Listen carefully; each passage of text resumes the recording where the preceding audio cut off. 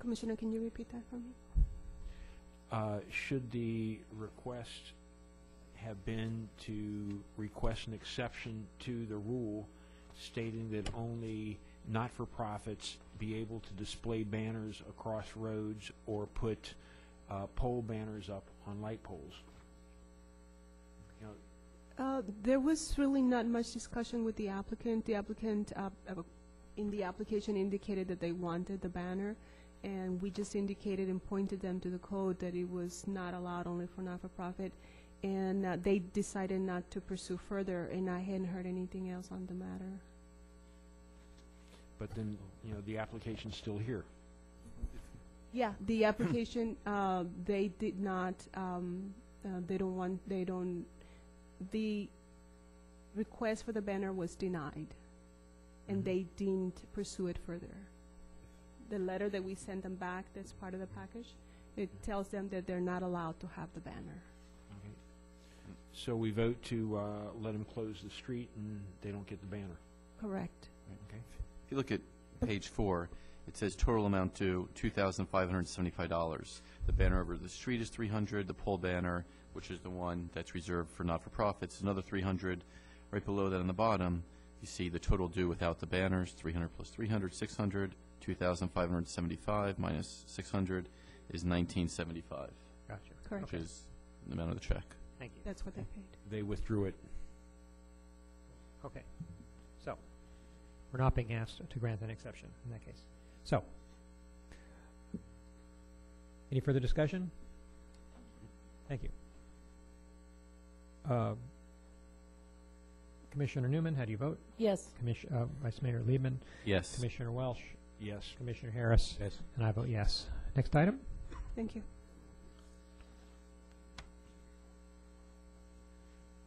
Item number 7. 7, right? An ordinance amendment.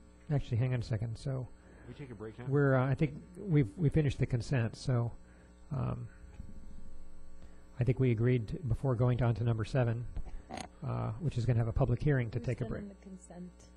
Okay. So, there will be a 5-minute break. Let's resume back here at 9:30.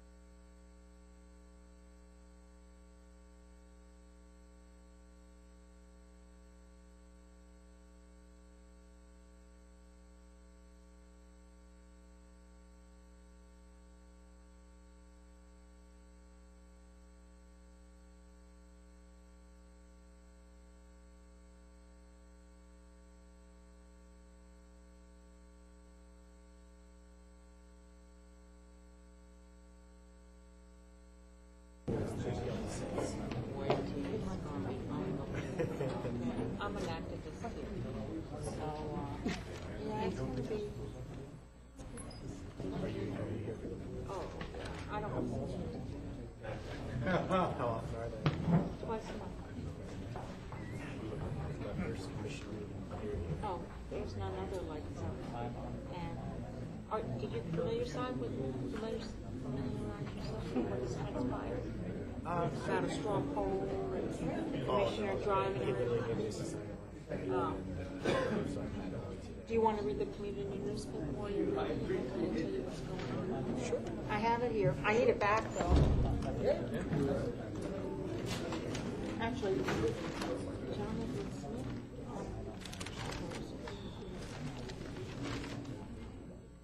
It's always nice to know a little. If you read this one, and then turn to page 3, there's 2 more letters. I don't know where his finishes, but that's my letter, and that's another letter. I'll tell you what's going on.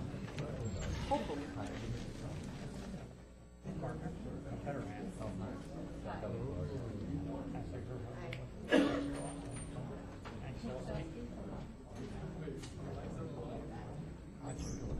there was already something having to do with these people? Yeah, it's been going on for a while. 2 years. Yeah, but we have the money to build the pool, but we don't have anybody, money to build it. And we did put an RFP out, 3 people responded. One lady said God was awarded to give us a contract twice. She put out the first time, and pulled out the second time. Another company came in, and they did a needs assessment to see if it was market, and they found that they could not make the pool fly because in their research they found there was something like 35 pools in a 20-mile radius, that there was sufficient food to teach the kids how to swim. This is nothing more than they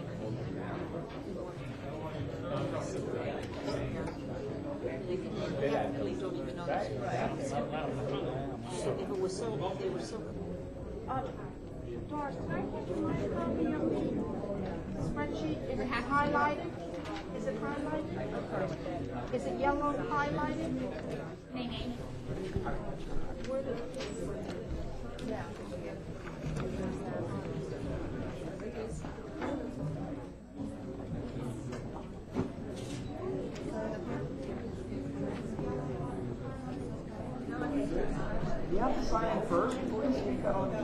Always nice. It just speeds the process up so you don't stand up there and filling this out. Is this the order that people go then? Oh, hang on a second.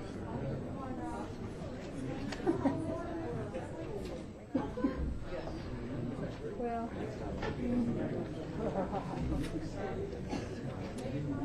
I was ambivalent this morning. Very ambivalent. I have an extra minute. I don't have the guts. Too many crazies. That's for the energy. Too many crazies. I don't have the patience. I don't.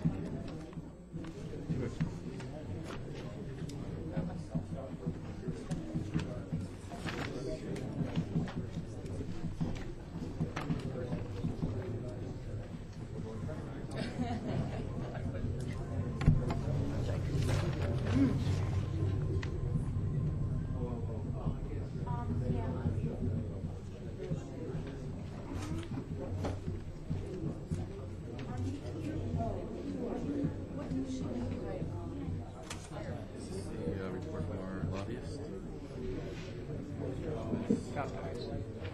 Maybe this out later.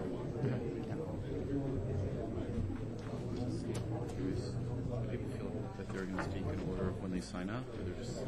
No, just pre-signing saves us time. You don't sit and fiddle with it. Okay, the phone is in quiet mode.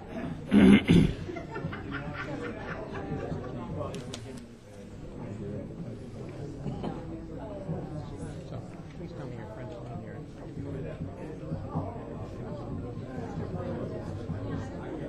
So they look...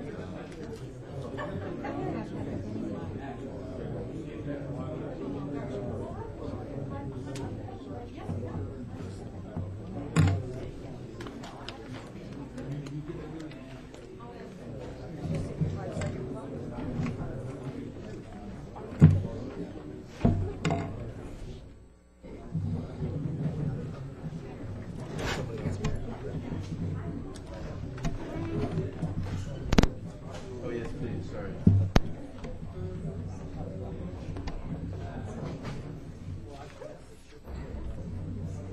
How are you?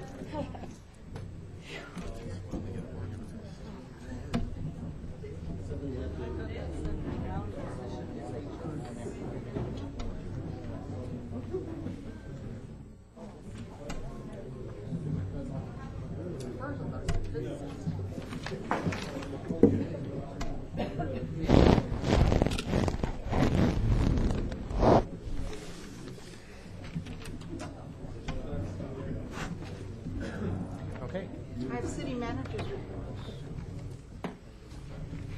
we're good.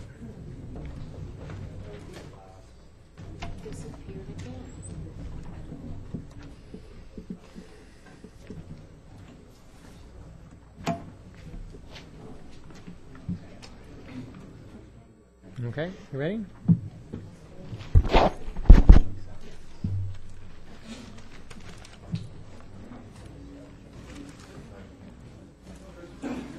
Mr. Manager, is Mr. Gomez going to speak before or during?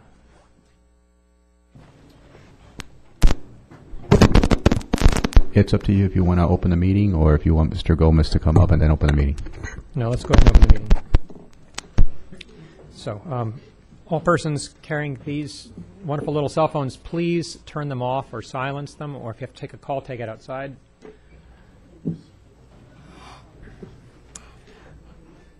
Any add-ons, Madam Clerk?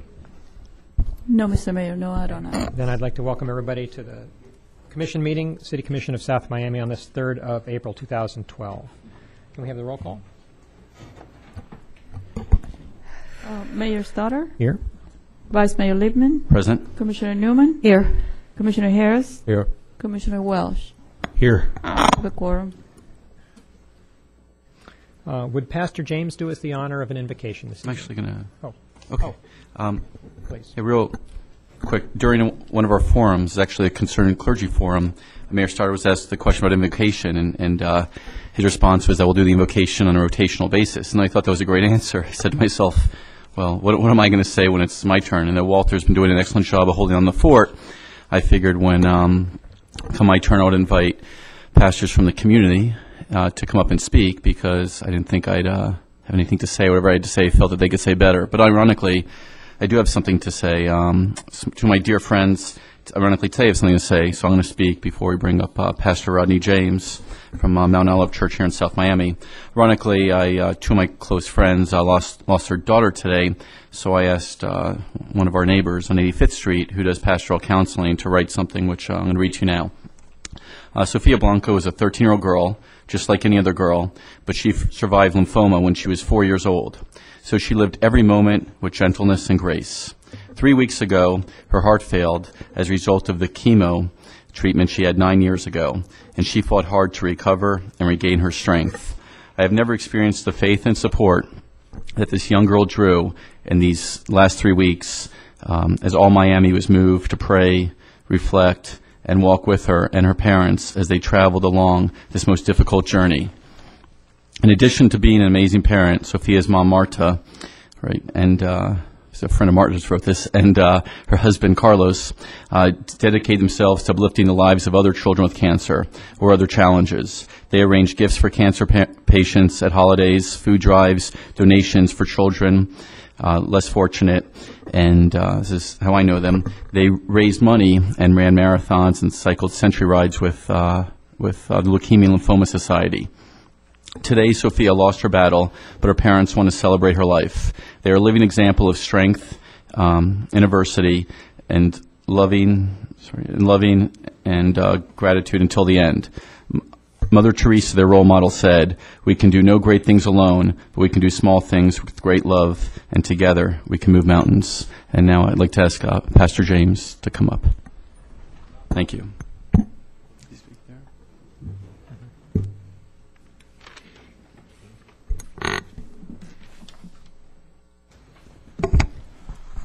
Let's bow our heads. Father God, we thank you, Lord, for yet another day you've given to us to be here on planet Earth, to breathe this air, and to yet have blood running warm in our veins. We come this night, Lord, to handle and conduct your business here on earth, realizing, God, that though it may be in our hands, it still belongs to you. We pray, oh God, now for parents of little Sophia, Lord, who has returned home from whence she has come. Remind her parents, God, that though there may be an empty chair, that there may be a room left unoccupied in their homes, that there is an angel that now watches over that home and those who occupy it. Remind them, O God, that you have not left us comfortless, but there is a word that you give to us in our times of despair, despondency, and bereavement. And that word is, Lord, that you will never leave us alone, that though you take away something from us, you always give us something greater. And the greatest thing that you can give to that family in this time is your peace which surpasseth all understanding.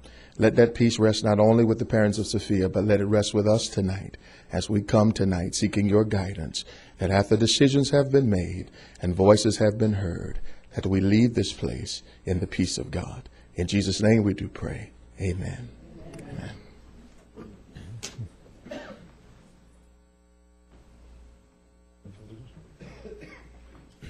Please join me in standing for the pledge.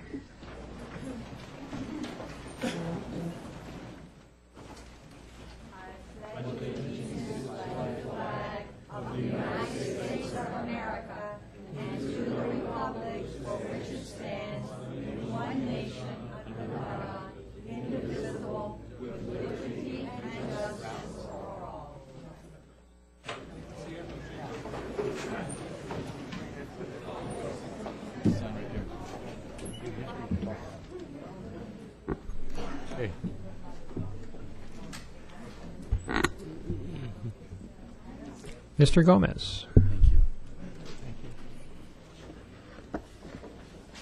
Mr. Mayor, Mr. Vice Mayor, it's a pleasure to appear before you for the first time. I'm glad that you're here. Mr. Welsh, my old college classmate, who I'm glad to see on the commission. And certainly Commissioner Harris, who joined us in Tallahassee this legislative session, thank you. And Commissioner Newman, thank you. And certainly to our city manager, who provided guidance during the legislative process, and I would consult with him as the session went along. Manny Reyes and I and Evan Power, who remains in Tallahassee, are pleased to appear before you this evening and talk a little bit about the legislative session and essentially what is its impact on the city of South Miami. And let me begin by saying that this was probably one of the most difficult legislative sessions that I've had in 32 years in Tallahassee. The budget remains a challenge. We started the session with a $2 billion budget shortfall, a gaming debate that galvanized early attention and soon fizzled, and a tented leadership coup in the Senate as the Senate was divided with factions attempting to become Senate president, and that permeated the session as it continued, and the once-in-the-decade process of reapportionment, as legislative districts, as of this writing, are still subject to federal and or state Supreme Court review, particularly the state Senate districts that the state Supreme Court rejected and the congressional districts that are being reviewed by U.S. Department of Justice. The House legislative districts were approved by the state Supreme Court. And we'll talk a little bit more about the districts and the maps and where South Miami ended up. Our task this year was threefold. Number one was to actively engage in two things. One is helping pass legislation that facilitated local governance, i.e. maintained your power and authority over issues in South Miami. And second, thwart bad policy that would impact your finances and would impact your ability to govern locally. And I'm glad to report that in those tasks, we succeeded. And let me just highlight, rather than going through a 6-page report, just highlight briefly some of the things that we were able to do on your behalf. One is approved legislation facilitating the intergovernmental formation of property-assessed clean energy districts, the PACE districts. South Miami is a signatory to the PACE district. And as you know, we lobbied for that 2 years ago, and the PACE districts were approved.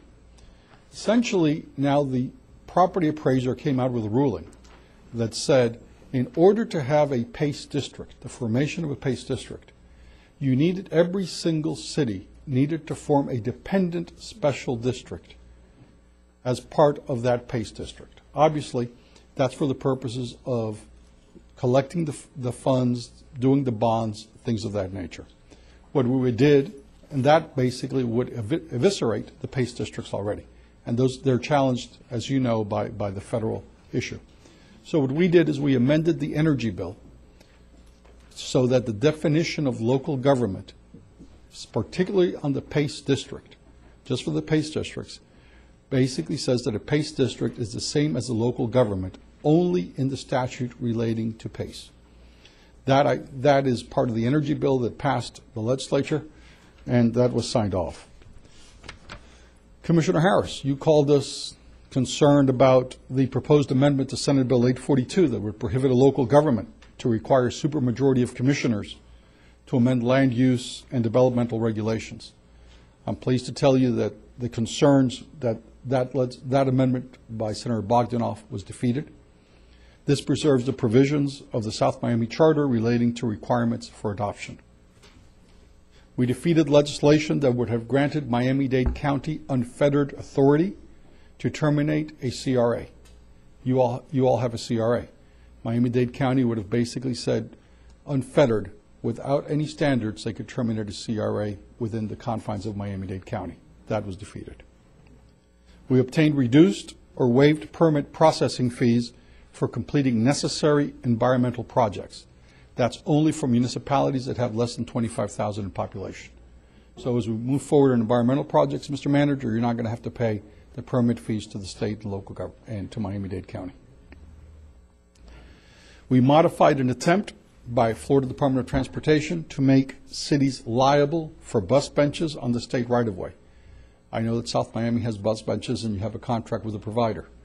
If we had not modified this, then FDOT would have required for you to assume all liability for those bus benches in case of an accident or in case of it not meeting ADA requirements. It presented a financial burden to South Miami. That was defeated. We secured reduced advertising rates for public notices that must be published more than once, i.e. you're going to publish something in a newspaper of general circulation, it needs to be published more than once. The legislature said it has to be in the website of that newspaper, and B, the rates have to be reduced because it's been published more than once and it's a public purpose. We thwarted legislation that would have prohibited local government from charging a business tax, and that was a significant financial impact to South Miami and indeed to all the cities around the state of Florida. The impact globally would have been close to $400 million statewide. We assured that the State Transportation Trust Fund was not swept. Over the last couple of years, because of the financial emergencies, the Transportation Trust Fund has been swept from $200 to $300 million annually. So therefore, projects that have been announced that were going to be undertaken were put, delayed for 1 year or 2 years. This year, the trust fund was not swept. What that means is that the previously planned and announced resurfacing of Southwest 57th Avenue from US 1 to Southwest 40th Street will be completed this fiscal year. The allocation for that was $2.9 million, close to $3 million. And finally, we worked in the reapportionment process to assure that the city of South Miami was included in districts that had commonality of interests. Now, what I wanted to do rather than go through the document is just talk in general terms about where we are now and where we're heading. And let's talk about the budget to begin with. As you all know, for the last 3 years, I believe, Tallahassee has not provided line item appropriations to cities throughout the state of Florida.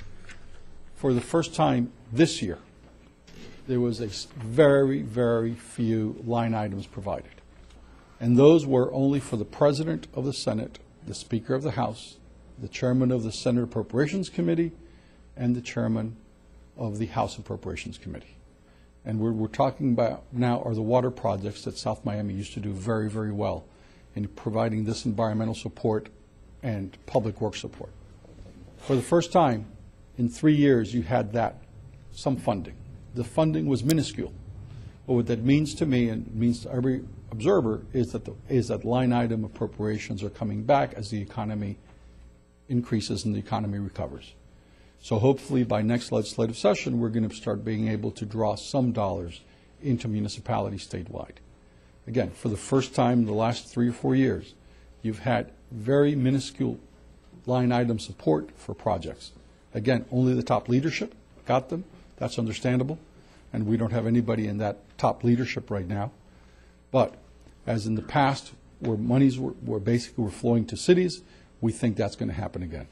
So I just wanted to alert you to that. As the economy recovers, the pressure, the legislative pressure to be able to draw dollars down to the local communities is correspondingly increasing, and we saw that this year.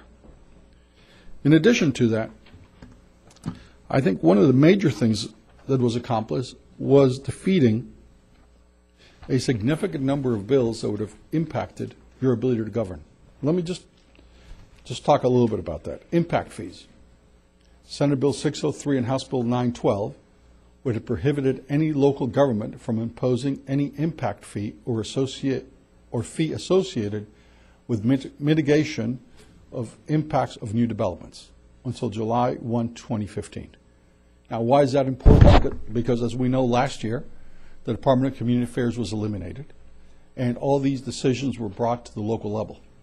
And so therefore, if you now have those decisions at the local level, if you're not prohibited from charging impact fees, it would have basically thwarted your ability to govern effectively. That legislation did not pass. Similarly, a definition of insignificant fiscal impact. Let me tell you why that's important. Because unfunded mandates are prohibited by the Constitution of the state of Florida. However, it says you can do unfunded mandates that have an insignificant fiscal impact. But insignificant fiscal impact was never defined.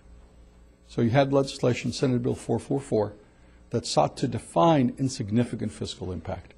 And I will tell you, not in a manner that was beneficial to local governments. So if this legislation would have passed, what we would have seen was a floodgates of unfunded mandates coming to cities from the state, transferring state responsibilities to cities without the corresponding resources to meet those responsibilities by saying it does not meet the standard of insignificant fiscal impact, and so therefore we can just push all this down to local governments. That would have affected your budget and your ability to govern. Similarly, there was something called ad valorem taxation, House Bill 1289. And what that would have done is what's called a super homestead exemption. It would increase homestead exemptions equal 30% of the homestead property in excess of $75,000, plus an additional 15% in excess of $200,000. So again, eviscerated your ability to govern your local government's resources, because essentially local governments live on property taxes. That's your major revenue source. There were a couple of other minor items that I thought significant for South Miami. One is, believe it or not, Segways. What we have seen in Miami Beach particularly is Segway tours, and as South Miami downtown further develops. And these Segway tours have had Segways crashing into people sitting in outdoor cafes in Lincoln Road, or running over folks on the sidewalk on the beach. And there was an amendment put in. Actually, we did the amendment for the city of Miami Beach, allowing a local government to regulate assisted mobility devices, i.e. Segways, in urban areas. And so therefore, if what we're looking is as South Miami downtown develops, if Segway tours are coming, and perhaps the danger that they may provide to people sitting on an outdoor cafe or simply walking around the streets, you now have the ability to govern that. Now let's talk about, I believe you have maps in front of you, and I'd like to go over them if you wish.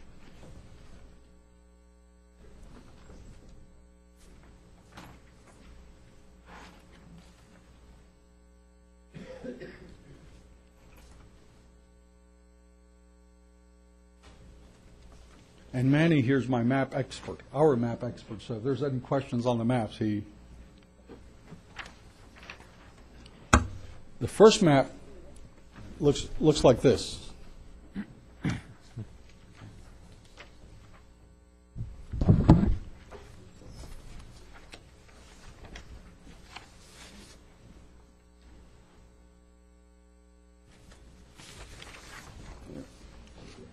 And when you all have them, I'll sort of talk a little bit about them.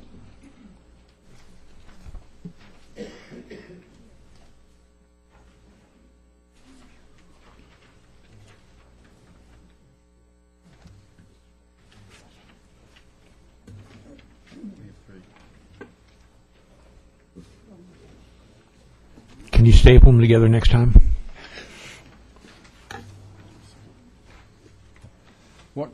There's actually only two maps that we really need to look at, and if you look up here, this is the proposed Senate map. This looks like this. Sea level rise? I'm sorry? Sea level rise? Proposed Senate map, as you will see that South Miami basically is included in two proposed Senate districts, Senate District 40 and Senate District 35. If you look at South Miami, except for between Red Road and 67th Avenue. Everything south, east of US 1, is included in Senate District 35, which is a coastal district. And that goes all the way from the Broward County line all the way down to Homestead, hugging the coast.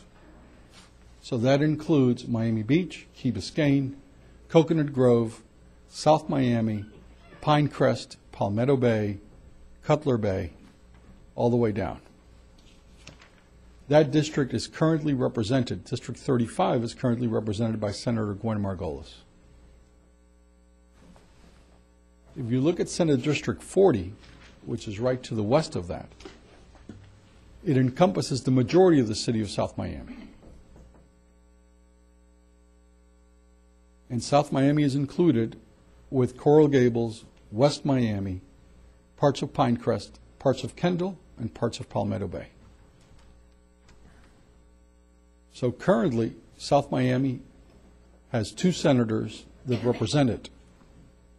Under the proposed Senate map, it would continue to have 2 senators that represent it. Currently, South Miami is represented by Senator Bullard, who goes all the way down from Key West all the way up to Okeechobee County. And Senator Diaz-La Portilla, whose district is much more central. So, what you see... Mr. Gomez, it seems to me that all of South Miami, all of South Miami has been put into one district. I don't think 40. Yeah. District 40 covers all of it. Covers all of it, because I thought it's 57th Avenue. I think you're a little bit east of 57th Avenue as well. No? No. All right, then all of South Miami is in District 40, I'm sorry. Okay. That's good. Okay. Mm-hmm. Yeah. Then, if you want to look at the house map, which is this one right here,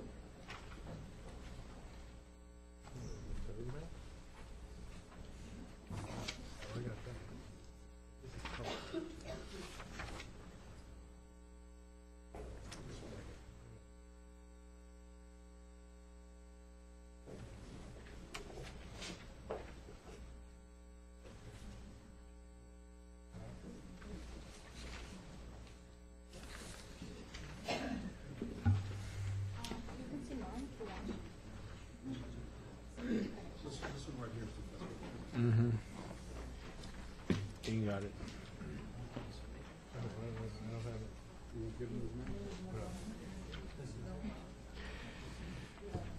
Can you sum it up?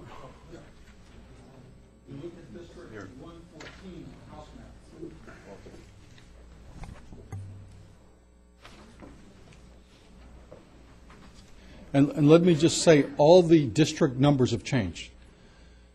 So, for example, Representative Fresen currently represents a major portion of the city of South Miami.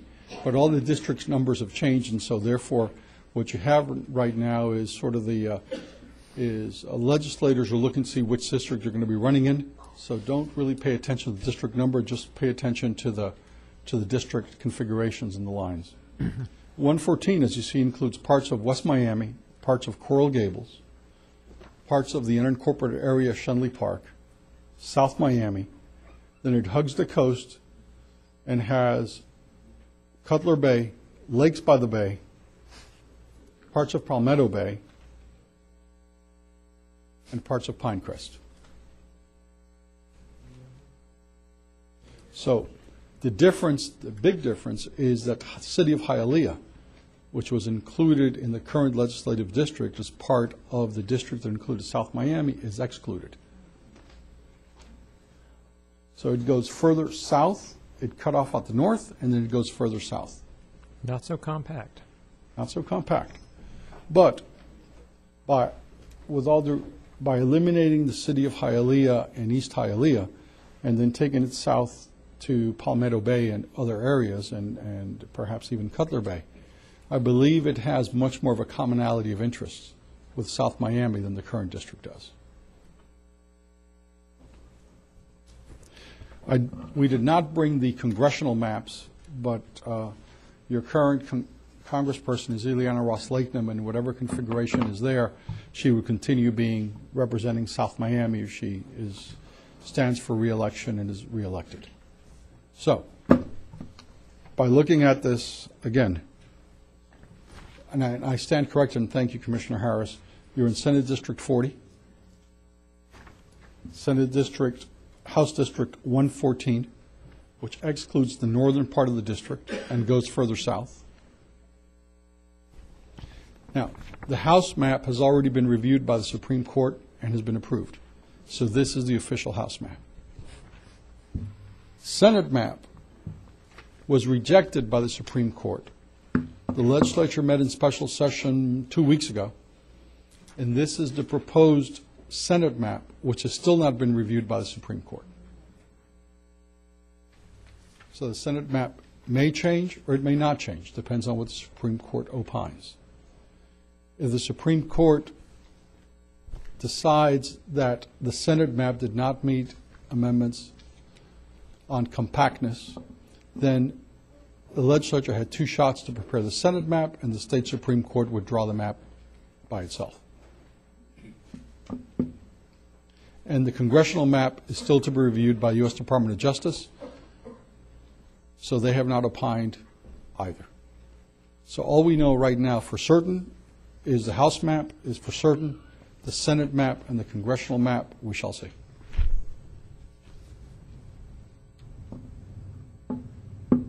The House map is 114 and 115. Yes.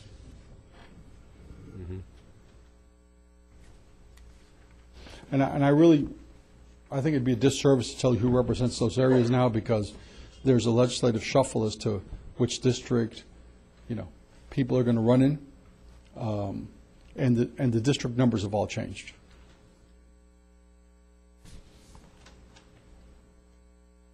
Okay, thank you. Any questions, Mr. Mayor, Mr. Vice Mayor, Commissioners? If not, thank you so much. Let me just say that on behalf of Manny, Evan, and I, it's a pleasure to represent you, and we appreciate the opportunity to work with all of you. Thank you. Thank you very much.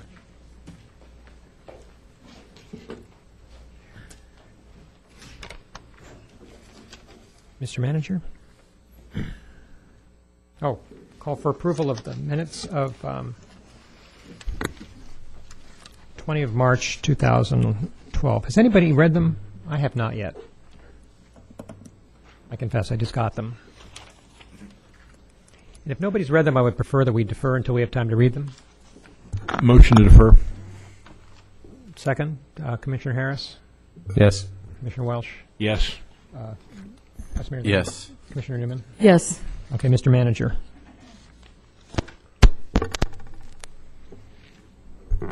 Good evening, Honorable Mayor, Vice Mayor, and Commission. The following are the accomplishments for the period ending March 20th, 2012. Our Information Technology Group continued working on an Emergency Operations Center interface. That's your strategic development that we're trying to actually start from the bottom up approach, and once it's completed, and hopefully we can go ahead and have demos brought to you all to see it. The mayor had an opportunity to see what the power of this could be in prediction of hurricanes, any other natural disaster, and man-made disasters, to include Turkey Point blowing up on us. It's pretty interesting stuff.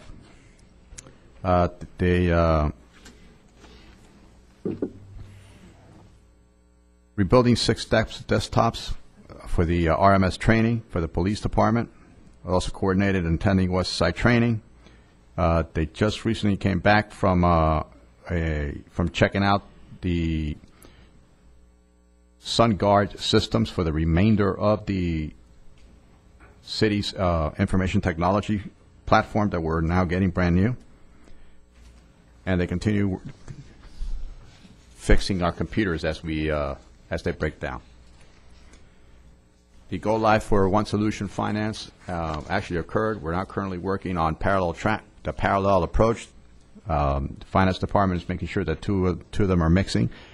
Once we're satisfied that it works, we'll do a cutover. And we've had approximately total 99 hours of work done in IT with 72 tickets.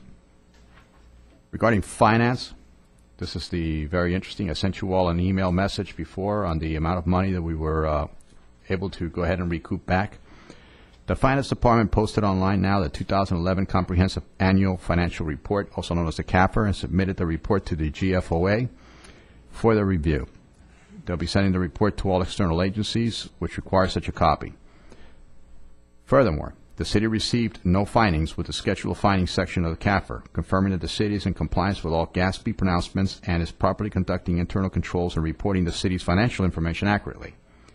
This no finding is the first time in the city's documented history that such status is provided.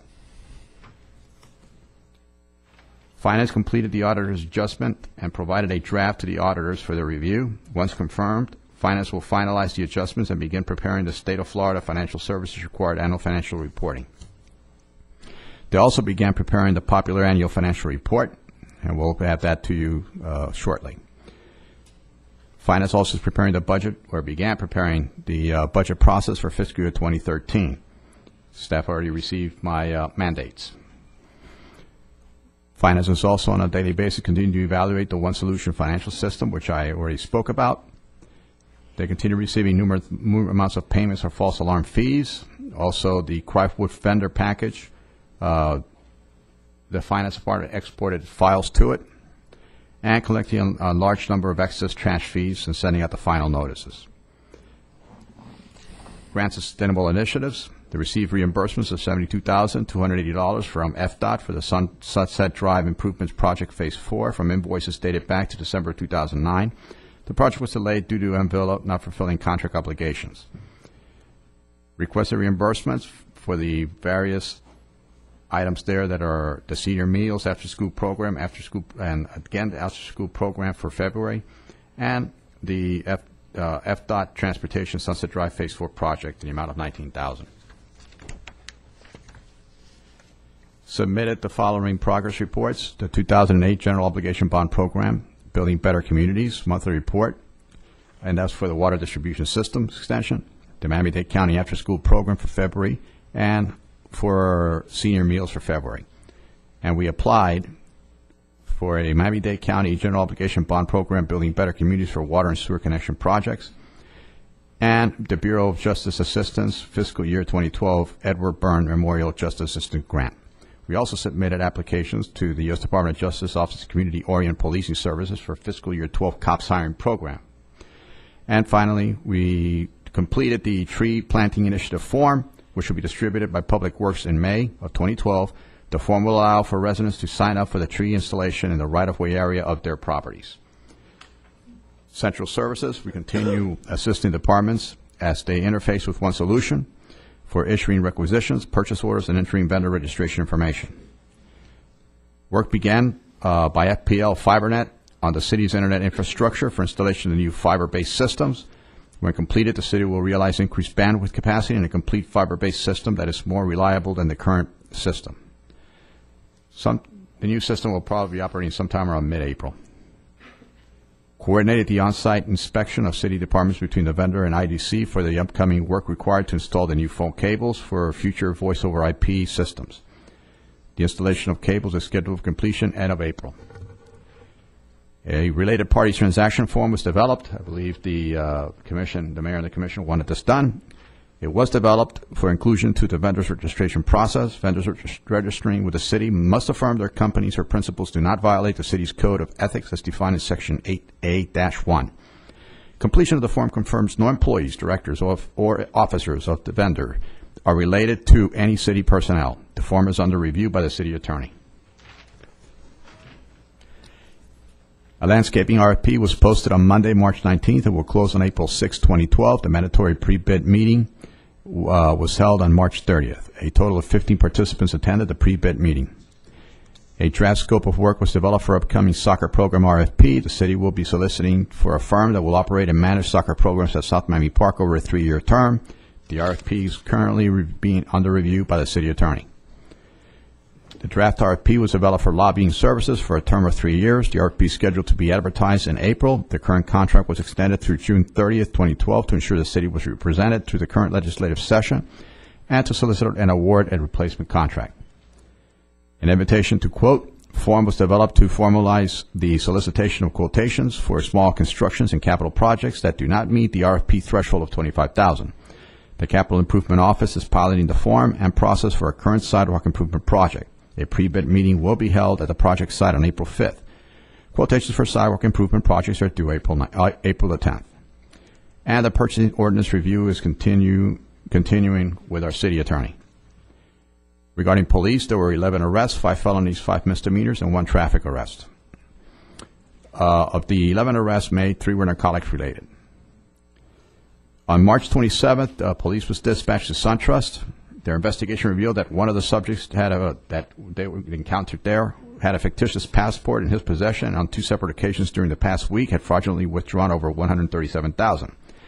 The 2 subjects that were there were arrested and charged with theft as well as organized scheme to defraud. On April 16th, the Patrol Division will be conducting Wolfpack operations as scheduled. And these operations are used in order to address problems in the area, blocking intersections, stop signs, etc.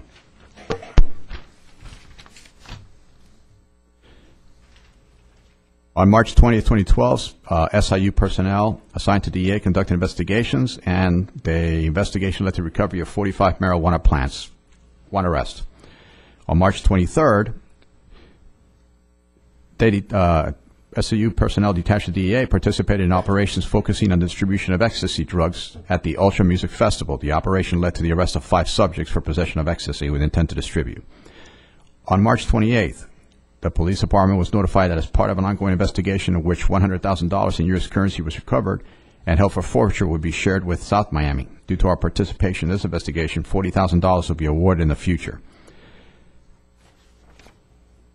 We conducted training regarding OSSI. That's going very well. And the 2011 annual report was completed and sent to be printed. And as soon as we get that, it'll be distributed to you all. All personnel that are receiving accreditation class updates, and this is for the accreditation program. Some of the officers qualified with their rifles, and firearms qualifications took place at the ICE firearm range.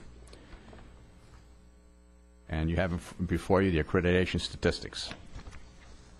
Our parking enforcement issued a total of 2,319 citations for this time period from March 19th to April 1st, for a total fine of approximately $44,736. There were 6 citations issued for the trucks unlawfully parked or willfully obstructing traffic. Code enforcement is still working with our ERP, Enterprise Resource Planning, in collaboration with IDC, developing departmental processes outlined for code building and planning and zoning departments. They began coordination of community development modules implementations with one solution. GIS continued to work with IDC, staff in Miami-Dade County GIS, Planning and Zoning, and Property Appraisal Department to identify and address the city's geographical mapping needs. Just as a side note, based on that, we're even helping Miami-Dade County figure out their disconnects. Apparently, the Miami-Dade County GIS system thought they were communicating with the Miami-Dade County Property Appraiser's Office. Property Appraiser's Office was using a different codification system than that of so it wasn't mixing. Once they figure this out, now hopefully we'll all come to a nice one consensus so we can actually have interconnectivity between all parties. So we're all trying to figure out how is it that they got our data points that we use, that we submit, in order for them to figure out what properties should be taxed at what level. So stay tuned, and we'll keep reporting as soon as we keep unraveling the onion. During the period of March 15th to the 29th, we've collected $70,588.05. The breakdown is before you. And, of course, Carmen and her team has done a litany of wonderful things, so I'll forego the 2-page item that they reported. But congratulations to them. In regards to special events, MRP Garage Roof event applications in process for Regroup 180 Moonlight Delight for a Dress for Success event to be held on April 26th. Team Footworks Twilight 5K Run, Walk, event applications in process. Event to be held on Sunday, June 3rd, 2012. The resolution to be placed on the next City Commission agenda for approval. They process 4 garage sales permits. We also re-edited the 4th of July letter that'll be going out so that we can go ahead and have people donate to the city for the wonderful 4th of July. And they developed a garage sale pamphlet for information to be distributed to the community, and developed a volunteering and volunteer survey pamphlet for information to be distributed to the community, waiting for my approval. In professional developments, we have a whole series of events that we participated in, to include the Drug-Free Coalition's Kingpin Challenge number 4.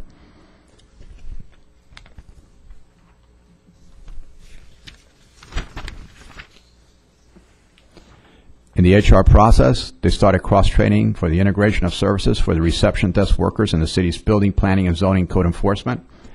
We're interviewing candidates for automated equipment operator and maintenance worker 1 for the Public Works Department. We're still actively seeking for South Miami Police Department Reserve officers. As part of the initiative to go paperless, HR continued the implementation process for the city's new payroll time and attendance software. The city's annual employee wellness fair is on April 25th from 11 to 4 in the commission chambers. All employees are requested to come out and support this effort. The Human Resource Department is also pleased to present the Weight Watchers at Work, and they hold their meetings on Tuesdays at 12 at the commission chambers. The program is open to employees, residents, and friends. Additionally, there's an employee action to go ahead and join and coalesce together for a fitness initiative as part of the South Miami Wellness Program. You might see them sometimes out there doing their exercises. That's working just marvelous. In regards to zoning, the department continues reviewing the FLUME and the Land Development Code, working in conjunction with the Planning Board. They have a total of 7 sections that are before you. That they would peruse through. You'll be seeing what they're doing. The first of the first 3 of the 6 new single-family homes being developed by the Miami-Dade Affordable Housing Foundation are scheduled for review at the ERPB on April 3rd, today. And at March 6, 2012, the commission meeting, it was requested that staff begin preparing a report of the housing absorption rate study, vacancy rate study, level of service report, and concurrency study of transportation and public schools. They're developing a request for proposal for this. Also, we'll be bringing an amendment to the City Commission on the 17th of April that addresses changing the quorum of the Historic Review and Preservation Group, our board, from 5 to 3. The amendment is proposed at the request of the board. They're also researching the issue of pop-up restaurants and what regulations govern their operations. The planning department is also researching regulations for commercial properties that go out of business or businesses that are scheduled to open, and the regulations governing storefront windows displays on these properties. Additionally, we didn't put it in here, but one of the discussions that we had with Commissioner Newman was, does the city have a palette for painting? The answer is yes. We have a very thick palette, quite large, and there's a process already in place. So with that, I think we have enough to move forward on paintings, what's approvable, things of that nature. And it's already pre-approved. If I'm correct, Mr. Brimo? Yep, it's a pre-approved palette. It's about this thick. So can you just elaborate on that so that everybody out there knows? Yes. The purpose of bringing this up was actually to make it easier for... Correct. Okay. One of the complaints that many of the constituents were having and were expressing is that every time they wanted to paint something, et cetera, that what they needed to do is either go before the ERPB for approval, or they needed to go ahead and have some form of approval process that went around, but that it was elaborate in nature and had to wait. So if you wanted to paint, you wanted to paint now. So some of the constituents talked to our members of our commission, and one of those was Commissioner Newman. And then I started researching with Mr. Brimo, our planning director, and we found out that, yes, there is a very thick, voluminous palette. And what it is it's a series of different colors in each one of the palettes, and you program it into a actual overlay. The overlay will tell you what it is, what your crown molding color can be, what the external could be, what it really goes into details. You overlay each other, and you choose a specific color, and it tells you what you're pre-approved for the rest of the house on the colors. So if you use a palette 1, it tells you what what it is that you're approved under palette 1 automatically. So you don't have to go before it. All you have to do is say, I want to paint this. This is it. You sign your document. Mr. Primo signs it, and you're done. It moves forward. But that's been pre-approved already. Did I get it right? Parts of it. All right. Well, you want to tell us the other parts so that I don't give this information? Oh, correct. This is for residential. I'm sorry. Commercial properties still have to go before, all right, the ERPB, for this. Okay, but one of the things that we were looking to do was to perhaps bring back an amendment to make it easier for commercial properties Correct. to paint their buildings with better incentives. Well, there's a part, if you're under commercial properties, because that's one thing I brought up to Mr. Primo, and I will let the cat out of the bag. For commercial properties, if you look at our code, the only time you have to come for approval back or in front of the RPB is for the first time you build your house, or build a property, the commercial property. Afterwards, unless you're the city of South Miami, which means us, we have to go, if we want to change the color scheme, to the ERPB for their approvals. But a retail property does not. So they have carte blanche on this one.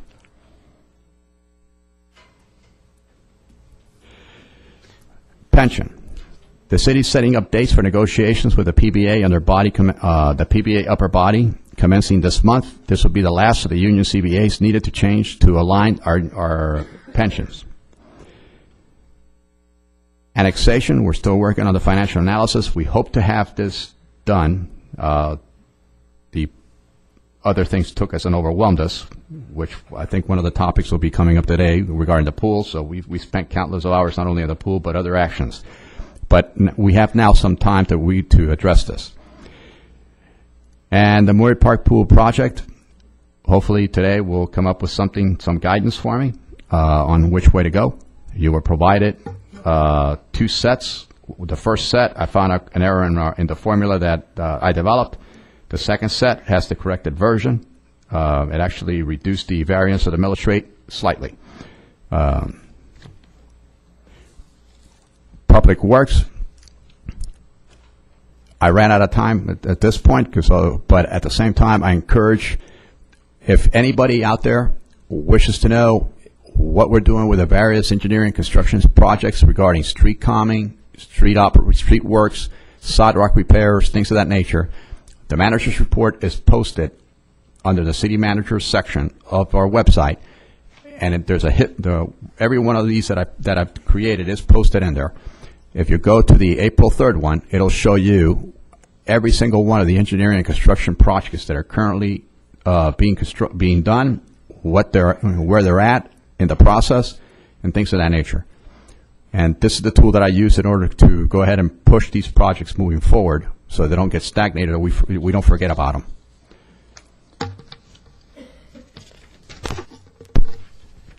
Lastly is parks.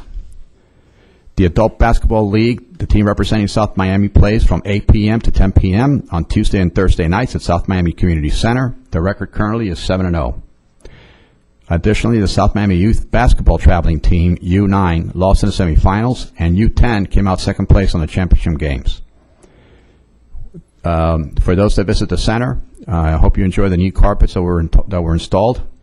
The fitness center now has 150 members, and we hope to continue growing our fitness center population.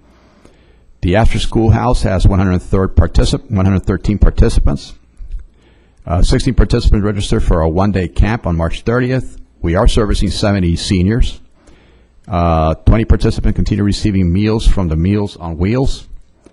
And the Parks Department continues doing a great job out there serving our community.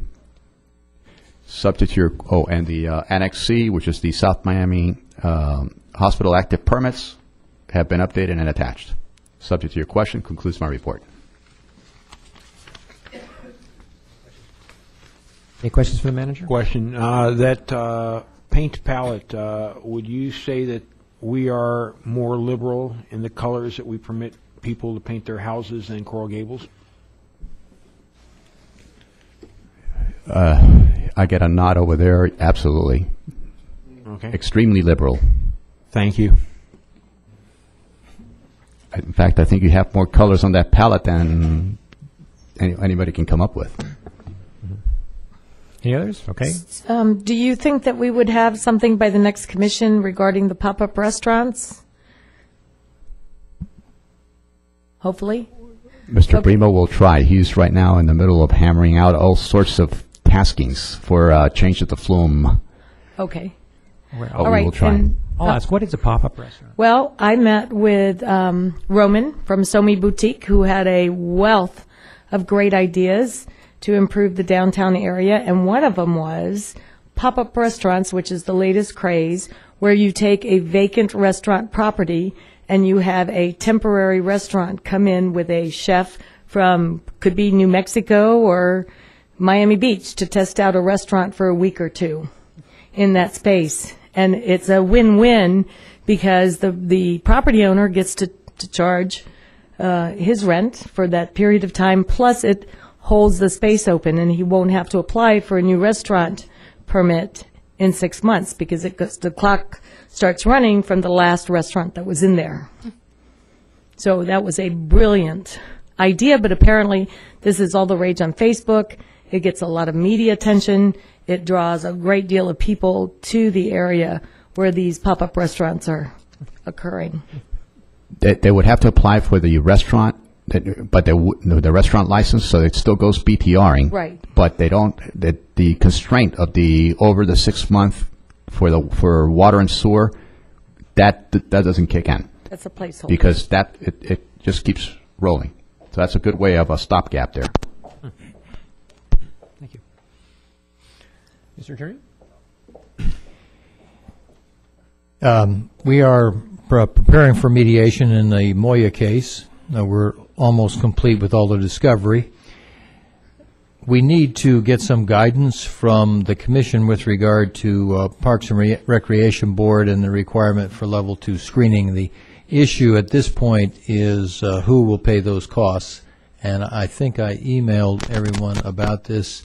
And so I think we need to have a little discussion so that the city manager and I have some direction on this issue as to who will pay the cost. I would presume it would be the city, but it's really up to the city to make that decision. I've been working with 64 Development Assignment. We've been going back and forth, reviewing and revising it, and I believe we have a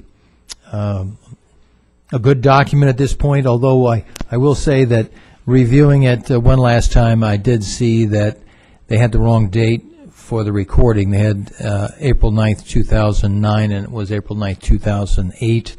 And I also added all of the additional page numbering for the booking page where it's recorded, the development agreement is recorded. And I also added a little language at the very end so that there's no confusion as to the consent to assignment, that it would be at the point in time when the 1 year, the running of the 1 year would be as of the date of the resolution. That would be, hopefully, if it was passed, it would be as of today's date. I want to also let the Commission know that item number 10 that concerns restaurant special use on Dixie Highway, that there was some language, Mr. Bremo brought it to my attention, that was left out, which was some additional conditions. So when we get to item number 10, we'll need to amend it to add some additional conditions with regard to the use of the back door. There was a big concern of the residents at the planning board meeting.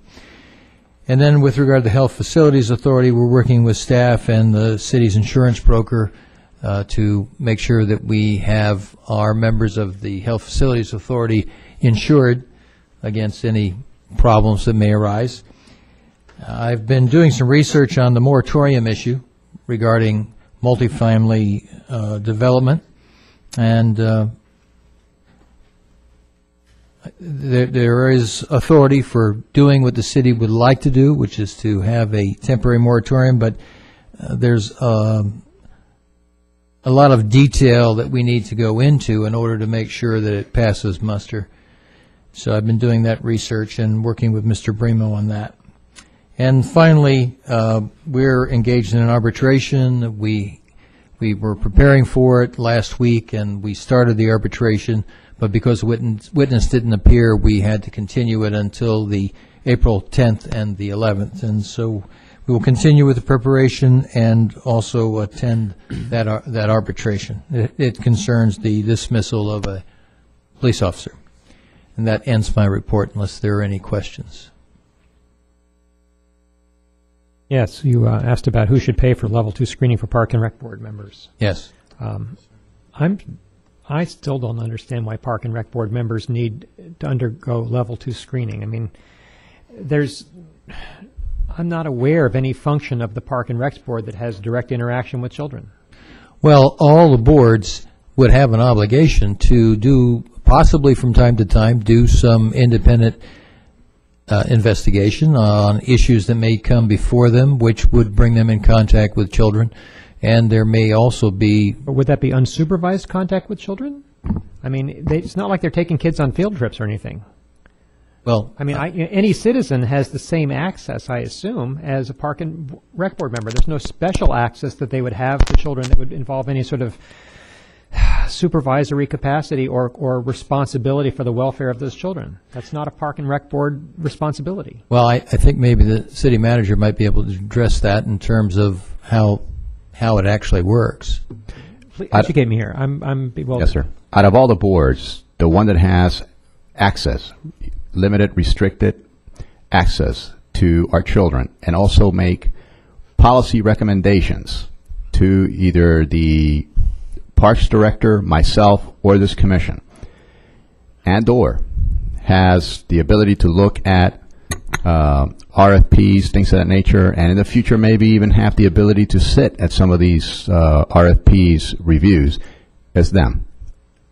Consequently, because they have the potential of having contact with the children, if they even have the potential of going in through supervised or unsupervised to events representing themselves as the board or part of the board, it is in the better interest of the city to ensure that they have a background screening to just for possible absence that we may end up having somebody that we don't know is either a predator, sex offender, violent crime individual, things of that nature.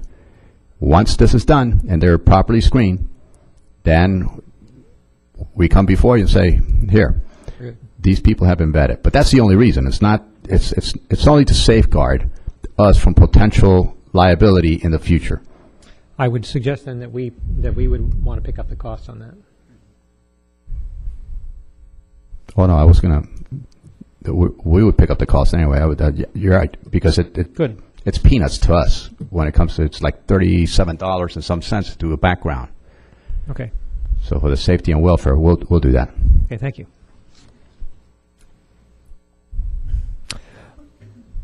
It'll come out of the clerk's budget. Okay.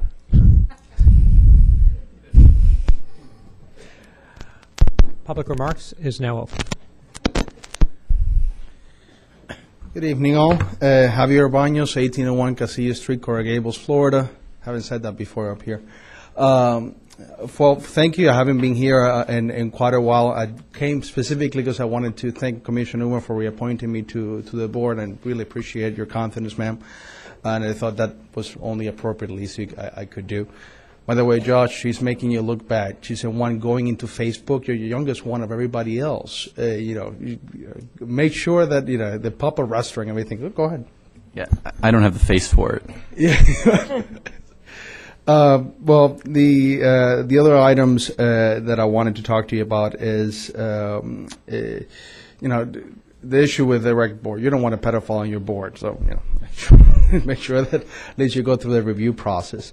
In regards to the issue of the pool, which is probably why most people are here in the city, one of the things that I've bugged Mr. Pepe about many times, and you folks, is the issue of the South Miami Park in the north section of the city.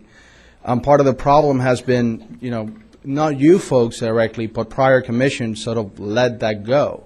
And they haven't really done much with it. Not that you guys haven't tried, it just there have been so many changes in management, so many changes in commission, so many changes in the stability of this city, that what could have been an incredible project, what could have been an incredible place for the city to enjoy themselves, has essentially been a wasteland that we do some work in it, but it's not really feasible for anybody to have as a park.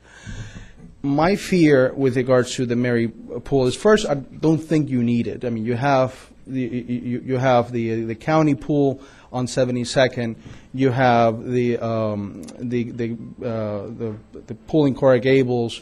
You have other pools around here that could serve the same purpose. So I'm not sure it's a proper way to spend not just the building of the place, but also the maintenance of it for our tax dollars, even if it's just a minuscule part of what we pay. But also because I don't think this city trusts not just you, but everybody else who may come after you, to not turn the Mary Pool into something like what happened with South Miami Park, to not turn the Mary Pool like something like what happened with the rec center, where there were many promises that were unkept.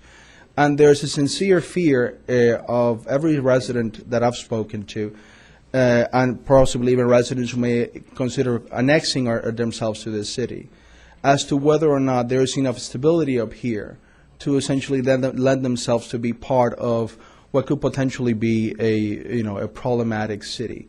There is lots of you that, and I know that it comes from a good place. Regardless of what anybody says about conspiracy theories or anything like that, I think all of you up there try to do the best you can, and with information you have and what you believe. But it also comes, a lot of you are trying to do these things from gut feeling or what you think is a proper thing to do. I know you cannot talk to each other, but it will behoove you all to sit back, consider the implications of everything you're doing, ask questions. And Bob, you've asked a lot of questions, and I commend you for it. I know you're trying your best. And you're not going to be liked from all of the decisions as part of being up there, okay? But ultimately, you're bound to make bad decisions, or you're bound to make excellent decisions, but make sure they're informed decisions, okay? And cost is important. It's not everything. It's just make sure that perception is important, so you don't perceive yourselves to be doing the improper thing by conducting a straw poll that the conspiracy theories of the world are thinking badly of you, but also so you don't make us all look bad. Remember, you represent us. You're at a higher place. You are the ones that that give the image of the city to the rest of the community, to the county. And if their representation to everybody else is that we're sideshow, then it's not really an ideal perspective of giving confidence to anyone to invest in this city, to promote this city, to annex to this city, to do anything with this city, much less build a pool. Have a pleasant day, folks. What's the evening?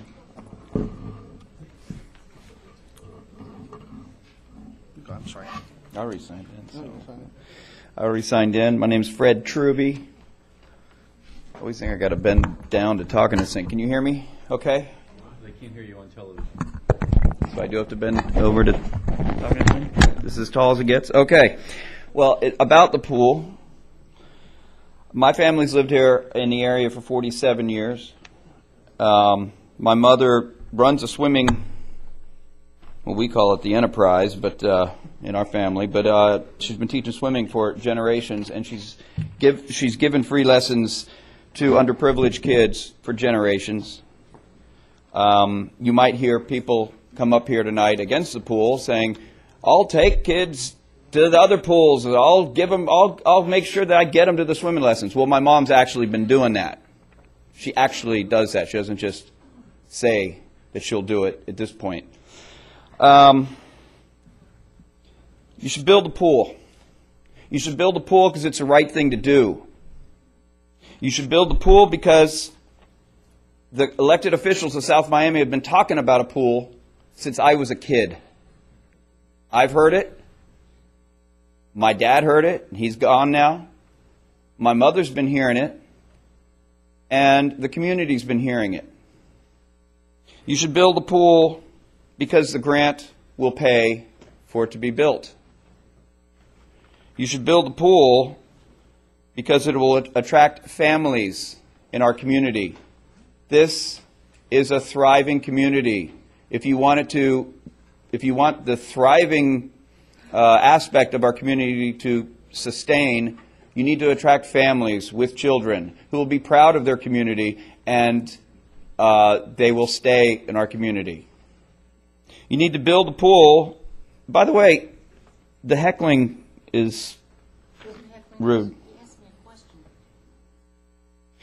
I'm not surprised. Okay. Build a pool because it will attract families, like I said, and build a pool because it will help unite our community. Because anybody that lives in South Miami knows that we have two communities. And anything that will help unite our communities should be done. And last, build a pool because up north, the local governments don't let people freeze to death in blizzards. And down here in South Florida, with all our water, we should not let one more child drown. Thank you.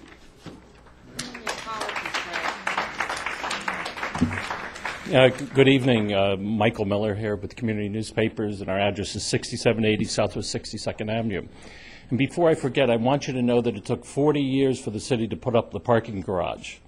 I went back and looked in the early 70s, the city was considering putting up a parking garage on the site where it is. I'd like to speak to you tonight and shine a little light on what brings us to where we are this evening. About 15 years ago, there was a small building at Murray Park, and for the most part it was used as a sports equipment room, and eventually went into disrepair. Long after it was condemned, in an interesting irony, the city itself was using it until a concerned citizen elevated the conversation. When that building was finally rebuilt and a new one was constructed, it was Commissioner James Bowman that said, "My goodness, a 30-year dream come true." 30 years? That's a 5-year project, not 30 years. And he's talking about the building that years later now houses the South Miami Children's Clinic. This is one of the problems that exists in the cities. The city slows down, dims down, and sometimes turns off the spark of passion that is the stuff that dreams are made of. We wonder why our neighbors are angry and upset. Well, let's take a look at some of the things that have occurred in our local history. Not too many years ago, somebody that sat up there said they don't need a pool. What they need is a hose and a shovel. I heard it from here. All right? It wasn't too long after that somebody sitting up here said, I don't see any reason to rescind an ordinance that mandated where the blacks should live and play. From this commission. The message is sent out clearly, and it is obvious. The message is that they are second-class citizens, and they do not matter as much as their lighter counterparts. And I disagree with the message of this commission and the last one and the one before that continues to send to the black people in our city. Do you have any clue what it is like to be ignored and left out? I know what that is like. The people that are sitting here at their home that are watching this know. Imagine feeling the sting of unjustified mistreatment and ignorant hatred. Compound that 1,000 times, and you might get a clue what bigotry and anti-Semitism is like. Walk a mile in their boots with no soles on them and no feet and no medicine and no health care, and see how it feels to be left behind and lied to. Another case, a few years ago, some 200 people, black people mostly from this community, marched here to City Hall to tell you that they wanted 4 stories of quality development at Madison Square. And guess what the outcome was? No surprise, it was ignored. Tragically, it does not seem to matter how many times the people come over here and tell you what they want. You tell them the same answer. No, no, and no. No to Murray Park Pool, no to Madison Square True Development. And then, of course, this commission wants to downzone Lee Park, where I own some units and serve on the board of directors. It is just one more way that the city is attempting to control and oppress those people that look to the future.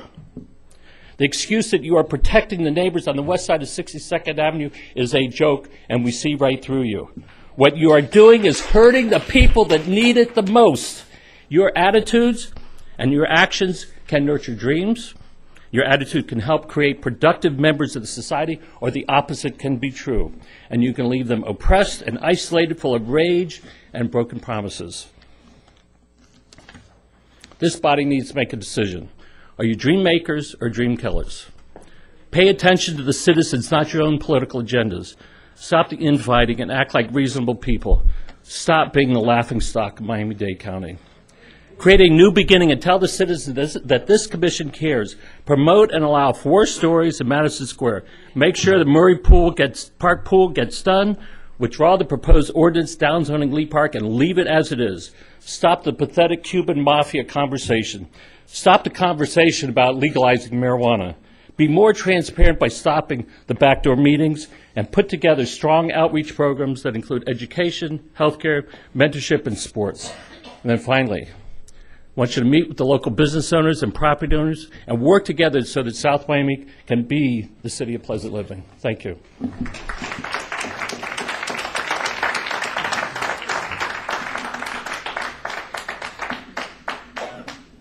Good evening. Yvonne Beckman, 5871 Southwest 83rd Street. 3 of the 6 options involve the YMCA.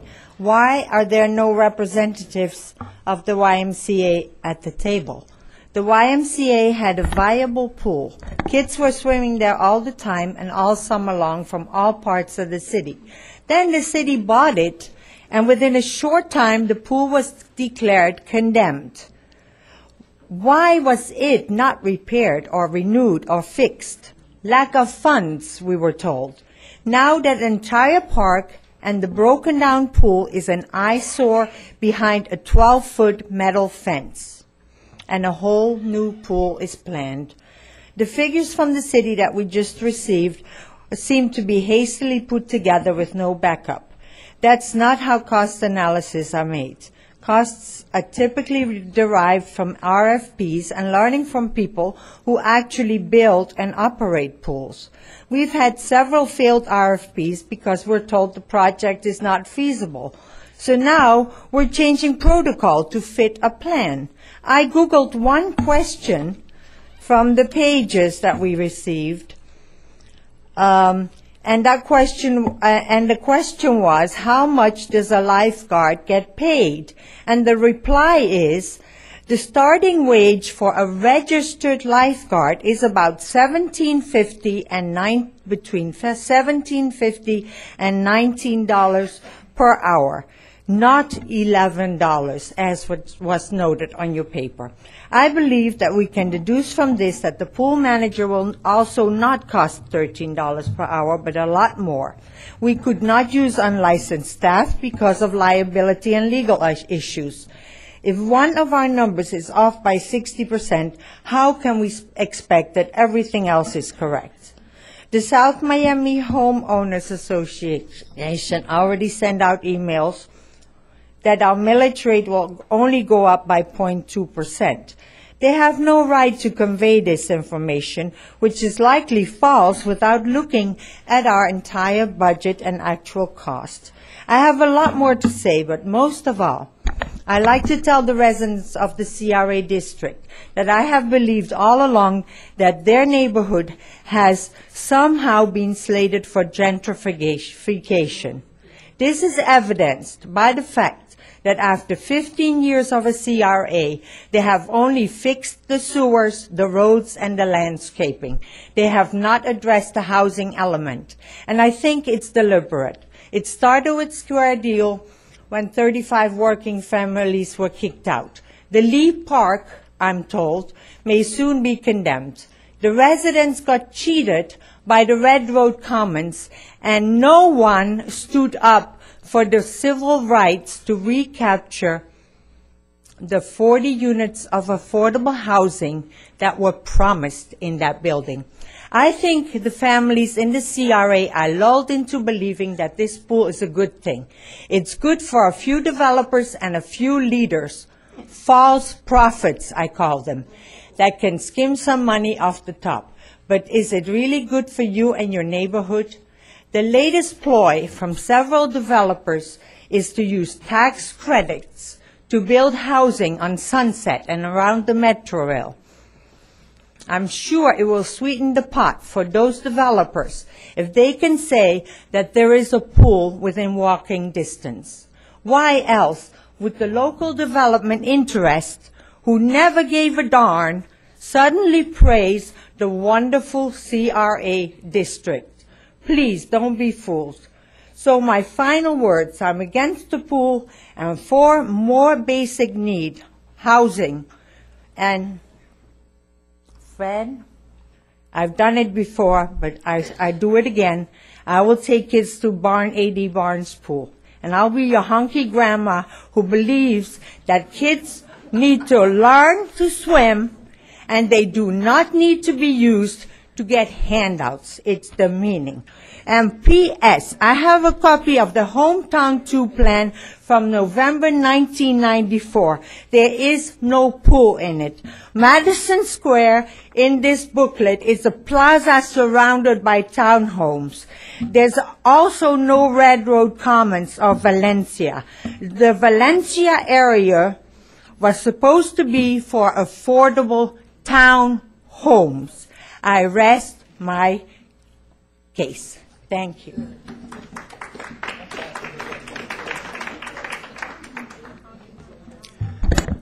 Good evening, Mayor and Commission, Mr. City Attorney, Mr. City Manager.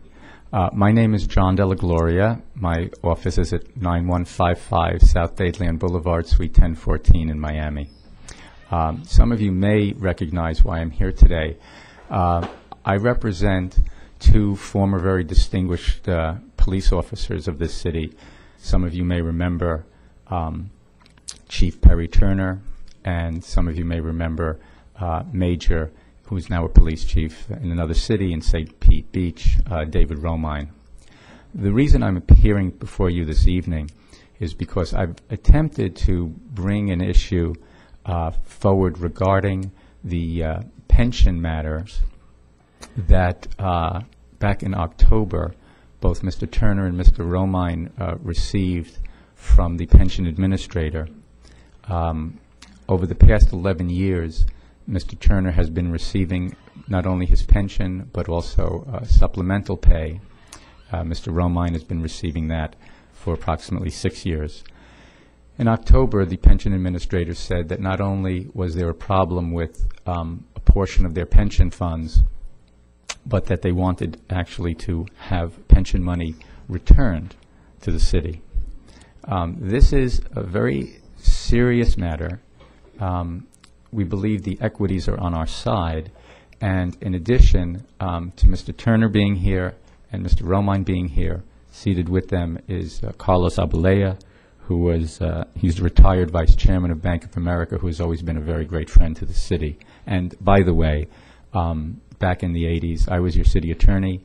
I also served as your community redevelopment agency attorney. I've always been very fond of the city. I've always tried to be a good friend to the city. Again, the reason I'm here is because this matter started when Mr. Turner and Mr. Romine received these letters, and I believe they've been received by others who are non-police officers. Bill Godwin, who is your former city manager, is here this evening. All of these people have traveled from great lengths to be here tonight to speak about this issue. I initially brought this matter to the attention of your pension attorney, Mr. Cohen. Mr. Cohen and I met at his office. I told him I was going to be appearing in front of the pension board. The pension board, my recollection is that they told me to bring this matter to the commission. The attorney, Mr. Pepe, and I spoke. I was attempting to, try and have some meetings. Your city manager, who is an acknowledged expert in pension law, has pointed out some of the problems with some of my suggestions about how to rectify the matter. Again, I'm bringing this to your attention because I believe eventually it's going to have to fall before you. This evening I was told that the matter was being brought back to the pension board. My concern in coming here this evening was that between the pension attorney, the pension board, the city attorney, the city manager, all of whom have been very gracious and understanding, we just need to try and get this situation handled and to be told which entity in the city is going to be dealing with us. As I say, this is a matter that affects a couple of former police officers. Chief Turner, in fact, served on 2 separate occasions as your interim city manager. Chief Romine, when Chief Turner was the interim manager, became the interim chief. These people have served a very long time for the city. And again, I spoke with the mayor just briefly before the meeting. He has indicated this matter is now going back to the pension board. That's my understanding. Okay. And I would appreciate, as I say, your city manager is an acknowledged expert in the field of pension law. I'd appreciate his input. I would appreciate the input of your city attorney. But it's a situation that must be handled, and it's a situation that I think is going to be a little bit bigger than just the 2 officers that I represent. I believe this is going to be affecting some of your other non-police pensioners, such as Mr. Godwin, who was your former city manager, and I know he's here this evening. I don't know if either Chief Turner, Chief Romine, your former manager, Mr. Godwin, want to speak about the issue. But for the time being, if we're being told that we will be going back to the pension board, that's exactly the path we'll follow. And again, I thank you for your time. Thank you.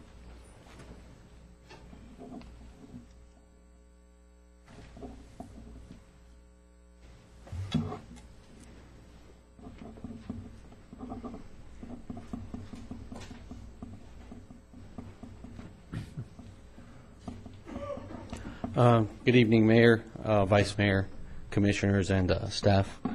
My name is Hector Fernandez. Reside at 6627 Southwest 63rd Terrace in City of South Miami. In regards to one of the items that's on the agenda tonight, specifically the Murray Park Pool, I believe that the item is actually a request from the City Manager's office to receive direction and clarification from the City Commission on how to proceed with this particular item. Is that correct? Okay. To that end, I just have a couple questions if I can address the Commission. Maybe some of you have the answers to them, just to get a little clarification on this particular item, and because I'm very curious about it as well. The current funding that was a grant, a county grant, when does that expire? Midnight, December 31st, 2012. Correct. What level of commitment is required in order to fulfill the grant? Substantial completion of the pool being built. Construction. For the construction of it, yeah. So that would obviously mean that you would require an active building permit in place, and substantial completion would mean possibly at the point of a TCO on the project. Maybe 50% plus $1 of the amount of construction. I don't use up my time too quickly. Thank you, Mr. Welsh. I think it's kind of obvious at this point, if we look at this, this is kind of a dead issue at this point. Oh, yes, sorry. You're both correct. It's really up to the Miami-Dade County and the Commission of Miami-Dade County. But substantial completion, if they follow the strict formula, is exactly what you said, sir. That as close as possible to a TCO, if not the TCO. You're also correct that they may go ahead and grant that if there's 51% completion and above. All they want to see is progress, movement. My biggest concern in this is, my understanding is there isn't an approved design even as of yet. I know there were drawings done. Professional design services were rendered and completed, including fully engineered, permit-ready drawings, but they have not gone through the permitting process. But that design that design is a design that everyone's discussed is unfeasible to construct, unfeasible to maintain, and out of budget. So if that's the case, and there have been additional designs discussed, but only discussed, then there is no design slated for groundbreaking. Am I correct? Correct. So then, what are we discussing here? There's no project. It's impossible. There's no way. Has anyone realized this? I have was supposed to meet with Javier Suarez's chief of staff tomorrow morning. That got bumped back to next Tuesday to beg for more time. Okay. But again, I would just say, unless the county, and I imagine the county, from what I'm understanding here, is the one that really holds the cards, unless the county is willing to extend on the grant that was issued, that grant's going to be called back. All monies have been spent, almost $200,000 in professional services would have to be returned by the city, as well as all the money that was not used up by the grant, which leaves us with a negative $200,000 balance we have to pony up to the county for a pool that has no design, that cannot be built in a timeline that now is facing us. So I think you answered my questions. I'm sure also probably answered them for the city manager, I would imagine. Thank you very much. Hector Fernandez. Dick Ward, 8325 Southwest 62nd Court, Chairman of your Parks and Recreation Board meeting. And in regard to the background checks, I think any board like this should have background checks, providing they're paid for by you. No, it's serious. The city manager's correct. There are a number of us that go into the community center all the time and observe programs, interact with people in the program, including students. And it is necessary that we have background checks for anybody in any respect connected to any recreation program in the city of South Miami. That's for your safety and the people that, children that go there. The swimming pool. The mayor had a workshop, quite some time back, and I met him beforehand, and I said, Mayor, you know how much I've wanted this pool for over 40 years, but I'm not coming to that meeting. He said, why? And I said, because I am tired of listening to the same naysayers get up and preach the way they have, and in order to avoid me getting emotionally upset as I have in the past, I might embarrass myself and you and the recreation department, and I don't intend to do that. All I intend to do is simply say this. I'll echo the feelings that have been expressed by a few people already. The pool is something that this city ought to have. We've been putting it off, as someone said, for a long time. It is a place, I tell you, you three commissioners over here, the mayor and these two commissioners, I can't believe the emails that you all have been getting. I open my emails at 11:30 every night, and I've had anywhere from 10 to 12 memos all about the pool, all from maybe 5 or 6, 7 people. It's almost as if they had nothing to do but write emails about doing away with the pool and doing away with you all. With that, I'm going to just stop and say, listen, show your profiles and courage, as I'll use the title, and do what's right for the children of this community. Thank you. Now, my last issue before I sit down, I'm going to recognize myself by saying I'm probably the oldest person that's been around this city sitting in this chamber right now. And you have back here tonight former employees that were probably some of the most capable employees we ever had. Bill Godwin served for years Public Works, then became city manager. Perry Turner was police chief. As they said, filled in as interim city manager. They failed to tell you that this city was bankrupt. And Perry Turner, and what's the gentleman's name with you there, Perry? Carlos Avareo? Arbolea. Okay. They went to Tallahassee and spent a lot of time, very difficult times, trying to get some money to keep the city afloat. They were successful in getting $1 million, of which the city had to pay back over the years, and I think it's been paid back. If it hasn't, the finance director will take care of it. But the thing I want to point out to you, I've been retired 21 years, and if anything happened to my retirement, it would have a substantial effect on my lifestyle. Right now, I have a good lifestyle. They have a good lifestyle. But they do not deserve to have part of their benefits taken away from them that they legitimately earned here at this city many years ago, before most of you, probably Vice Mayor probably was still in preschool when they were here, if I'm not mistaken. Oh, he wasn't And maybe some of the others weren't far off. But these people deserve the most consideration that you can possibly give them in channeling your feelings of what these people have done for this city and that they deserve to the pension board to make sure that these people are not penalized for many years of dedication to this city. Romine was in the police department for so long, I don't know, it's almost as if he's older than I am, but he's not. But these are people that gave their life to this city. And somebody wants to take part of their retirement benefits that they earned? Shame on you. Not you, but whoever's trying to do it. Thank you. Thank you.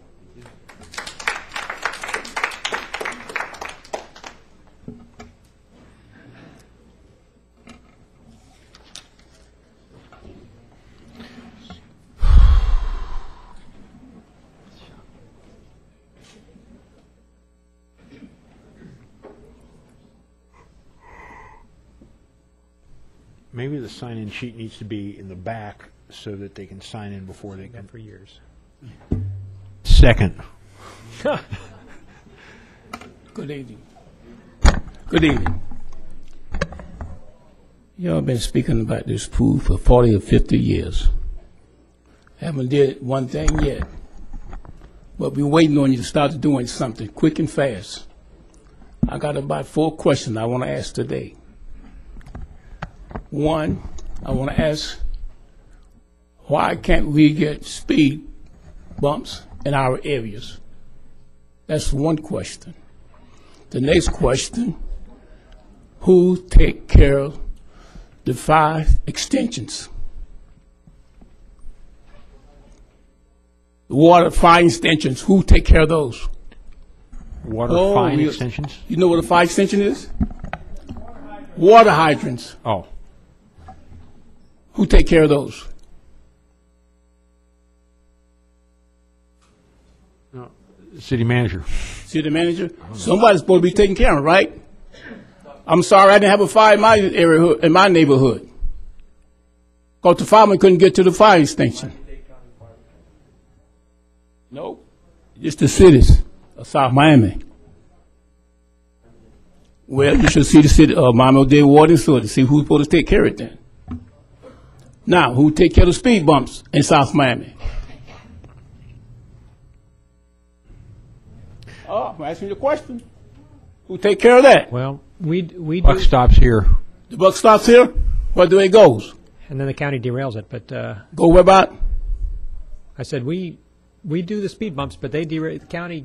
Okay, well, we need to work on it because we got some areas down here you got speed bumps and some areas you won't put speed bumps. Like the gentleman said a while ago, a few minutes ago. You go on the east, on the white folks side, but the black folks side, you eliminate it. You don't go into what they need, but you go every place else. And I've been asking for this for the last 4 years coming up here. And then what is in the ask for police to come, they come and set 2 minutes and they're gone. You don't see them no more until another month somebody called them. And they do come through, they come so fast you can't even see how they went through there. Now, so what are we going to do about that? It's been announced plenty of times up here. Take a video of it. You take one.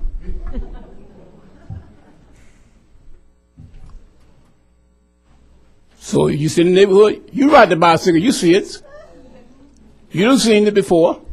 They almost run over you a couple of times. And I live on the street of 6th Avenue. I'd be sitting there, they pass through sometimes on 2 wheels, some of them come through there so fast. And I brought it to your attention several times. And I appreciate to the kindness someone do about it. And look at the water hydrants so that if we do have a big fire, that they won't be, the firemen can get to the fire hydrants. Thank you. Thank you, John. Mr. City Manager, would it be possible to set protocol for the police officer exceeding the speed limit to at least have a siren going to warn neighbors? You know, if somebody's in a hurry to get to someplace, you know. Police officers. We'll take that during commission remarks. Sure. Mr. Dundorf. Hi, Jim Dundorf, 6151 Southwest 80th Street. I'm also the Vice President of the South Miami Neighbors Association. And although the Neighbors Association didn't take a position on the pool, I did want to represent my own interests in this and my own concern for the community. My concern is basically about promises. You know, promises have been made to a community over many, many years. Promises have been made by many, many people, including some of the folks sitting up here right now. And you remember when you made those promises and who you made those to. In response to those promises made over many, many years, some concerned citizens actually did something about it. And they went out and they got us a free pool. Think about that. A free pool. We got a free pool. That's a free pool that was going to be handicapped accessible for the handicapped folks. We got a free pool for the seniors. It's going to be indoors, heated, so the seniors could use it, take some lessons. We got a free pool for the children so they could learn to swim. You know, part of the city I live in, there's a lot of outdoor pools, but some parts of the city have very small yards. They don't have room for backyard pools. This was going to be their pool, and that's where we're going to put the pool in that neighborhood so that people could take advantage of it. A free pool. But it's a free pool not just for one area of the city, it's a free pool for the whole city. But in South Miami, of course, we do things a little bit different here. When given, the gift horse of a free pool, what do we say? Well, we say, well, no, because it would cost us a little bit for operating expenses. We say no for this reason, that reason, and we confuse things. In South Miami, we ask for a community pool. We get a free community pool, but then somehow the drawing turns into this giant Olympic complex. 75 yards, 12 million lanes, bathhouses, saunas, all this sort of stuff. And of course that doesn't fit the community pool, and that got derailed and finally put to bed. But that was 3 years ago we got this community grant for a free pool. 3 years ago, and we managed to screw around, as not just the folks up here, obviously, some of it predates you, but for 3 years, this commission, staff, the community, has screwed around and mucked around until now we're down to the wire, and now we're trying to do something about it. Only in South Miami. We're going to say no to a pool, despite, it's going to be a little bit of operating expenses, sure. We're going to say no to a free pool, even though by turning back the grant money, we'll probably never get a grant like that again. Why would they give it to us? They know we're going to just screw it up again. Think about it. So, despite the small operating costs of operating a free pool, we're going to risk our future grant money for lots of other projects we might care about because we're going to be shown to be incompetent in managing what they give us, what little mess we give us. Just like the Bible said, to whom much is given, much is expected. We get our 1 talent of silver, and if we spend it properly, then we'll get more. But if we screw it up and we bury it in the ground, literally this time, then maybe we won't get any more. So we got some operating costs here. All right, so some insurance, some pools. We're going to have to hire some lifeguards. Heck, maybe we'll even get like a job training program. We can hire some local kids to be lifeguards, something like that, some local teens. So there are going to be some operating expenses, and there's different estimates. Some are high, some are low. There's people who, the city manager and his staff tried their best here at the last minute to put some really good figures together, and it could be $30, per average for property owners, maybe $20 for some, $40 for some. Maybe in 45. Okay, that's what we're talking about here. an average of about $30-35 per household here in the city, all right, to get a free pool. Small price to pay. So I just want to say, in wrapping up, this is our last chance. You know, we're down to the wire, as the gentleman here said, that we really got to get started. We got to get the RFF out and get a private enterprise going to work to get the pool started and substantially long enough that that they won't stop it. But one thing that's required to make this happen is clear guidance from the commission, and that's been one of the problems here. Is we've gone, you know, one pool, two pool, big pool, indoor, outdoor, you know, for a variety of different reasons. The time has come when this commission can kill the pool by saying no, but they can also kill it by providing confused guidance, you know, polls, all sorts of other things that could delay things. If we're going to do the pool, if you're really serious about doing the pool, we have to put it in the hands of city staff with clear guidance on what we expect, where we expect it, and let them do their job. Thank you for your time.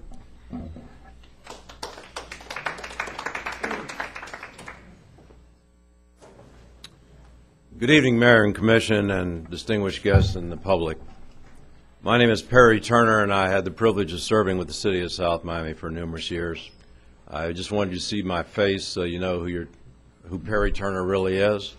I appreciate the remarks of Dick Ward. I wanted to just say, and I appreciate the opportunity to take this issue to where it's supposed to go, and I understand that Mr. Della Gloria has gotten proper guidance. I'd like to make a comment about what's already gone on here this evening. First of all, I want to thank the Vice Mayor for bringing forward the story about Sophia, being a father and a grandfather and having personal family members that have dealt with those kind of horrible things with cancer and so forth. I really appreciate you bringing that to our attention. It was very nice to see the police explorers. During my tenure, we were able to start that post with Carlos Arbalea's help. He had to leave. Unfortunately, his wife's not feeling well. He has been a great advocate of the city for numerous decades. For a very long time, he was the sole proprietor of the Officer of the Month. Anonymously, he never wanted anybody even to know, but now that's passed, so I can say who it was. For Mr. Ward, we did get $1 million loan, line of credit, and I wanted him to be assured that before my acting city manager tenure was completed, we only had to draw down $660,000, of which was paid back by the March of that following year. So there is no outstanding balance, as you all well know, and that was fully taken care of. I appreciate the opportunity. As we all strive in government, having spent a little over 40 years in it myself, the best thing that we can do is what's the right thing to do. Sometimes it's not easy, but it's right. Thank you very much. I appreciate it. Thank you.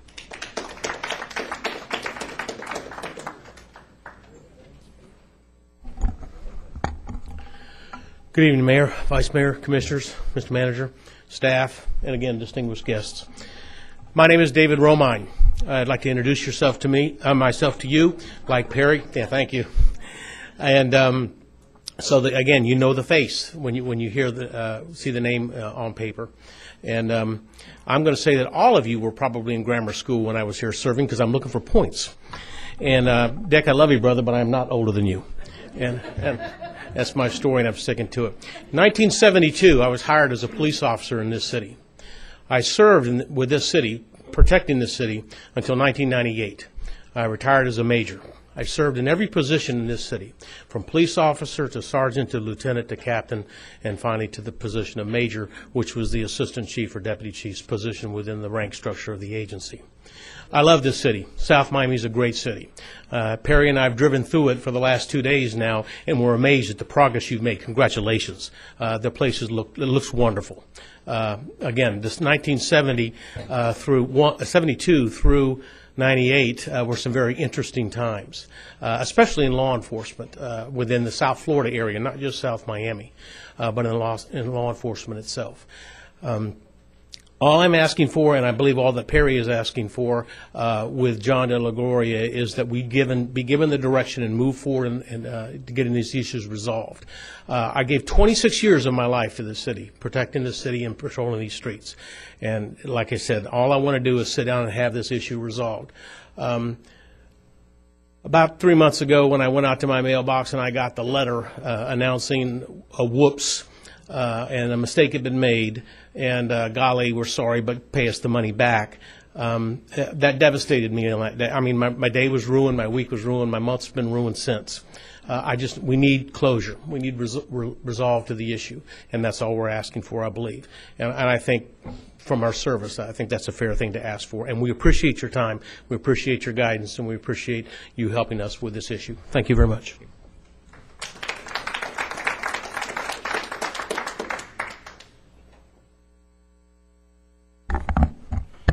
To the mayor, the vice mayor, and the commissioners.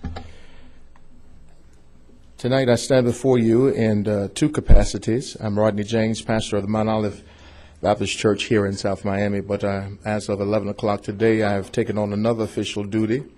I am the new president of the Concerned Clergy and Citizens Coalition, so I stand before you tonight in two official capacities. Tonight I want to begin in the latter of those positions, and I want to read a statement prepared by the Concerned Clergy and the Citizens Coalition to the City of South Miami Commission. The members of the Concerned Clergy and Citizens Coalition would like to voice our displeasure to the scheduling of this meeting during the most sacred time of the year. As many of you may or may not be aware, those of us who are of the Christian community of faith hold this week leading up to Easter as most reverent. It is in this week that we remember and celebrate the persecution, crucifixion, and resurrection of our most blessed Redeemer, Jesus Christ. The scheduling of this meeting forces so many of us to make the choice tonight between God and community, when it is our belief, like many of you here tonight, that God is concerned about his beloved community. CCC Coalition also respectfully requests that this commission considers its faith community when it schedules meetings of this magnitude to discuss such important matters to this community in the future. Sincerely submitted to you, Rodney B. James, the president of CCC Coalition. And then as pastor of Mount Olive, I'd like to just say a word on behalf of the community as we've come here tonight. Many issues are on the docket tonight for discussion, but two primary issues are at the forefront. Tonight we came for the purpose of discussing the outcome. What are we finally going to do with the Murray Park pool? What are we finally going to do or make steps toward with the Madison Square project? And so tonight I stand before you as someone has said to you earlier tonight, that this really is about promises. It's about a more than 40-year-old promise. And if we're going to keep as our slogan and our motto as a city here of South Miami, the city of pleasant living, then the place of pleasant living is always the place where people keep their promises. The great poet laureate Langston Hughes once wrote in his poem, "What happens to a dream deferred?" Well, in the city of South Miami, it continues to be deferred. It is my sincere desire, as I implore all of you tonight, to grab whatever lies within you, to man up and or woman up tonight, and make a decision, make a stand, and those who support you will stand with you. Those who will be against you will stand against you. But you will leave this place tonight having given this community some clarity and possibly bringing satisfaction to a long-given promise. It's in your hands. The fate of your ancestors as well as ours is in your hands tonight. Wrongs that have been done years after years can be righted tonight if we decide to make a decision.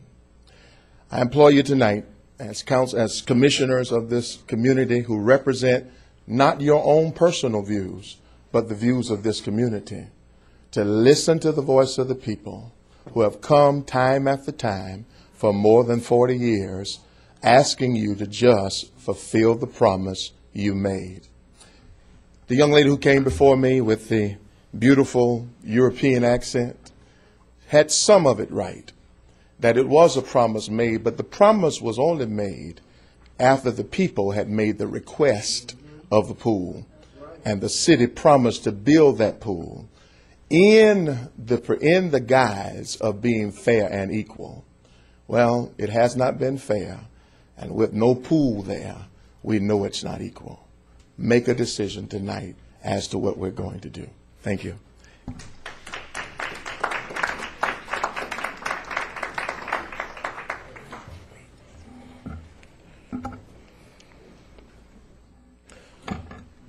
Though Travis Williams, 6510 Southwest 58th Place. I find myself today very humbled to be at this podium for the people before me to speak about the pool. I want to thank those that came here, that came to speak of in favor of a pool.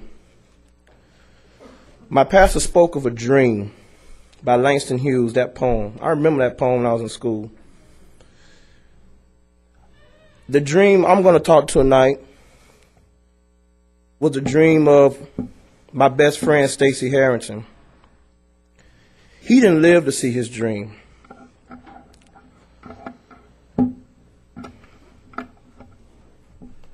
I remember we were walking home to school. The day before he died, we was walking on 64th Street, coming from school. That summer. June 1993. It's been 19 years.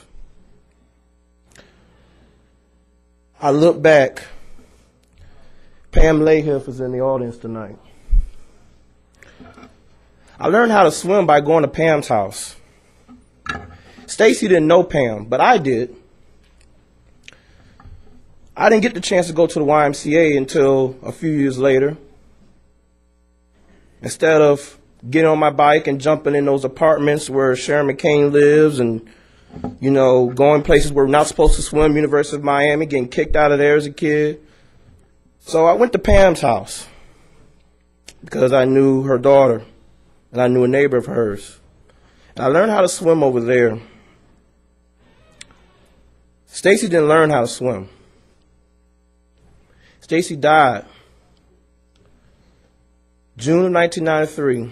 I believe that first week of June. It's been 19 years. 19 years of a dream about a pool. And even before me, I remember my mother telling me when they was growing up, when Spike Gibson was up here and Mayor Block was up there, they were promised a pool back then. All these years went by. All these mayors have been up there. All these commissioners have been up there. My community has come up here time after time after time. Dr. Price even had a commission or a little group that she had, even put together, you know, at least for the first phase of the pool or drawing. That was done right before I joined the Navy. Nothing happened to it. Nothing happened to it. So here I am, 34 years old, considerably heavier from when I was when I left here. Still no pool. And I just shake my head. But tonight, we have a chance to show leadership and to show courage. And to show these children of South Miami and the citizens of South Miami what are we going to do about this pool issue. Are we going to let this $1 million grant go back again? At least build the pool. We can worry about who runs the pool later. But at least get the shovel in the ground.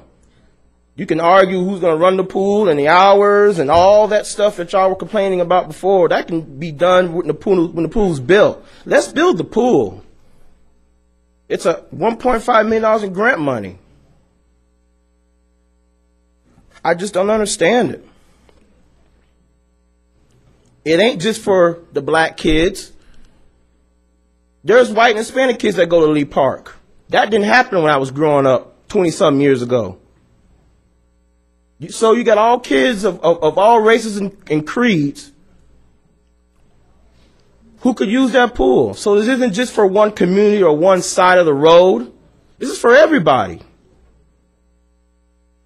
So I hope we show some leadership and show some courage tonight And if not, there will be an election. I don't forget. And if you don't run, hats off to you. Now, open the way for me, maybe. But I will say this. The voices, people are going to be heard. And we're going to keep coming here.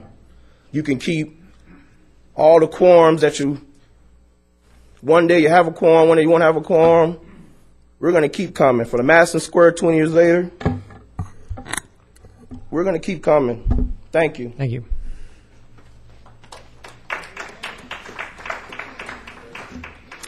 We need another sign-in sheet. This one's full. Flip it. Claudia Howery, 5752 Southwest 77th Terrace. I've been a member of South Miami when I was a youngster, and 33 years now recently. And most of you know my stand, that I'm against the pool, especially the way it's been presented. I mean, you can build a decent pool for $45,000. I implore that you make it solar, because Florida Power and Light's going to lead us down the you-know-what. They're already charging $2 a month for something that may never exist. So please put up solar. We have a beautiful community for it. Speaking of communities, I no longer find it the city of pleasant living. I find it the city of political living. I'm so embarrassed by some of the members on the commission about the behavior in the past couple of months that I really felt like leaving town. It's deplorable that adults act in such a weak need, I don't know, there aren't words for it anymore. I'm so tired of this that it's pathetic. I praise Fred Truby and his family for giving the swimming lessons. I'd be happy to help out anytime I can. He must be doing a good job, because I haven't heard recently any statistics on child drownings in South Miami. Yeah, promises have been made and promises have not been kept. But I also feel that the parents who want their children to learn how to swim need to take some responsibility. Government can't do everything for us. We're all adults, and we need to participate. I mean, years ago, I used to tell the nurse practitioner students that health insurance is going to mandate that people who are overweight and who smoke and who drink are going to pay higher premiums for their health insurance, just like the automobile industry will charge you more if you also do those things in a car. And sure enough, here we are today. Your premiums are higher if you live recklessly and not within the standards. Again, if you do have a pool, just build a regular pool and set the hours for people to swim. And if you have solar, you can swim year-round. The elderly can use it, the kids could use it, everybody can use it. But in basic principle, I think it's not the economic times to do this. The Murray Park building was supposed to be self-sustainable. It's not. So where's the pool going to end up? We're going to have to end up paying for the pool, just like we pay for the Murray Park building now. The second item I'd like to speak of is the hole in the wall. It should have, if it is allowed to be permitted, and I'm not for it, it should have the same hours as the Kajoyan restaurant or any of those other eating facilities within that parking area, because it borders right up against residential area. And if I can hear the noise from Sunset Place on 77th Terrace with the windows closed, I can imagine what those residents would be hearing at 2 or 4 o'clock in the morning. That's just not right. At some point, you have to stop the line and not keep giving these, what do you call them, variances. Thank you. And actually, the sheet doesn't need to go in the back if people would just sign in after they've spoken. Good evening, everybody. I'm Sally Phillips, and I live at 7000 Southwest 63rd Court. And I have a brief thing I'd like to ask you please to do, and a somewhat longer one. Number one, would you please put another person on the Planning and Zoning Board? We were unable to have a meeting when it was scheduled, our last meeting, because we did not have a quorum, and I think that held up some important issues. So I'm looking, I don't know why somebody hasn't been proposed yet. And okay, number two, I encourage all of you to make a decision and to give some direction to the city manager. My preference would be that you would give him a combination of, what would be, he asked for is, I think, COA 5, which is a combination of 2, 3, and 4. I urge you to get started, get yourself plans, and get yourself a builder and get going. I think that at the same time you'll need to look for ways to pay for it. And there are 4 or 5 ways that are currently possible, and I don't see why it has to be just one and why it can't be a combination. I've heard somebody talk about, and I have no idea what the details are, about having the YMCA manage this. I've heard that the thought that perhaps the CRA can pay for a part of the cost of maintaining the pool. I've heard that we can increase taxes, and I personally am perfectly willing to have my taxes increased to support a pool that I would like to swim in. And we can also collect fees from those that want to swim, from those that use it to teach classes, from those that rent it for other purposes. I think it is important, however, that there be a very clear design with some very clear specifics made up quickly so that the design and build people can get busy. Because if this doesn't move forward, it's going to be what has been described as a hole in the ground. I wish you would do something straightforward, make a decision. I know you may not be popular one way or another for whatever the decision is that you make, but I urge you, please, to make a decision tonight. Thank you.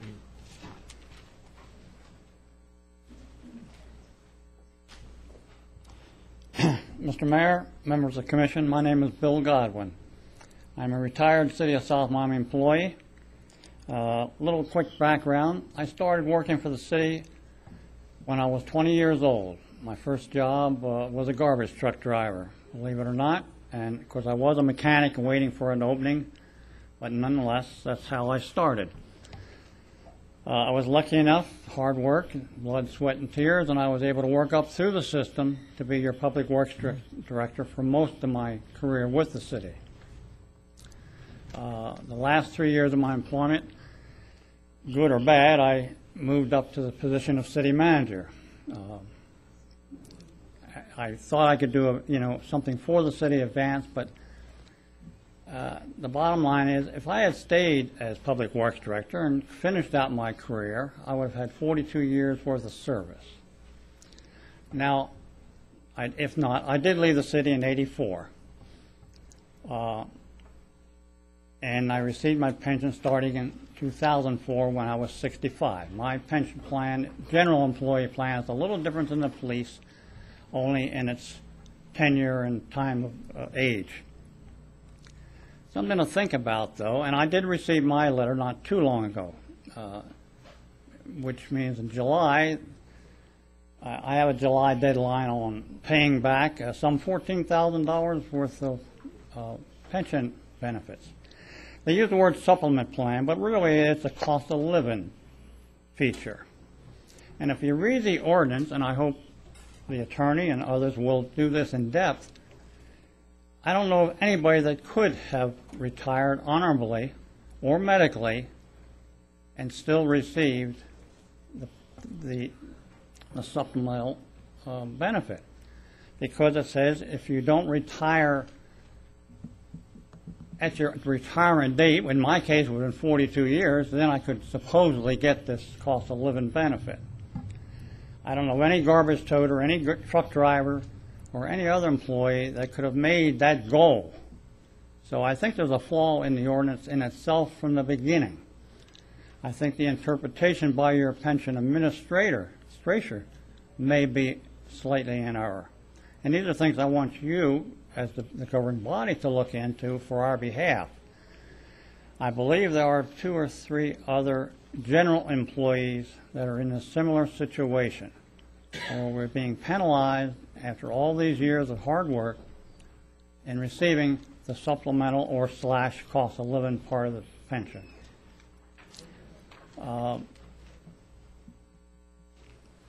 I probably will have a board review of my case, but reading back in the past minutes of earlier board meetings, they did not seem to be interested in addressing the real problem of it, I think. And I hope that administratively or you will also take a closer look at that for the benefit of your employees who are quite frankly seriously affected. I don't know what to add to that, but I just want to thank you for your time. Thank you.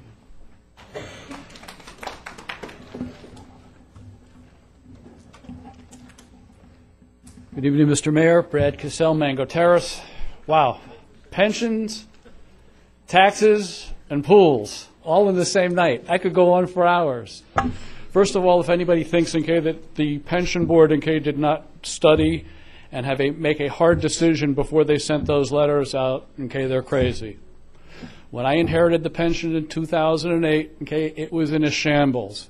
It had been in a shambles, okay, for 20 or 30 years. There were mistakes that were made over and over again, and there were very little records of it, okay?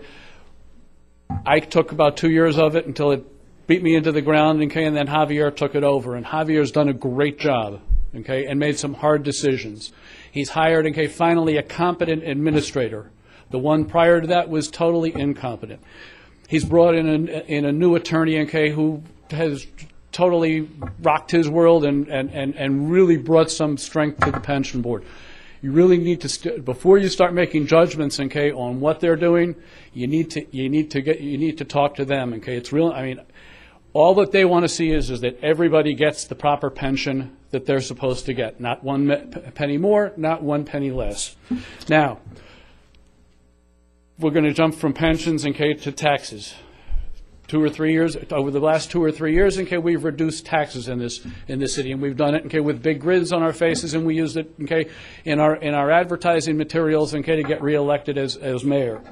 Now what we're doing is we're coming forward and we're saying, you know what, we got those tax decreases, okay, we're reelected. Now what we're going to do is, you know what, we have this pool issue. I've heard tonight, okay, that the pool is going to cure, what did I write down? Racism and anti-Semitism. To me, that's a big jump. Okay, this city, okay, still faces a number of fiscal problems. Okay, one of the problems is that garage. Okay, and the monies that are going to come due. Okay, on those payments on the refinancing. I think if my choice, okay, is you must cut this pool loose. Okay, we cannot afford it. I jumped on the bandwagon a year and a half ago, Mr. Mayor, when you asked me, okay, would I jump on the bandwagon if this pool could self-sustain itself, and I did, and I worked on it, and I spent time with managers, okay, and city attorneys prior to you, okay, and it just couldn't be done. You cannot tax this whole city, okay, for a swimming pool. It's just improper, okay.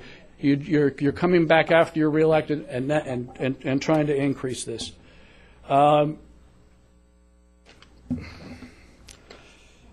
Oh, going back to the taxes, we reduced the taxes, okay, and then what we did, okay, is we decimated, okay, a pension for general employees. We told them we couldn't continue, okay, to give them, okay, the same pension we'd given our previous employees, and we were proud, okay, that we did that. But now we're trading, okay, that promise, okay, to those employees, okay, for a swimming pool. That's improper. Okay, you really have to look at the total picture of the city. I mean, it's, you know, I'd love to. I mean, would I love to have a swimming pool? Yeah, I don't know anybody that wouldn't love to have a swimming pool, but we can't afford it. Okay, and with that, thank you.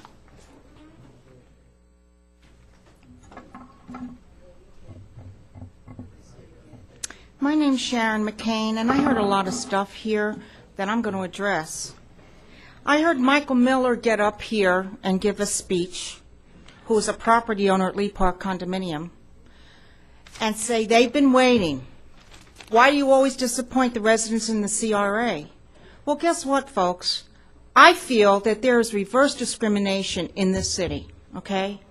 Let's talk about what is going on here. And I would like not to be heckled. Every year, out of our ad valorem taxes in this city, $600 to $7,000 a year is taken out of our coffers, and a check is written to the CRA. And Dade County matches their funds. And what happens when that happens? A lot of people in this city have to wait for services. Traffic calming, street resurfacing, infrastructure improvements. But when you go over to the CRA, you see the cobblestone streets and the decorative lightings and the beautiful sidewalks and the beautiful landscaping. Let's talk about the community center that was built here within the last 15 years. Folks, that was supposed to be self-sufficient like this pool was supposed to be self-sufficient. And it's not, because you can't meet the operating expenses. If you look in the budget book like I did, it's online. Here are the figures, folks. That community center costs us $657,000 a year. Out of that, $110,000 is in operating costs, and over $500,000 is in salaries and employee benefits. And now let's go to the pool. I've heard a lot of stuff in the pool. I heard Fred Troopy get up here and say, we had the money to build it, let's build it.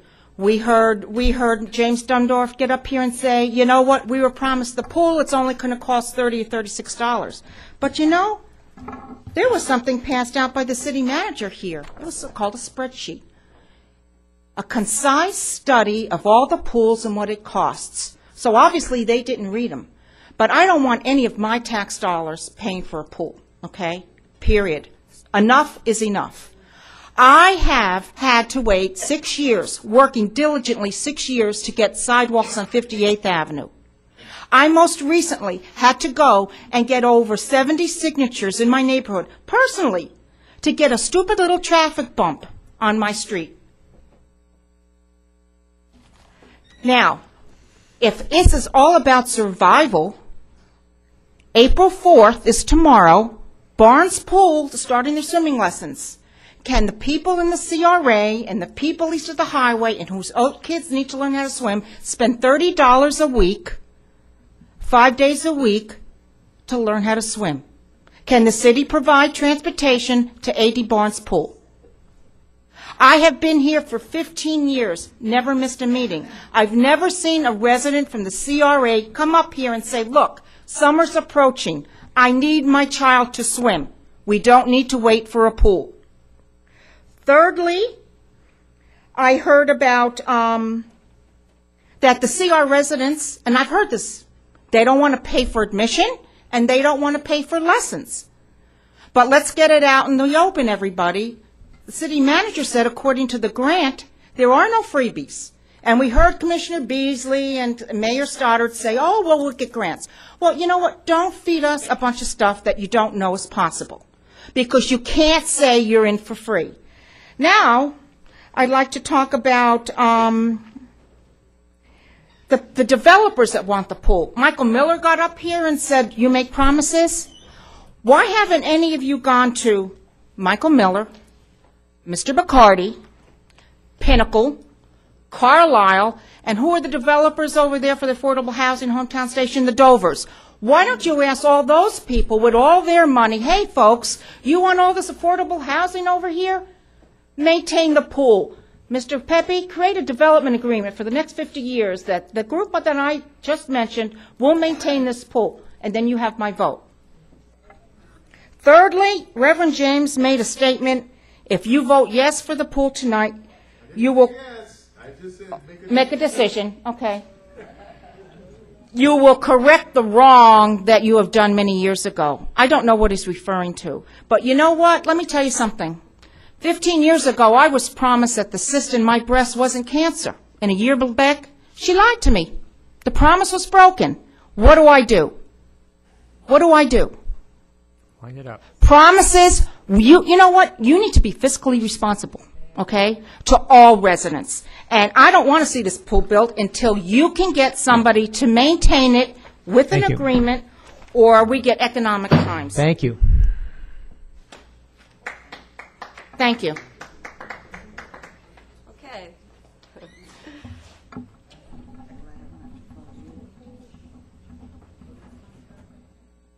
Okay, Pam Lahiff, 5959 Southwest 61st Street, and that got me going. I didn't know whether I was going to stand up. But anyway, I want to tell you that I'm not a do-gooder. You know, I'm not doing this because I want to help the CRA per se, really. You know, I mean, I do think it's a good thing to do. I wish I could do it. I want to do it. Okay, I am for the pool, in case that's not clear in what I'm saying.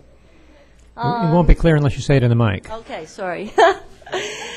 The reason I want this pool and anything that brings our community together, you know, South Miami is a mix. South Miami is a mix. It's black, white, and Hispanic. And I have always wanted one thing for this city. I want that to come together, because you can talk about taxes, you can talk about can we afford that, this and that, or whatever. I pay a lot of my share of taxes. I'm happy to do it. To have this special experience of being in one little town in all of America where people embrace the opportunity to feel fantastic about themselves. This is the most fantastic thing you can do for this community, commissioners and mayor. The best thing you can do for this community is give us the finest moment in our lives, that we can live someplace where we get the pleasure, I want that pleasure, of being in a community where we all really get together and do things together. Okay? And I'm Pam. But that didn't mean anything, because my having my phone, my pool available to him, and to Lamont, to what do you call yourself, really? Okay. You know, that just happened. That wasn't anything great on my part. But because I interact with people a little bit outside of just my little, where I was, you know, who I am, I have benefit, I am better for it, and I want more of that. So if there's anything I could say to any of you, you want to stand up and stand for something, stand up for the fact that we could have a fantastic, wonderful feeling for all of us. And don't be put off by, you know, whatever things might happen for what we have to pay out. That's so totally minor to the opportunity that we can have. And thank you for getting me started. You're welcome.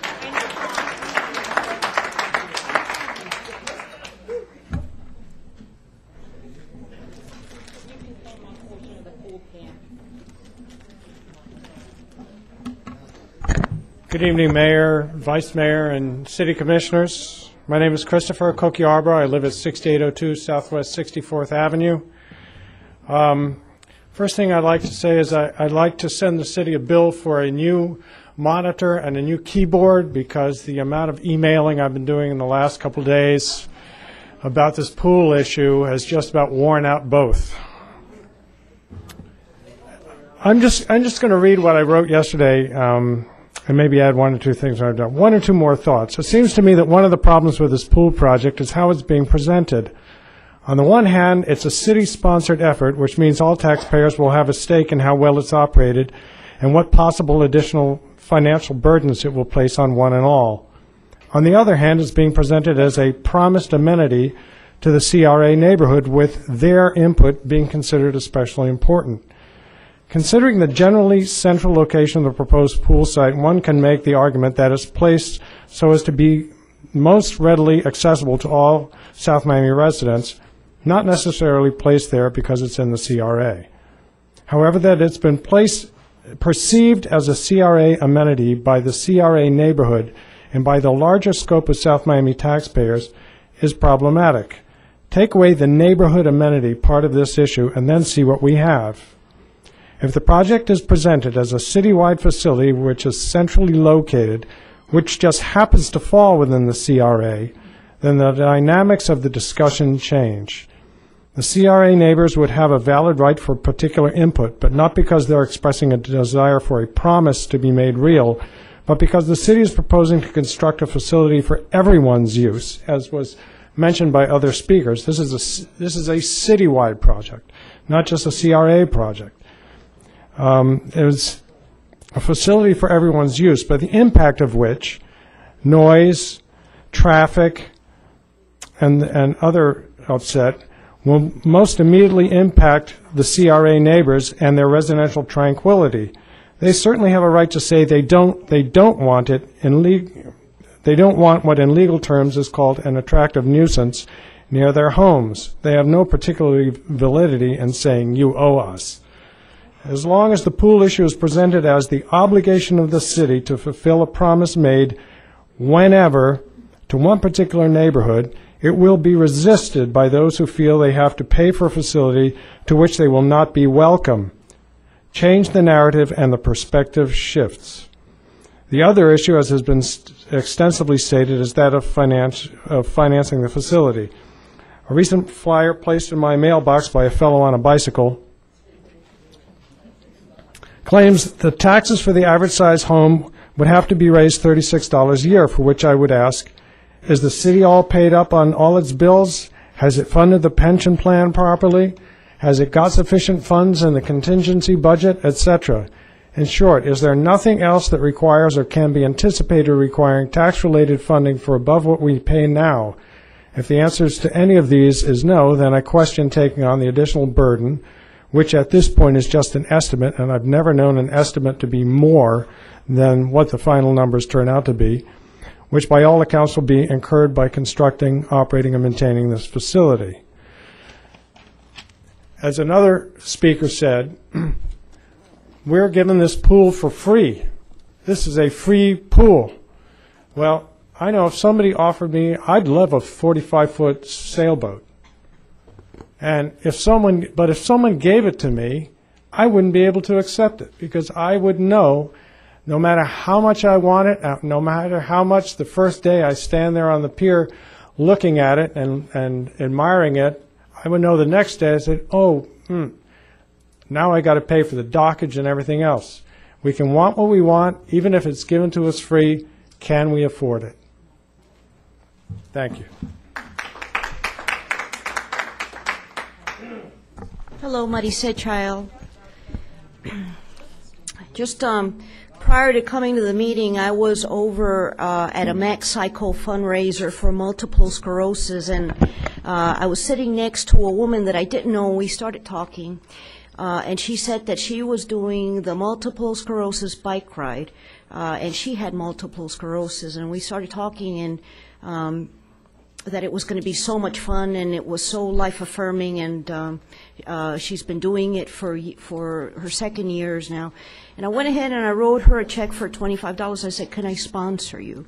And that's coming from an underemployed architect. I don't know if Christopher, if you're underemployed like I am, but I certainly am.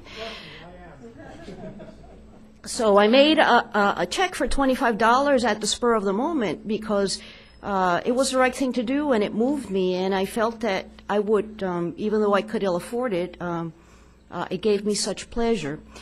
So today I went ahead and calculated, based on my property value, what I would pay for the pool. And based on the city manager's assessment on revenue, cost minus revenue, and it would be $17. So I wrote this woman, a very well-deserving individual, wonderful human being, a check for $25, which would far exceed percentage-wise what I would pay for the pool. Please build a pool. And I would challenge you to make it a point that 100% of our South Miami kids know how to swim. I think that's a reasonable assumption if we have a pool where all the kids can bike and walk to. And I think that if you make that a slogan, 100% of our kids know how to swim, you would be the leaders of the Southeast. So thank you very much.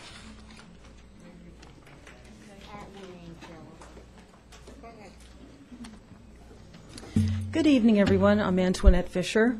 I have a few thoughts to express that I haven't heard exactly the way I have to say it, and there might be some other people in the city who are also having these thoughts. I would like you to please consider the following scenario. What would happen if you put a pool in at Dante Fascell Park and call it a pool for the whole city?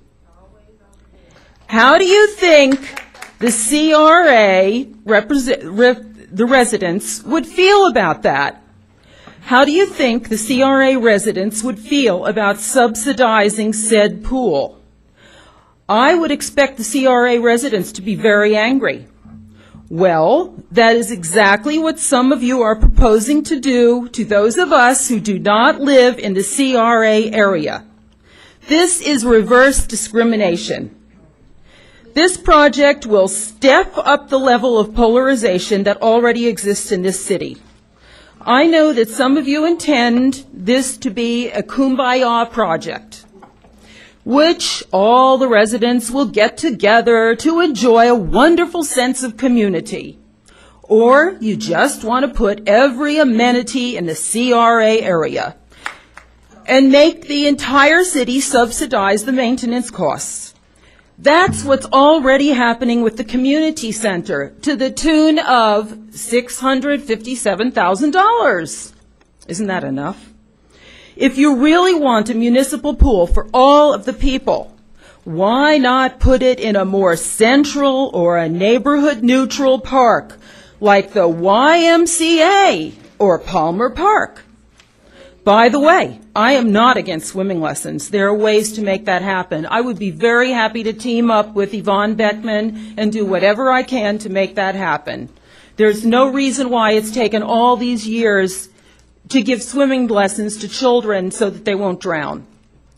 The idea of putting the pool in the CRA and expecting it to generate significant revenue is utterly unrealistic. I have studied the spreadsheet on the financials of running a pool, and it just confirmed what I know from common sense.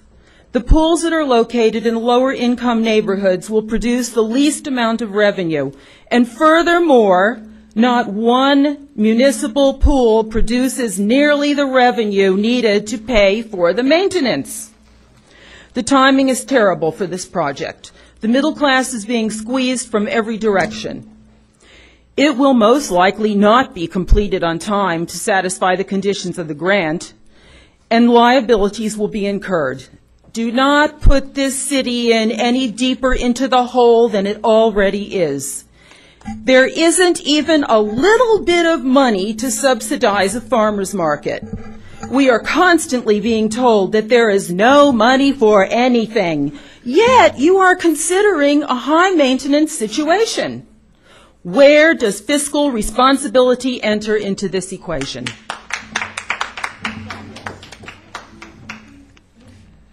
Good evening. My name is Teresa Burke. I live at 8391 60th Avenue, and I'm new at this whole thing. So I have lived at the beautiful city of South Miami for over 40 years. I'm a public school teacher. I teach middle school.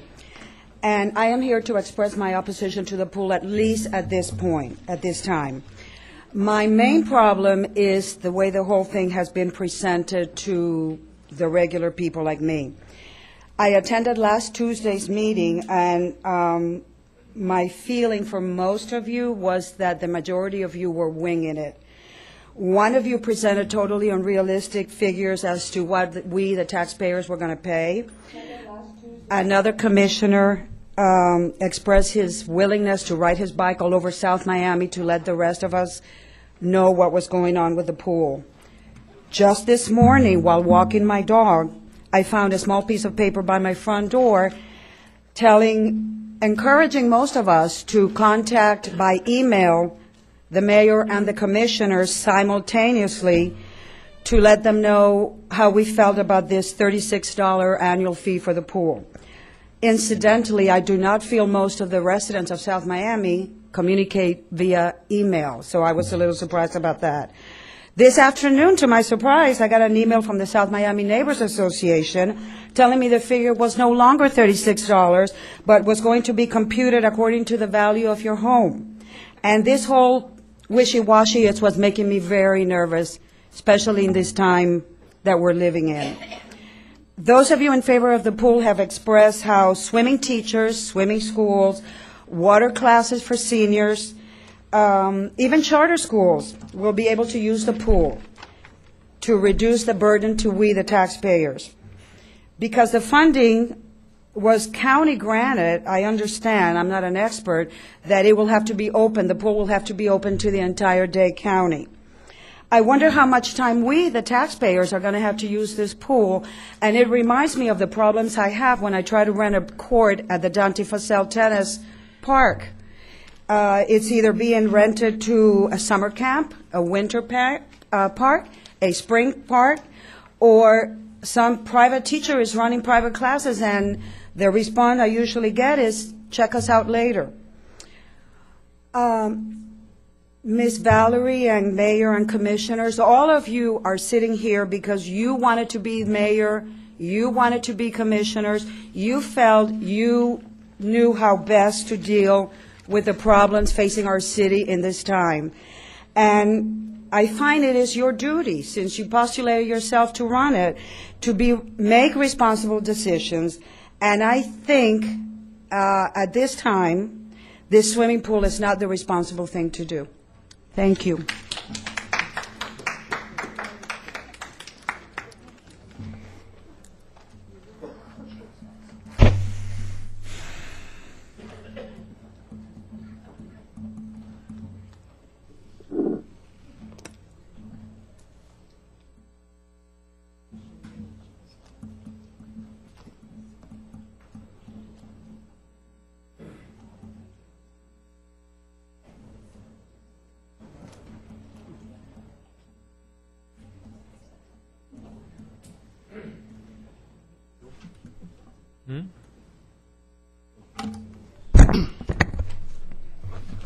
Good evening, Commission, Mayor, City Manager. My name is Simon Codrington, Jr. I'm making this special appearance here this evening because I do agree that the narrative must change. The narrative really does need to change. And we need to begin to start talking about facts, factual issues. First of all, the city applied for a grant, was awarded that grant, and has made expenditures out of that grant. We can go back in time, all the way back to 1973, when Spike Gibson first put this item on the city's agenda. And the issue was really a lot older than that. But from the city's standpoint, Spike Gibson, Commissioner Tom Cunningham, Commissioner David Bethel, all who served this city with distinction and are deceased, all lobbied dearly for this pool. This city also, prior to even applying for a grant, passed resolutions committing itself to building a multipurpose center and a pool. So this is a train that has left the station a long time ago. And now we continue to have people that try to derail this train. The narrative must change. Because you see, the CRA district also includes businesses along Sunset Drive in your SR district, the shops at Sunset Place. It also includes homeowners within the residential area of the CRA district that pay taxes. So the CRA district is not some donor community like some people try to make it seem. People pay taxes in the CRA district. And those same tax dollars that were paid to the city, that went to our federal government, have come back home through federal tax dollars, CDBG monies, to be spent for this purpose.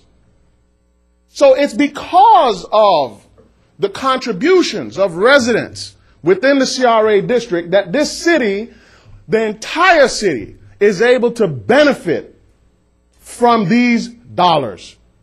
So let's change the narrative. I agree. This is a civic building. It's a civic facility that has the ability to unite and provide us a place to congregate and enjoy ourselves outside of City Hall.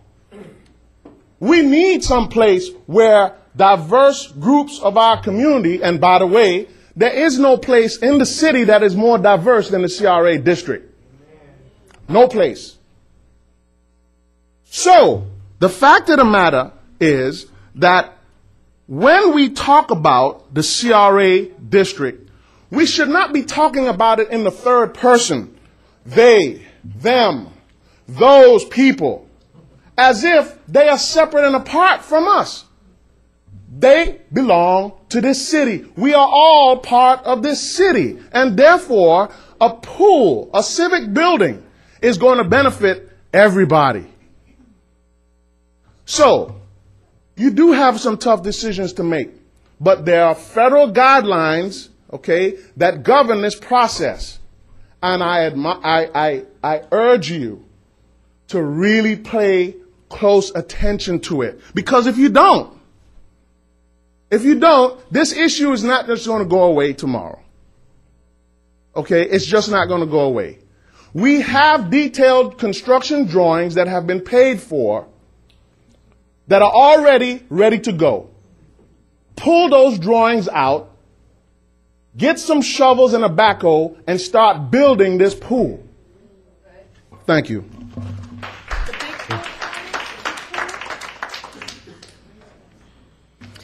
Good evening. My name is Fiona Kelligan. I live at 7720 Southwest 62nd Avenue, directly behind the Petco and where the proposed hole-in-the-wall beer hall restaurant is supposed to be. I was asked to read a letter for someone who can't be here tonight. I am so concerned about the requirement that we be present at the City Commission meeting to oppose the approval of the hole-in-the-wall. I cannot be there. I'm hopeful you can carry my concerns to the commissioners.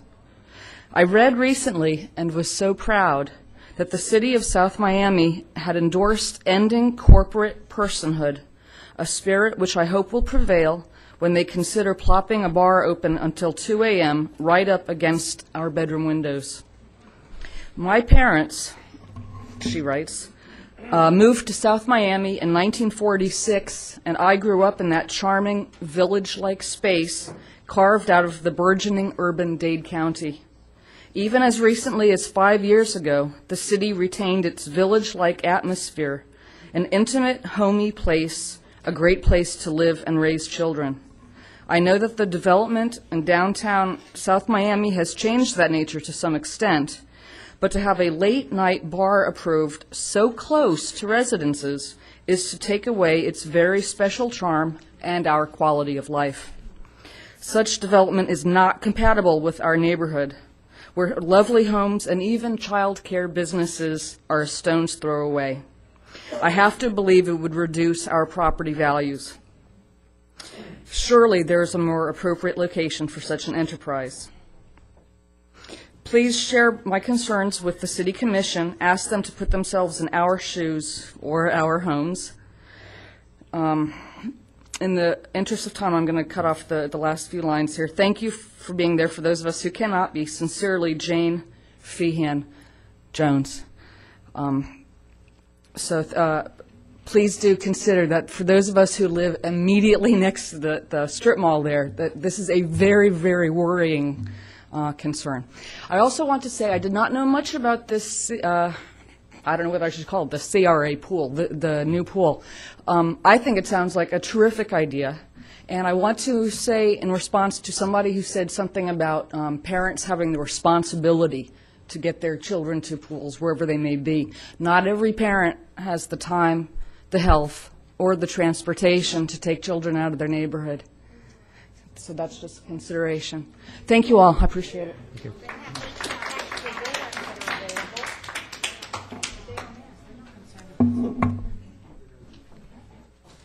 Can I go? Okay. You're on. My name is Carly Lampman. I live at 5801 Southwest 74th Terrace, South Miami. I'm here to talk about the aptly named Hole in the Wall restaurant. The City Commission is considering yet another variance for the city that is going to affect our quality of life. The last one, I would remind them, was Sefredo Restaurant and Bar that was granted variances for the establishment on the corner of, I think it's 58th and 73rd Street. I live a block from that restaurant, which is now gone. I also live a block from Bougainvillea, which is not gone. And those two restaurants are able to be open until 4 and 5 in the morning. Now, Petco area is a little bit different area, and it doesn't have all the amenities and restaurants that downtown has, but they have still the same concerns. And I think if the commission could come sleep in my bed one night, and I would be happy to give you these, because you cannot sleep in my bedroom on any night during any of the week because of the noise from Bougainvillea. And we have been fighting that noise since 2005. And I'm here to say that there is a history of late night / early morning closures that directly affect and impact the residential areas that are close to them. Now, Bougainvillea, on its website, has, for those of us who are interested, Raps and Kush, live music, 10 to 2. This is 10 at night to 2 in the morning. Thursday nights, that would be day after tomorrow. Friday night, live music by the X's, 10 to 2. They have Boogies, 8 Hours of Happiness, happy hour, public event, Wednesday at 4 p.m. until Thursday at 5 a.m. Okay? This is the way of life for those of us who have to live or do live in the areas where these late, early morning closings occur. The dinner crowd, families and young adults and older people like me, we come and go, and our restaurants close at 10. Well, in South Miami, 10 o'clock is when the parking places all change. The families leave with the children after having dinner, and the kids come in from all over South Miami. Coconut Grove, Homestead, the beach. They come in, they park, they drink before they go into these establishments. They leave their bottles on the streets, in the front of my door. They fight when they come out of the restaurants or Bougainvilleas, the bars. They have trouble getting into their cars, and they drive out of our city drunk. And you all are going to give a variance to yet another establishment that backs up to a residential area, and they're going to be selling dollar beers and $2 beers.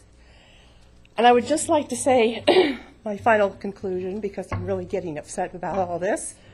I noticed that there were 2,000 parking tickets given since March 20th, and 1 traffic arrest in South Miami. So who's watching over all the drunk drivers that we are creating in South Miami and sending out to the rest of the county? Thank you very much.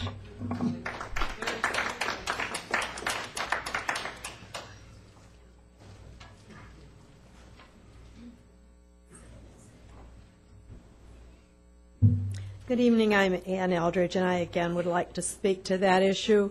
I'd like to make you aware of the fact I live at 7440 Southwest 59th Place. I've been here before. Some time ago,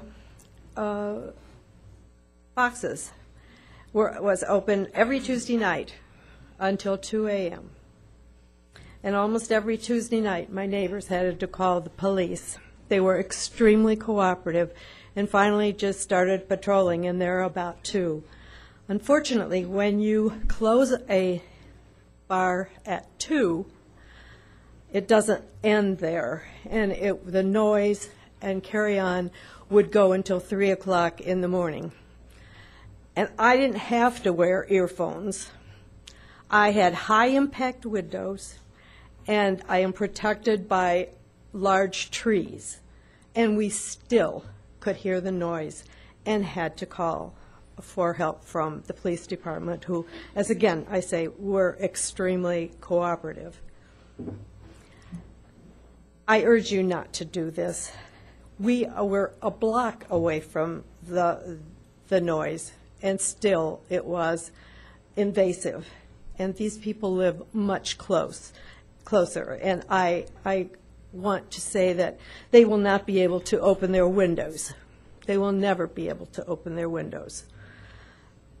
Even the garbage there in the rear of the buildings is not acceptable at this time. And on our street also, we have large dumpsters on the street 24/7. I don't think you would like that in your neighborhood. They are frequently overfilled and a mess. Again, like the former speaker said, on 74th Street, they speed down there on nights and weekends. There is loitering there. There are broken bottles all the time. I don't know if we have an ordinance for that. I know the city of Miami Beach does, that you cannot take any type of containers out like that. But I feel that you need to look into this. We fought a project some years ago. You folks were not here. I think, Commissioner Harris, you were aware of the building they wanted to build on 74th Street there, facing the highway, and also at the end of 59th Place. And what do we have? A huge hole in the wall, in the ground, that is an ugly sight in this city, and nothing is going to be probably able to be done. A bad decision was made about that building, and in spite of the residents' complaints, nothing was done. I urge you to think about these things and put yourself in our positions. We don't complain a lot. We understand that we live near the downtown area, and we do expect some noise, and we do expect some traffic. But it has reached a point that we need to take a second look and take the time to address some of these issues. And I thank you.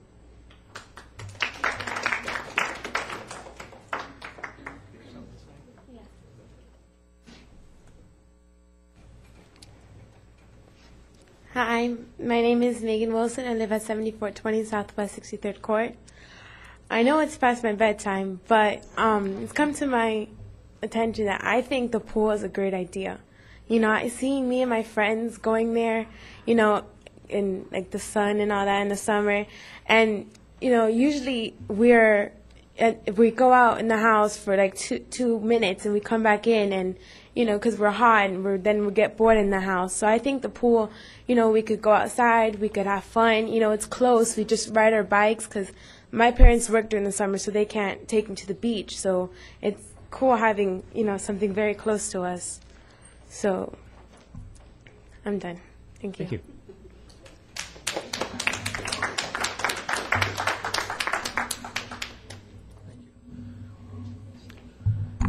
My name's Bruce Bailey. I first came to the area in 1965 when I was a student at the University of Miami, and the shopping center with the hole in the wall is wanting to go. I remember eating at the Park Lane cafeteria there in 1965. I lived behind the Elks Lodge at 6310 Southwest 79th Street from 1968, and I've lived on Southwest 78th Street behind this property since 1971, and I own property down the street at 6110 Southwest 78th Street. We have approximately $6 million in residences adjoining this property with over 40 bedrooms. The closest being from that parking lot is 15 feet to bedroom windows. Now, we get numbers from the building to it, but I'm talking from the parking lot. Over the years, we've had problems with noise in the area, and we call the police. They come right away. My biggest concern is that code enforcement leaves at 5 o'clock. Anything that happens after 5 o'clock, it's free reign. You want to put a roof on your house after 5 o'clock, if you can get that sucker put on there, you can get it done. When we have a problem with the car wash that sets up in that parking lot occasionally, I can call over here to City Hall, and they'll send somebody over in a pickup truck, and he'll talk to them, and it'll be taken care of. After 5 o'clock, there's nothing we can do. We can call the police. I call the police whenever there's something going on, somebody sleeping in a car in the parking lot. They're there within 5 or 10 minutes. It's taken care of. What I'm concerned with is that if you establish this restaurant there, you're setting a precedent that once they're in there, they can say, we're only going to be open until 11 o'clock or 12 or whatever, or maybe there's a sports game, we'll stay open a little later, that they'll be open later hours. Now, maybe the city attorney can advise me on this, but I've been informed that the city cannot stipulate what hours a business can operate. Is that true?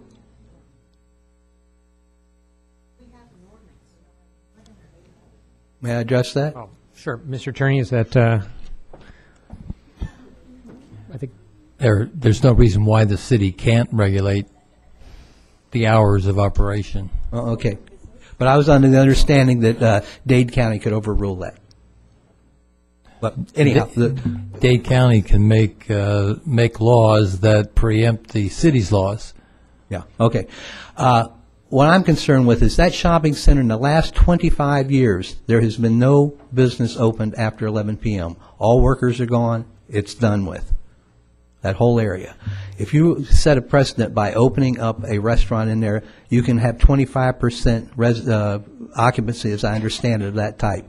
We don't want another Dorn Avenue there. From 61st Avenue going to the city limits south, there is nothing open where you go in and sit down in a restaurant.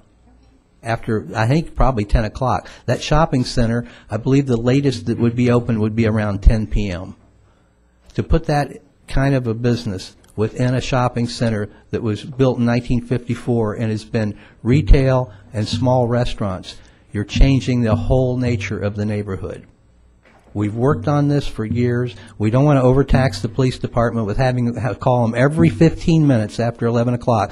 Oh, there's somebody with a car alarm. Oh, there's a motorcycle running around the parking lot, whatever it is.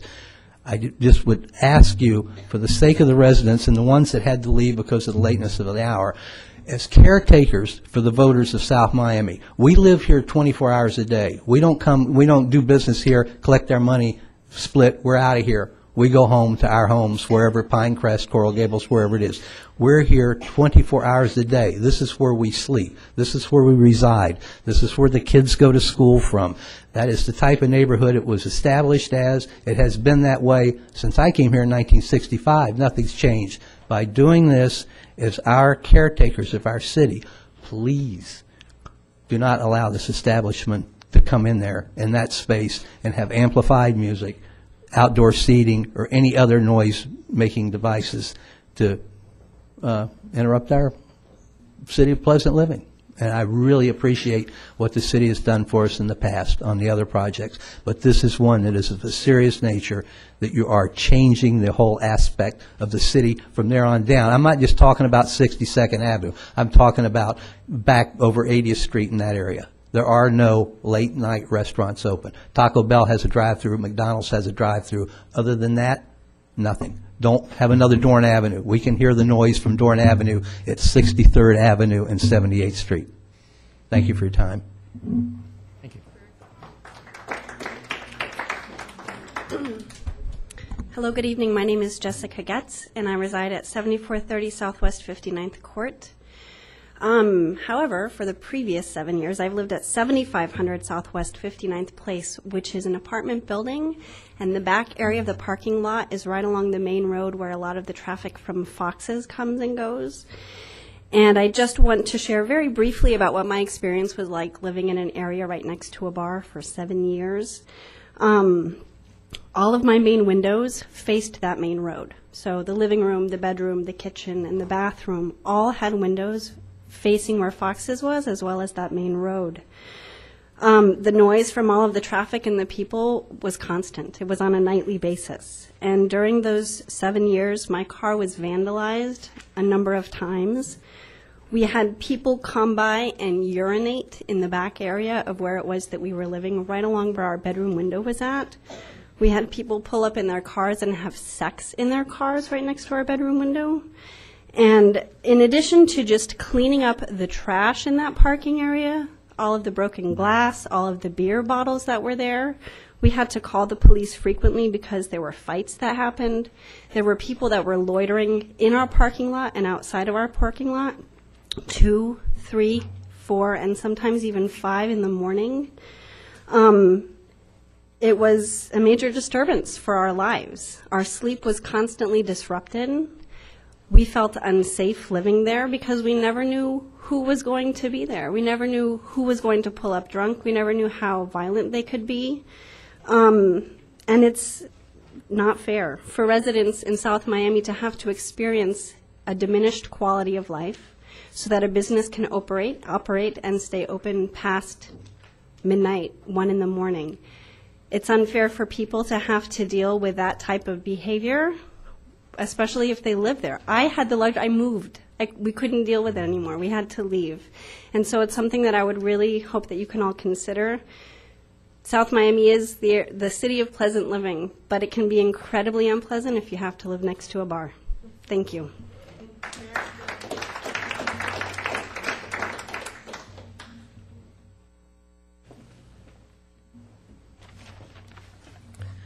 Good evening, Mayor, Vice Mayor, Commissioners, staff.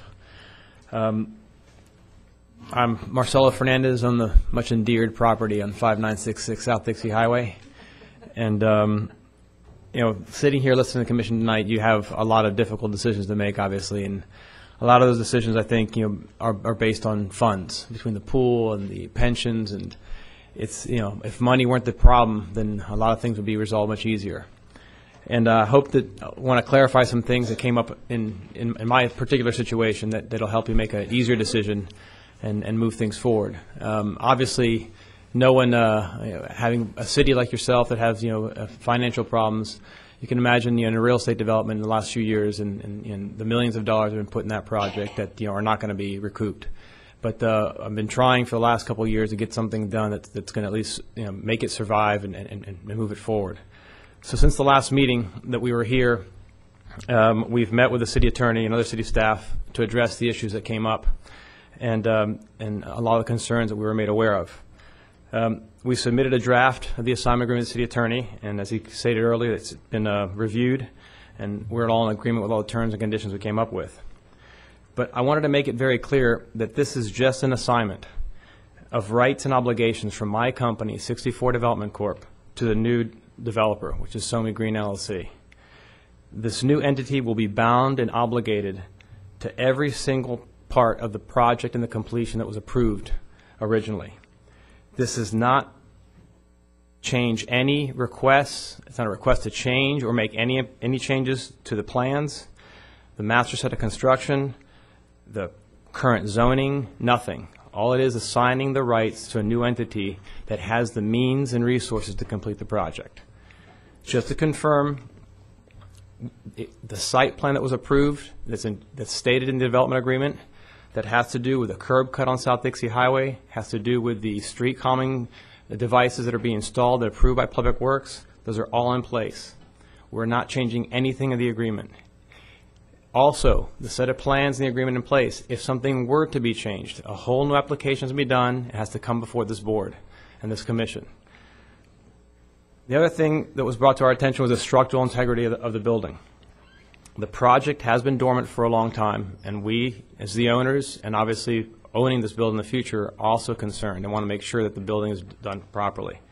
This is a threshold building, meaning we need a special inspector to go out and inspect the property above and beyond just the city inspections. The engineer must sign off on all stages of construction. He will have to inspect the condition of the current condition before we can move forward. This engineer will put his license on the line and make sure everything is done completely. In the last 25 days ago, the last inspection was done there. We poured some columns and retaining walls, and again, the engineer went out there, signed the log, and verified it all. This procedure will be followed through the remainder of the project, and for further assurances, I have submitted a letter to Mr. Bremo of the Planning Department from the engineer confirming his role in this project. So I've been working for 2 years to get the project back off the ground. The particular deal we're talking about tonight, we started working in May. It's been very, very difficult in this economic times to get any kind of funding, to get any kind of money to back a project in the real estate market. I have that done already. And the last condition that must be met is the assignment rights, because no one's going to put money in that project unless they know that they are guaranteed that they have a set of plans and conditions they can move the project forward with. And that's exactly what they're going to be bound to. The Munias, who are also here tonight, are doing this, are one of the top 400 builders in the United States. They build all over the world. They're based in South Miami. A few of the family members live in South Miami as residences. So they are a very financially stable company, and they know what they're doing, do a lot of government projects. And believe me, when they're putting money up of their own personal money, the only way they can recoup that money is speed of construction and build a great project to be able to get returns back. So we're asking this assignment gets done, and the project will start up again and stay exactly how it was approved, which took 18 months to approve a few years back, and we comply with all the city requirements. Thank you very much. Thank you.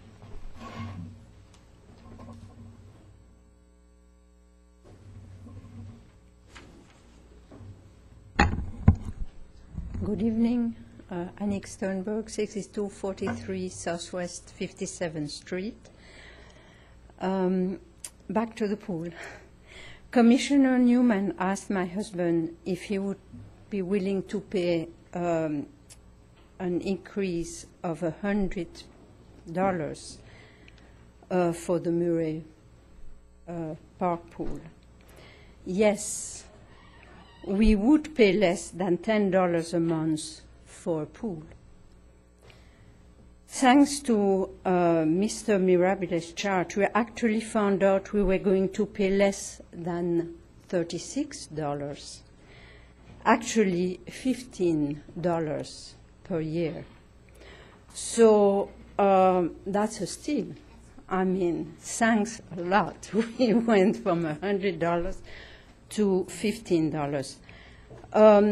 I'd like to point out in this fiscal responsibility discussion that we have lost the big picture. Let's forget for a second that we need to teach the children to swim. The children need a place where they can play. If you haven't been hot the past few days with 90 degrees in the beginning of April, I don't know, how the summer is going to go for 6 months pretty soon, and how the children are going to survive the summers. They need to play, and when it's hot, they need to play in water. And there's something to say about bringing the community together around water, whatever, it is called, a pool or park or whatever, and just playing, simple play. And we owe it to the next generation. Thank you.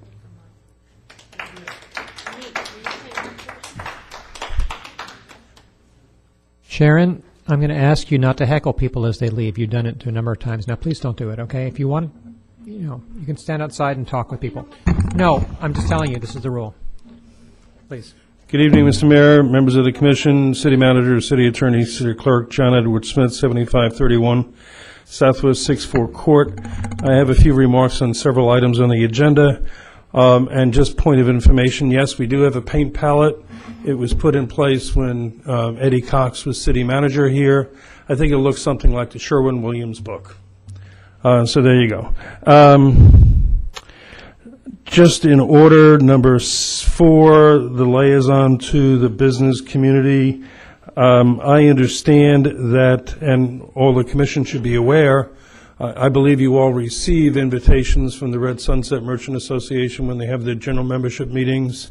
And I think that's a perfect opportunity for you all to come out and listen to the business community, as I am also under the impression that Chamber South does send invitations to the commission to attend the general membership breakfasts. Number 2, or the second item on the pool, I think my comments have been well vetted to the commission, and I also feel that it's in time for you to make a decision. You spent an hour and a half last time at a special meeting. This has gone on for years. Make the decision, work with the community, decide what you need to do, and get it done.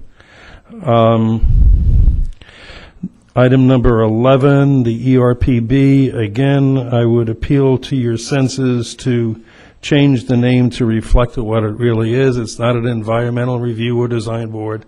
It's a design review board. And just on item number 13, I think it was a Scrivener's Freudian error, or a Freudian Scrivener's error, where it talks about the mayor participating in the discussion on line number 8. Whereas Robert's Rules of Order provides that the chairperson may not participate in the debate of a motion. I think it is a motion, not emotion. But often, very times, we are a very emotive group. Thank you very much.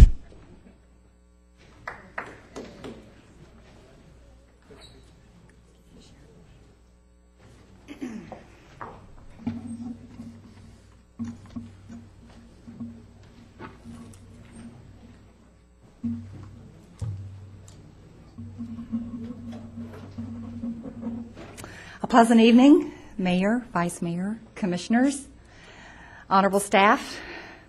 It's very encouraging to hear the manager's report and such great progress being shown within the city's efforts, and it takes a lot of effort daily to accomplish, so congratulations on the progress. I'd like to bring to your attention tonight items that relate to the pool issue. Number 1, I did attempt to get some background and attachment to the pool, and my name is Doris Hall, for the record, thank you.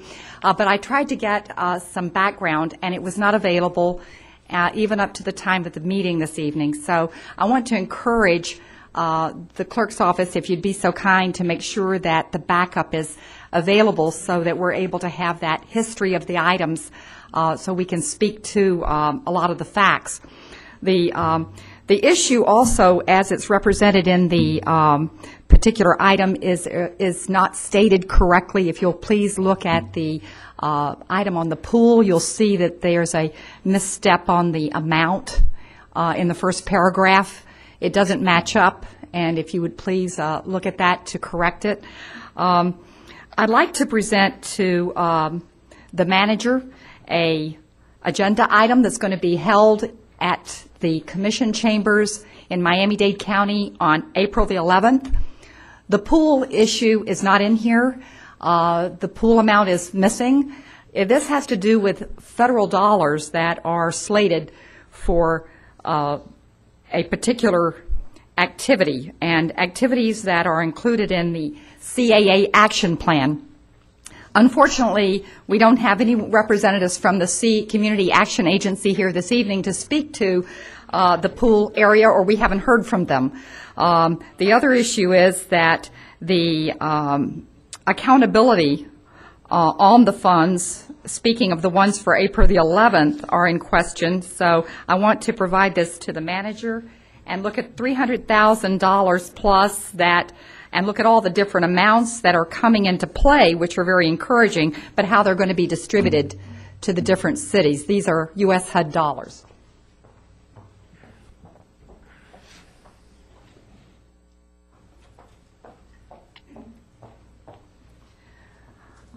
So what we have are federal dollars that have been basically wasting away for many years. And we also have the same problem with federal dollars that are wasting away with the hometown station. $5 million in the hometown station that have not found their use. And that's a lot of money that is basically outstanding that, again, we want to look at why those projects have been delayed and what is going to happen to the studies. It's encouraging that the studies are coming forward, but would you please take into consideration how the changes are going to impact the new studies, such as the hometown station's representation of traffic, peak hours, which have changed. They used 2001, and all of that needs to be updated. But in the meantime, can you not use the $5 million for a better use for affordable housing that was promised? In other words, 100 assisted living units were supposed to be on track about 2008 and have not met their mark. So want to keep the focus on also veteran housing. And I bring to you tonight also great news from U.S. HUD that there has been a over $72 million that is moving now through the country for placement and for vouchers for our veterans. It's a shame to see, and as a veteran, I want to bring this issue to your attention so that during the studies you can look and hopefully make accommodation for housing units for the veterans in South Miami as well. Over $800,000 has just been approved for Miami-Dade County's Public Housing Authority. That's the same place where the surtax, $5 million in surtax, is located. So you can imagine how it would be helpful to leverage those dollars and to make sure that they're directed to quality units for our veterans and their families. So 72 vouchers are going to be available immediately, and I want to encourage you to make sure that the City of South Miami participates in those vouchers for the veterans. Thank you.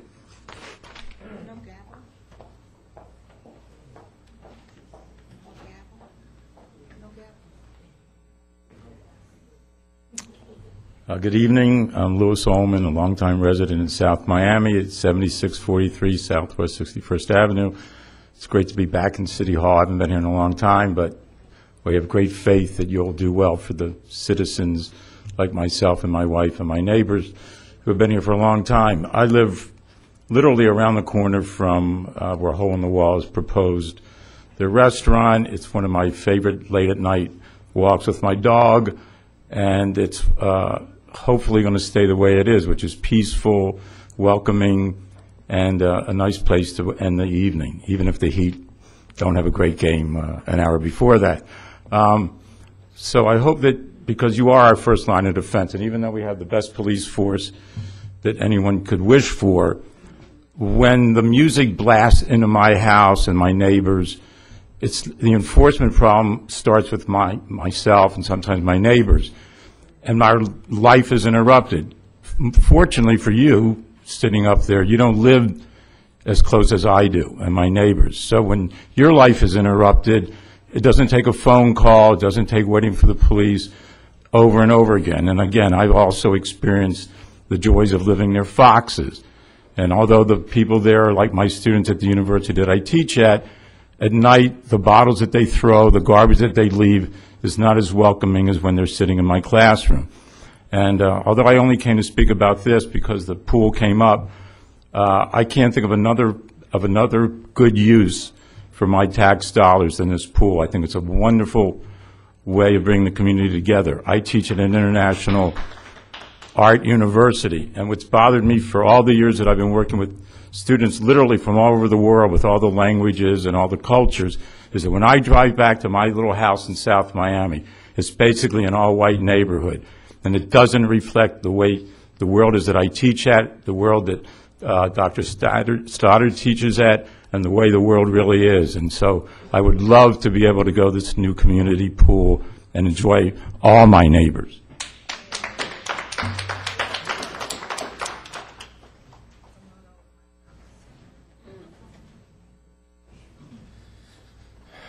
Hi, my name is Peter Diaz, and I am a resident of South Miami. I've been a resident here for 7 years. And my wife spoke earlier today, and we lived right behind Foxes. And for 6 years, I witnessed, drug use, people dealing in our parking lot, having sex, littering the roads with bottles, arguments.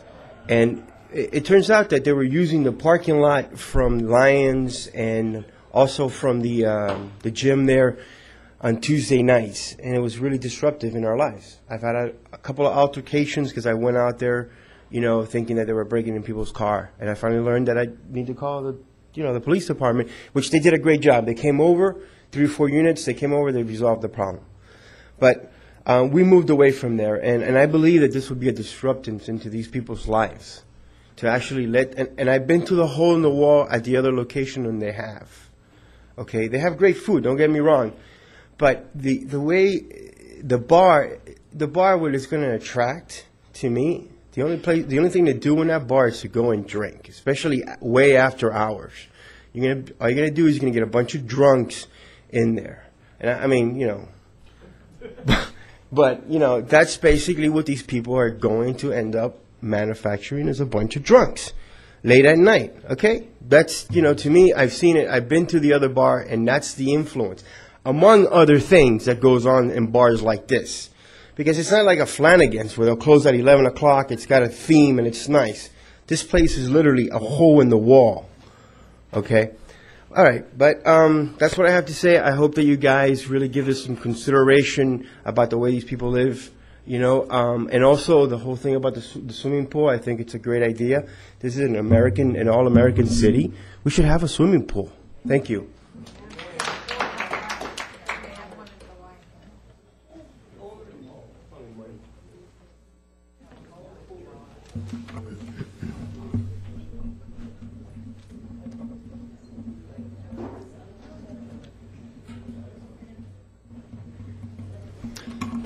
Good evening, Mayor and Vice Mayor, Commissioners, and City staff. They're still left here. I'm sorry to extend the public remarks any longer than it already is run, but it's approaching the 11 o'clock hour, and it's in all probability the item that I came here to speak on primarily may not be heard. It may get deferred if this goes on much longer. So even though I didn't come to speak on the subject, I am in favor of the pool.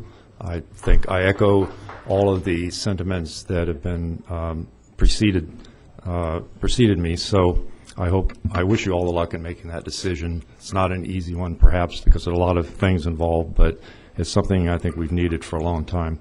The issue I came to speak on tonight is on the agenda as item number 10, but again, I'm afraid that it may not come up before I have to leave. So I am very concerned about being able to get a good night's sleep. In the city that we live in, there's bound to be some noise generated by all sorts of sources. This application for special use permit to locate a bar/restaurant so close to residential living, I think is a inappropriate idea. The City of South Miami, I commend them for the staff for trying to help all sorts of businesses come into the city. Goodness knows we need them for taxes, for having businesses that people want to come to and support. I'm all for businesses that make sense. This one, because of its close proximity to the residential area in the city, to me does not make sense. I only live about a block and a half away. One of the most important aspects of our health is being able to get a good night's sleep. And one of the most disruptive ingredients for preventing that good night's sleep is noise. And no matter how we may try to enforce the noise ordinance on a nightly basis, it's really going to be quite difficult to enforce it to the extent that we'll be able to sleep and get a good peaceful night's sleep. There is no real buffer zone between the back of the restaurant in particular and the residents that live there. It's just a parking lot. There's no buildings to buffer the sound. Some of the people who have come up have spoken about foxes, and we do have issues with foxes in our neighborhood as well. But foxes has been grandfathered in. There's nothing really that we can do about it except try and enforce the noise ordinance. But this is something we can do something about by not granting this special use permit for this business. I hope that they would consider another location in our city. This is not a business we're trying to chase out. It's a business we just don't want quite so close to our residences. Thank you for your time. Anybody else? Seeing nobody else, public remarks is closed. Thank you for your remarks. Thanks for your participation in what has become an impromptu town hall this evening.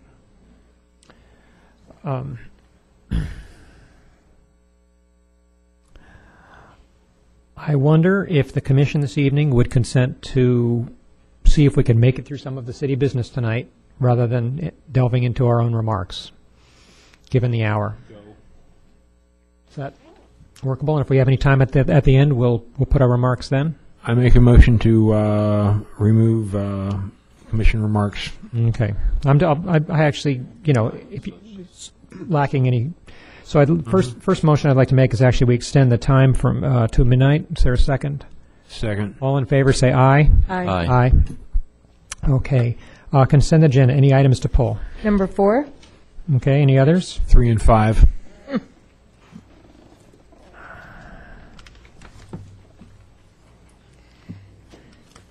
Okay, Madam Clerk, the consent minus 3, 4, and 5. Item number 1, a resolution reappointing Javier Baños to serve on the pension board for a 2-year term ending April 17, 2014. Item number 2, a resolution appointing Claudia Horry to serve on the planning board for an unexpired term ending March 1, 2013. Item number 6, a resolution consenting to the attached assignment marked as Exhibit 1 relating to the annual report of the 64 Development Corporation. I move that the resolution be adopted and assigned the next number by the city clerk. Second. Commissioner Newman, how do you vote? Yes. Commissioner or Vice Mayor? Yes. Commissioner Welsh? Yes. Commissioner Harris? Yes. I vote yes. Item number 3, a resolution supporting the repeal of the Florida Statute Section 776.012, commonly known as the Stand Your Ground Statute. I move the resolution be adopted and assigned the next number by the city clerk. Second. Commissioner Welsh? Yeah, this is my resolution. I expect to take a whole lot of flack from the NRA about it. No problem. On line 21, I'd like to add the word, line 22, in front of the word perpetrator, I'd like to add the word alleged perpetrator.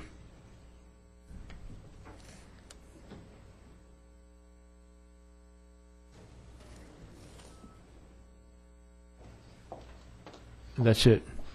Second. Just by acclamation, how many in favor of the amendment? Say aye. Aye. Aye. Opposed? It passes. Okay. Any further discussion on the item? Then Commissioner Harris, how do you vote? Yes. Commissioner Welsh? L'chaim to life. I vote yes. Vice Mayor Liebman? Yeah.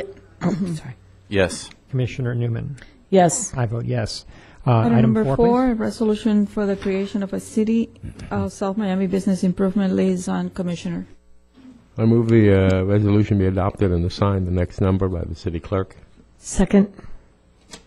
Discussion? Yes, I pulled this because I really and truly don't agree with this. I believe that any one of us should be able to participate with the business community. And this is, I actually have met with some small business owners in the city to discuss ways to improve the city. And we're all able to attend the Red Sunset Merchants and the Chamber of Commerce. Well, the whole point of this being brought up was to create an informal committee that would not be subject to the Sunshine Law. And I was chosen because I was the one who asked to do it, although I would suggest that Josh be the liaison, and to get the businesses involved, but not necessarily just the Red Sunset Merchants or Chamber South, but other businesses, to get as much feedback and ideas so the city can work with the businesses and the community and see what can be done. Right now, they think we're not interested. So this is an informal kind of committee, and that's the only reason it exists. We have to do it so there'll be no violations of the Sunshine Law. Well, I don't want to be the liaison necessarily. Josh would be perfect. Okay. Commissioner Welch, do you have anything to say to this? No, sir. I'll speak briefly. I personally would favor, I like the idea of the members of the business community setting up their own committees. I favor them being allowed to invite whichever of us they feel is appropriate for the particular discussion at hand, rather than us deciding who gets to speak to them, which this would do. That's fine. I just want to get something going and Great. let the business community know that we are. I wasn't actually asking to talk back and forth. Any Commissioner, Vice Mayor Liebman, anything to say? Then may we vote, please? We're voting on item 4. Commissioner Newman? No. Vice Mayor Liebman? No. Commissioner Welsh? Yes. Commissioner Harris? Yes. I vote no. It fails 2-3. Item 5. A resolution relating to the review and acceptance of the annual report of the RIC, or Railroad Commons, on their mixed-use development project located at 6700 Southwest 57th Avenue, pursuant to the development agreement between the city and the Railroad Commons. I move the resolution be adopted and signed the next number by the city clerk. Second. Commissioner Welsh? Yeah, I pulled it. I'd like Mr. Proctor to come up and answer on page 4 of the development agreement what he thinks he thinks is meant by applicant shall provide on-site security. I know what Craig Sherrar thought when he helped write this. Please inform us. For the record, excuse me, Jerry Proctor. I'm an attorney, 1450 Brickell. I'm joined by Giselle Gonzalez with Railroad Commons. Commissioner, I can speak probably clear as to the security measures that they have at the moment on the property. There are controlled gates in terms of access to parking. You have to have a card or entry as a resident.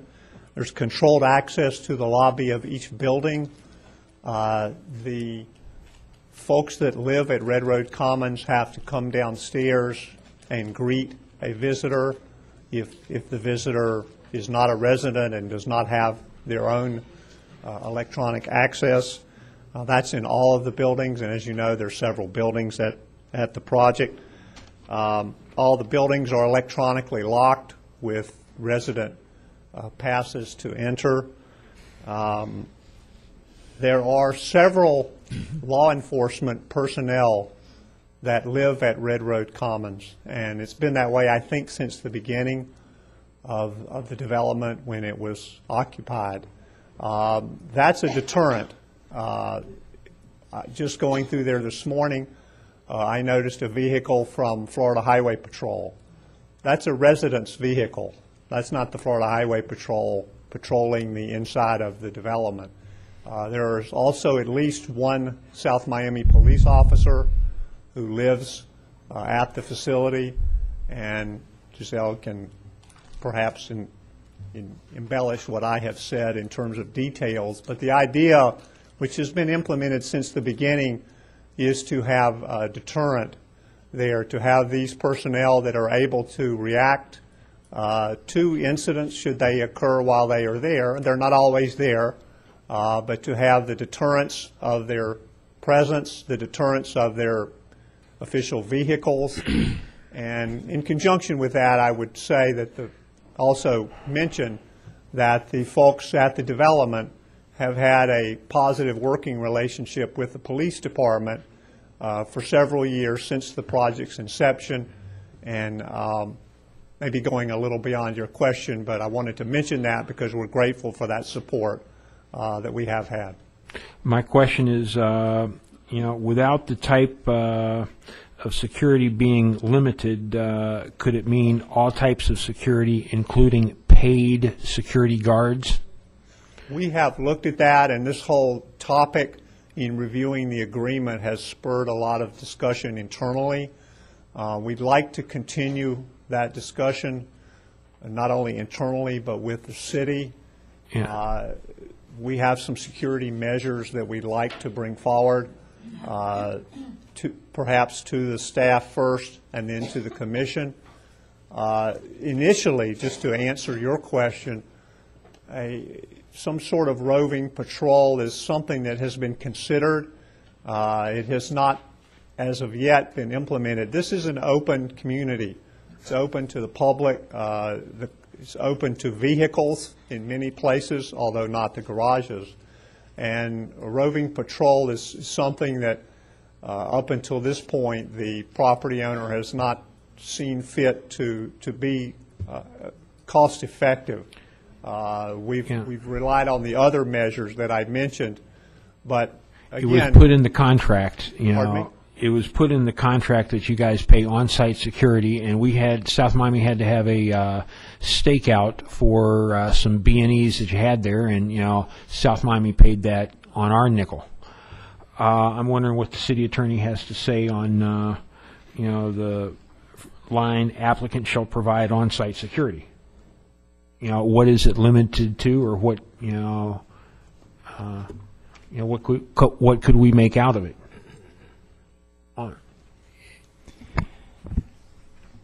A lot of it would go into finding out how it was negotiated, what the parties intended at the time it was negotiated. I can't answer that question just looking at that one sentence. I'll give you Craig Sherrard's email, and he was the guy that knew most about it. Also, on number D, it said, the exit for driveway onto Southwest 66th Street shall be designed and operated as a right turn out of driveway. The exit shall be closed with a gate to prevent turnout between the hours of 7 a.m. and 10 a.m. Monday through Friday. I went there this morning at 8 in the morning. Those gates were in the 12 o'clock position instead of the 9 o'clock position. And on the gate machine, it said, prohibited, passage 7 a.m. to 10 a.m. So, until that's rectified, I'd make a motion to defer this, and then we can see how you guys, live up to number D in your development agreement. Any seconds on motion to defer?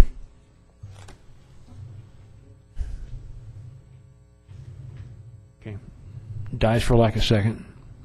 But I would certainly urge you to get that rectified, and I'll go back and check on it myself and see if it's happening. Okay. Can I count on you guys to get that taken care of without having to bring it up here and make a big production? Okay. Please, would you do us the courtesy of notifying us when it's been rectified? Sure. Thank you. Anything further? Okay. Vice Mayor Newman, how do you vote? Yes. Or former Vice Mayor Newman, Commissioner Newman? Yes. Vice Mayor Newman. Commissioner Welsh? No. Commissioner Harris? Yes. I vote yes. Thank you. Next item, please. Item number 7, a resolution providing the city manager with instructions on how the city commission desires the city manager to proceed with regard to the proposed Murray Park pool. It's done. Move the resolution be adopted and signed the next number by the city clerk. Is there a second on item 7? Second. I would like to make an amendment that we insert in section 2 the manager's option CO course of action 3. Is there a second on that motion? I'm sorry, I didn't understand what you just said. Didn't hear. I'm moving that we insert course of action 3 into section 2, line 9.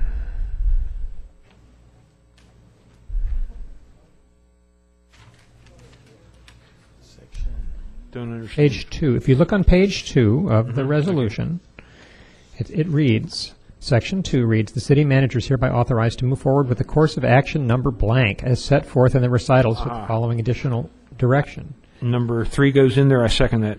Okay. Is there discussion of that motion?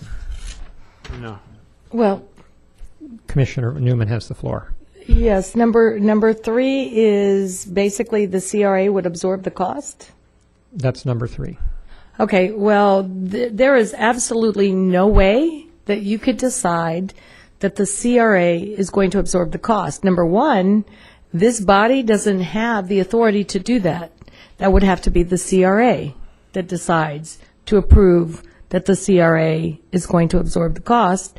And number 2, it would be subject to county approval. So I'm not quite sure how that will work. Can I make a motion? Let's.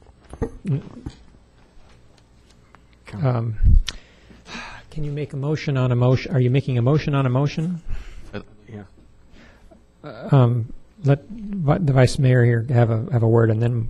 To piggyback what Commissioner Newman was saying, this is something that I wanted to bring up last week before the meeting was adjourned, leaving it up to a straw poll, and but thereafter, a number of residents from the CRA community showed up for a planning board meeting, which never took place because we didn't have enough people to form a quorum. And what I said to the members at that meeting, we had a little town meeting of sorts, I'll share with you now. Well, first, to piggyback again what Commissioner Newman was saying, the CRA has to answer to authorities. The 5 of us, plus 2 other members at large, Denise Covington and Del Travis, but in addition, they have to answer to the county. And the county has the final say, so it's not up to us. I met with Stephen David today, or I've met with him a number of times, but I want to meet with him once more before the pool came up, and it's his opinion that the CRA budget will be able to assume a small portion of the overall maintenance costs, not the entire budget. But overall, if anything has been suggested tonight, and I personally, for the record, I don't believe the pool is a race issue. I'm not the most political person, probably shouldn't even say that, but I don't believe it's a race issue. But there's something that is racially biased. I happen to think it's option number 3. This is a community pool. It's intended for the entire community. So why should the CRA assume 100% of the budget of the maintenance costs? And item number 3 doesn't say a percentage. It says absorb the costs. Absorb the costs assumes 100% of the carrying costs. Now, here we ballpark the costs at $300,000. I'm going to ballpark the maintenance costs at $500,000. I'm also going to ballpark the CRA annual budget at $2.5 million. So that's 20% of the CRA budget. And if the CRA feels that 20% of the budget should go toward maintaining the pool. That's number 1. My bigger concern is the bigger picture. What happens when Madison Square comes forth and then the Commission says to you, we're sorry, it's not in our budget. 20% of your budget is allocated and committed toward maintaining a pool. So think about the bigger picture in the future, which is Madison Square. Thank you. Commissioner Welsh? Add to what you've proposed that and I'd add that the CRA board be asked to vote on this item and that the county be asked to approve this item. Does that sound reasonable? Well, that sort of assumes within the item. Yeah, but how does it? Are you? Is there? It's got to fly if the CRA board approves it, and we would need the county to approve it so it could fly also. Says that. No, I think Commissioner Welsh has the floor. So you wanted to make, if I understand correctly, you would like. Are you asking to make this contingent on a vote by the CRA and the county? At which point, if they voted no, it would die. What is your ultimate intent here? Are you looking to fund it? You're looking to fund it. Do you? So if there's the question of uncertainty, are you looking to add additional certainty, or to have a pull the plug motion if that uncertainty is not resolved? That's what I'm trying to understand. I don't follow your intent. To get the thing moving forward, if the county said no, then your the city fallback would, position. that the city would step in and take over. Then why don't you make a motion to amend the motion to put course of action 2 as a fallback position for course of action 3? A wonderful idea. I make a motion to amend this so that course of action number 2 be Plan B in case course of action number 3 is not approved by the county or the CRA board. Okay, is there a second? I will second it. Is this my chance to say something? Please, go ahead. Am I understanding that this is an authorization to go ahead with the plans as they are? This is a... You mean the motion as a whole? Yeah. If we accept number 3 or 2, it's to go ahead with the design build. As it is with the cost estimates as they are. Well, the estimates as they are, and to go to the design build firms that were RFP'd. We have 2 of them. They're both still available to the best of our knowledge and willing to move forward with their design build operation. Well, I did a survey on my own, and I found a large preponderance of our residents do not want to have taxes. We have those who are on fixed incomes who can't afford it, and we have those who have high-end houses, high-end properties who don't particularly want to spend $200-300 for the pool. So, would you like to vote it down? If you can do that. I think a little more discussion on other options. Sure. Okay, but we have motion on the table to substitute, to say that if number 3 doesn't work, we go ahead with plan number 2, but let's discuss, let's discuss the pool. Okay, so Commissioner Harris, why don't you go ahead with the discussion, recognizing that we have two motions on the floor, please? Simply, I do not believe this is in any way a racial matter. I don't believe that at all, even though I've been, been bombarded with it. The fact of the matter is, I agree with all those who say this is a way to bring the community together. Totally believe. And as any of you know, I've been for this pool for the last 2 years. However,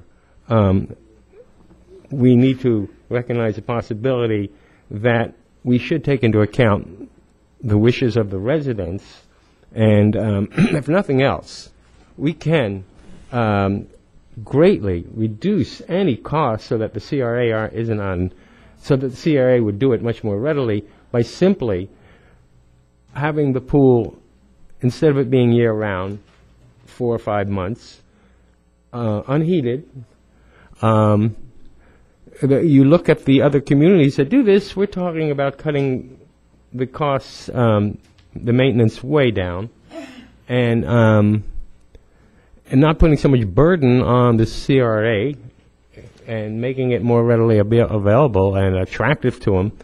But I cannot go along with just saying, okay, we're going to accept number 3.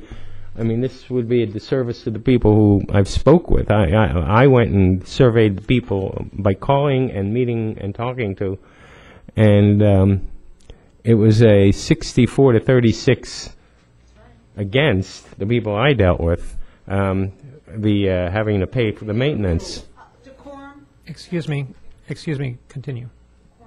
So, I cannot go along with just throwing in number 3 or number 2 to fall back on as a way to go ahead with the pool.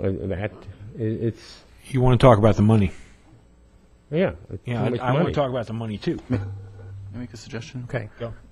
Okay. Well, Stephen David is here. If we want to roll out number 3 or amend number 3 to say a percentage, maybe a specific percentage, and also maybe we should discuss the pool as a whole before we decide on a specific option, because I also have a solution which isn't one of the options. It's not necessarily a solution, it's a potential solution. Are you asking for Steve David to come? Well, I'm asking that we discuss the various options before we select an option. We're asking that we select an option and then vote. You have the floor. We can vote down options. Go for it. Well, Stephen, for reference to Stephen David. Okay, Stephen, if anyone else would like, they can ask Stephen, because this is almost rehearsed conversation. We met today. But in reference to number 3, would you prefer? Well, okay. I think that procedurally you need to withdraw the motions so that there can be discussion on the pool. Make a motion to withdraw discussion. Okay. Withdraw the motions. Why don't you just pull your motion for the time being? Pull my motion. And I'll pull my motion back for the moment as well. Mr. David, please. Yeah, in terms of the percentage, I think I explained at the last commission meeting. You asked if it was an eligible expenditure in the CRA budget. Based on my discussions with county administration, it would be an eligible funding source. However, we can't speak for the county commission how they're going to vote. What I was explaining at the last meeting was the county commission will most likely look at the fact that the CRA is funding the entire amount and the city may not be. We had that issue this year with the budget approval, and they picked out an item that we were funding, and they said that may be a little bit too much. I was just explaining to you that that's a possibility that they may look at that, the percentage. But it's up to you. It's at the discretion of the CRA board how much they want to put in the budget, and it's at the discretion of the county commission if they're going to approve it or not.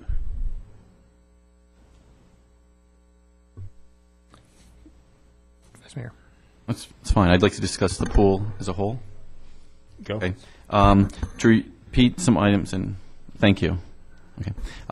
In reference to some items I brought up last week, and in review, I understand, and these are also reasons to build the pool, that we have a grant and monies to build the pool in the amount of approximately $1.2 million. I understand that if we don't go through with the pool, that it'll make obtaining grants more challenging in the future. And I also understand if we don't go forward in building the pool, that we'll have to return approximately $200,000 of which we use to pay for plans. I also mentioned last week, not according to our current numbers, but according to the average amongst 12 pools in Dade County, in the reference to the average revenue to average expense ratio. It's a 1.83 ratio. The number of people in business here in the audience, and I'm just going to ask you, would you want to go in business if for every dollar you have coming in the front door, you're losing $8.3 out the back door? Last week, I also suggested that our city commission, we only have only one of us has a pool, and I believe the maintenance costs are very low in that pool because it's a natural pool of sorts. And I suggested that a city commission treat the city's budget like they would their own. So I made an analogy last week, which I made during the campaign, and someone else made a similar analogy with a sailboat. Someone gave me $1 million house, free and clear. I still wouldn't be able to pay the taxes, nor the maintenance, nor the insurance. Last week I also brought up that keep suggesting additional expenses for the city, additional tax burdens, yet we're not discussing additional revenue streams. So how are we going to support the approximately $300,000, according to the most recent estimate from the city manager, if we don't have any new revenue streams? Now I'm going to bring up some things I didn't bring up last week. I never understood why in the past we were building a pool for a pool operator. If we're going to build a pool, we should build a pool for the residents in the city of South Miami, not for a pool operator. I recognize we're trying to get someone to absorb some of the maintenance costs. There's a flyer that went out, and what's ironic, I'm not going to get into the ethics, I don't know, and I commend Commissioner Welsh and his hard work, but approximately, if I know how diligently Bob works, approximately 4,000 households received this flyer. And throughout the night, you're going to hear people constantly referring to a flyer that they received. I received a number of emails, either people supporting the pool or not supporting the pool. But I've read all the responses, but I have no idea what was in that flyer because as a commission member, I was never furnished with a copy of that flyer. I don't have a copy in front of me. It's never left my doorstep. No one scanned and emailed it to me, and it's not in my agenda book here. But in reference to that, I know that a figure was used of $36. That's a real value. That's not how you figure out tax. It's a relative value. It's based on the value of your home and the millage rate. So tonight, I'm not really picking anyone, but someone said that they would pay $15 in taxes. Well, sorry to ballpark this, for approximately, if your house is worth, if your taxable value is $150,000, you have a $50,000 homestead exemption that leaves you a taxable value of $100,000. Hope everyone follows me. Taxable value of $100,000, you're going to pay $20 a year. Someone mentioned that they're only paid $50. That means that their house is valued at $125 with a $50,000 homestead exemption. Someone else mentioned $17.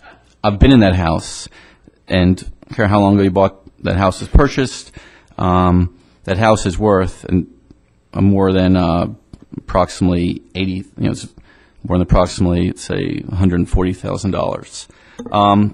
In order to come to the figure of $36, your house would have to be worth $230,000 minus $50,000 homestead exemption, leaving you a taxable value of $180,000. That's how you come to $36. Well, if you paid $1 million for your property, you're going to pay $200 a year in taxes. Or if the county says value is $1,050,000, $50,000 homestead exemption, that's what you can pay. So it's not $36 across the board. And again, I don't know what else was contained in that flyer because I was never furnished with a copy.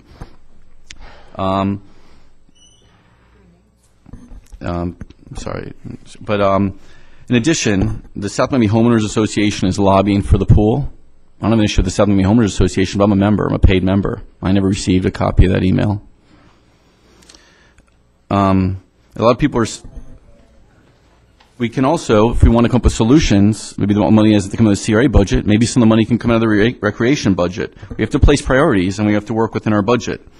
Now, a couple other things I'm going to mention is that up here, we may all have different interests, but we have to work together, we have to compromise. And an idea that I have, which no one suggested to me, and I don't know how feasible it is, and it's certainly counterproductive to suggest a different design plan, but if I want to work with my commissioners and suggestion option. I'm sorry, back up. Last week, there were 3 people that were supporting the pool. And I said, come up with a solution. Don't provide inaccurate facts or just say build it. Come up with a solution. So if you'll lead, I'll follow. There were no solutions. So, because the pool's never something that I've championed. Well, one option that I have is if we're going to build a pool with a $1.2 million budget, why not put a larger percentage? First of all, let's build one pool, a simple pool. We don't need an indoor pool, and we don't need 2 pools. I also didn't understand the logic last week that the maintenance cost will be less for 2 pools than it would for 1. But let's build one pool if we're going to build a pool. Forget about an indoor pool, and put a greater percentage into the equipment to maintain the pool than you would traditionally. Why not make it salt water? A saltwater pool is more expensive going in. The equipment's more, but the maintenance costs are less. Then you're differentiating the pool, and you're creating more of a draw. Also, put the money into solar heating. Heat the pool to solar power. Again, put a greater percentage of $1.2 million into the equipment that'll maintain the pool. That way you'll lower the maintenance costs, and one pool would be less to maintain than 2, and especially an indoor pool. What was I say? In addition, I'd put some of that money, into a splash area for children, because other people have mentioned the lifeblood of any community is young families, parks, and schools. Draw young families. You can categorize a splash area as a pool as a, and part of the splash area of the pool as a park. It would draw young families. Be expensive to build, but the maintenance costs would be less. So there's one option, but I will only suggest this option if the commission commits, and that's what we're going to have to do, to not letting the maintenance costs go above not letting the city burden go above $50,000 a year. Now, how do you do that? 5 out of 12 pools in Dade County are only open for 10 weeks a year. In the figures that our city manager furnished us with, one pool, basically the net, 1 or 2 pools, back out expenses, the net expense would be $50,000 a year if the pool is open 10 weeks. So if you want to commit to building an economical pool where the budget will not exceed $50,000, that's certainly within our budget, where we won't have to raise taxes. And if you want the pool open longer than that, well, then find a sponsor, create an endowment, find an organization to subsidize the pool. But I won't support a pool that's going to cost the city more than $50,000. And again, here's a solution. You can build the pool, the money that we have. We won't have to pay $200,000. We won't have to return $200,000. It won't be as difficult to get grants in the future. We can have a pool, something to satisfy everyone. We'll have a pool. You want it longer, you have to pay for it. Someone said a free pool. Look, there's no free lunch. There's no free pool. This is something, again, that I'll support. Maybe the money comes from recreation. You have to give up one thing to get another, or the city can afford $50,000. Another thing I'm going to say is people said it's a hard decision to support the pool. The hard decision is not to support the pool. I'm not against the pool. What I'm against is raising taxes. And I wanted to say is, last week we're saying $36, breaking it out into 10 cents a day, and in that case might as well break it out per hour per minute. People want to see what they're really trying to do, which is raise taxes and raise your millage rate. So if you want me to support the pool, then you're going to have to commit to not exceeding a budget of $50,000, and bottom line, not increasing the taxes. Thank you. May I? Round two. Josh, 50,000 max unless we cut other programs or other items from our budget. Feedback. It's an option. It's $50,000, or create an endowment, or find a sponsor. I'm not going to support it. I'm not going to support anything that's going to raise taxes. Again, I'm not against the pool. I'm against raising taxes. I'll commit to that. That way we can build the pool, and the pool's open 10 weeks, and 5 out of the 12 pools in Dade County are only open 10 weeks a year. So here seems to satisfy a number of interests, and if you want the pool open longer, then the money's going to have to come from somewhere. It should not come from the taxpayers. $50,000 unless we cut other programs in rec or Recreation, it's one option. yeah. I'm just saying, you commit to open it for 10 weeks? You want to open longer? Okay. Has to come from somewhere. Okay, that's taxes to the city. How about getting some from the CRA to to bump it up to like 150? No, If we here we could go. get the CRA to kick in 100 and then the city kicks in 50. Right, then you say 100 based on the numbers the city manager furnished us with. The net expense would be $150,000 a year. Then there's your difference. But base the length of operation or the how many weeks or months you're going to be open based on the budget and commit to not exceeding a certain level. So if I can summarize what I see as a Okay, one consensus thing here, and then real finish. briefly. One thread here that seems to be coalescing is that the city might agree to a $50K max, as you're proposing, which would finance the pool under these numbers, under these assumptions, for 10 weeks, which is the most common time that pools are open. Typically, this is the season when school is out, from roughly June 15th to August 20th or so. That's about a 10-week period, i.e. the summer vacation time. And if, in fact, the CRA is able to get permission to get additional funding to cooperate the pool, that could be used to extend the amount of time in the year, perhaps out to 6 months, for instance, which is still relatively economical because compared to a 12-month operation. If businesses or some other deal were to come along and offer to further subsidize it, we could kick it up even longer. That's sort of what I'm hearing you guys coming together on. Okay. And I see some nods. May I? You may. Mr. City Manager, the $50,000 that Vice Mayor is proposing, so I guess I should ask the Vice Mayor, is this coming out of the city's general fund, the $50,000? Where is that $50,000 coming from? Because the $50,000 is still going to increase your millage rate. If I can, real briefly. I'm asking the Vice Mayor But where. I'm just going to extend what you're saying here. That would, by the way, come out to $4.10 per $100,000 of assessed value annually. $4.10. Continue. That's correct. I was told there's money in the budget for $50,000. Mr. City Manager, is there $50,000 in the budget that we could use? Not in your current budget. By the time this pool gets built, it'll be in the next fiscal year's budget, and it's up in the air until you all approve it. I think we could definitely come up with, even if the CRA said we should split it with the city, we'd be down to $25,000. The thing is that this would be the community pool, the summertime, bring the community together, teach the children to swim, the whole purpose of it. Anything over and above the 10 weeks would be funded by whether we can get sponsors to run it for a week at a time, or... And the CRA could absorb the full $50,000 in this case. Well, there are two pools under there, $35,000 for one and $44,000 for another. No, this is one pool. No, different pools at Little River is the Arcola. cheapest at $35,000 for 10 weeks. Okay.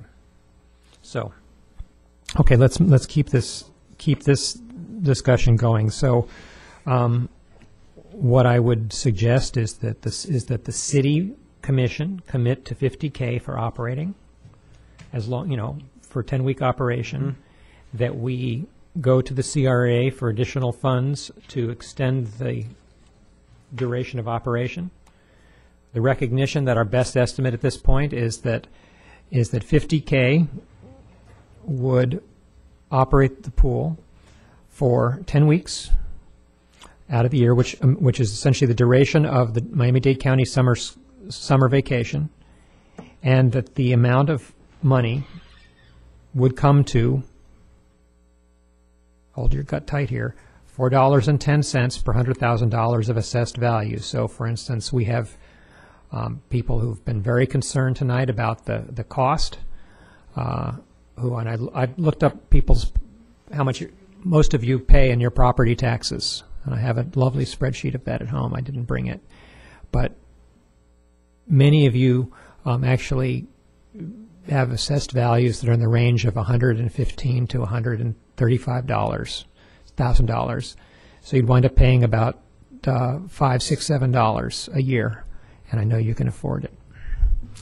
I think I would wind up paying $8. I think I can afford it.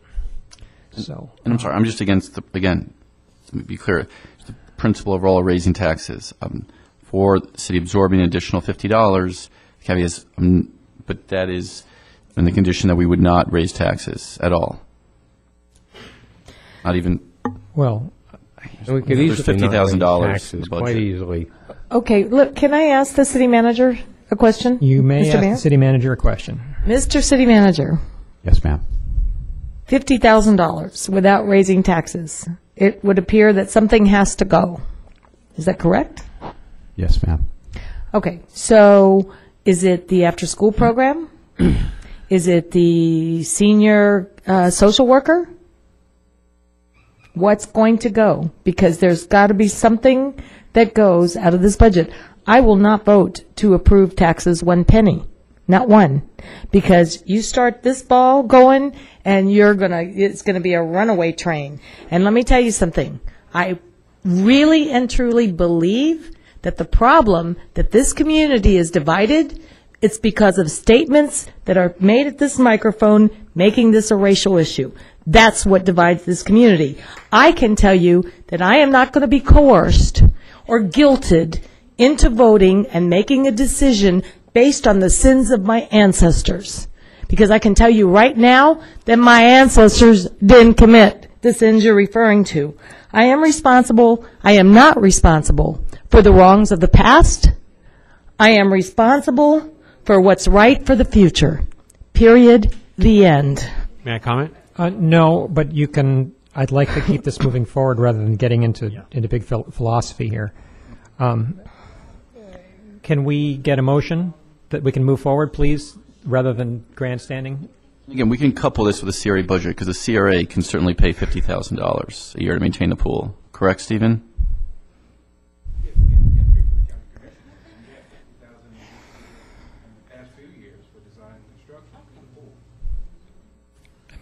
Yeah, and I went back to the original plans, and the CRA committed actually $100,000, $50,000 for design and $50,000 to build, which may not be necessary, especially if we build a more economical pool. Right there, that's 2 years. Those are in the original plans, dating back to December 7, 2009, January 15, 2010.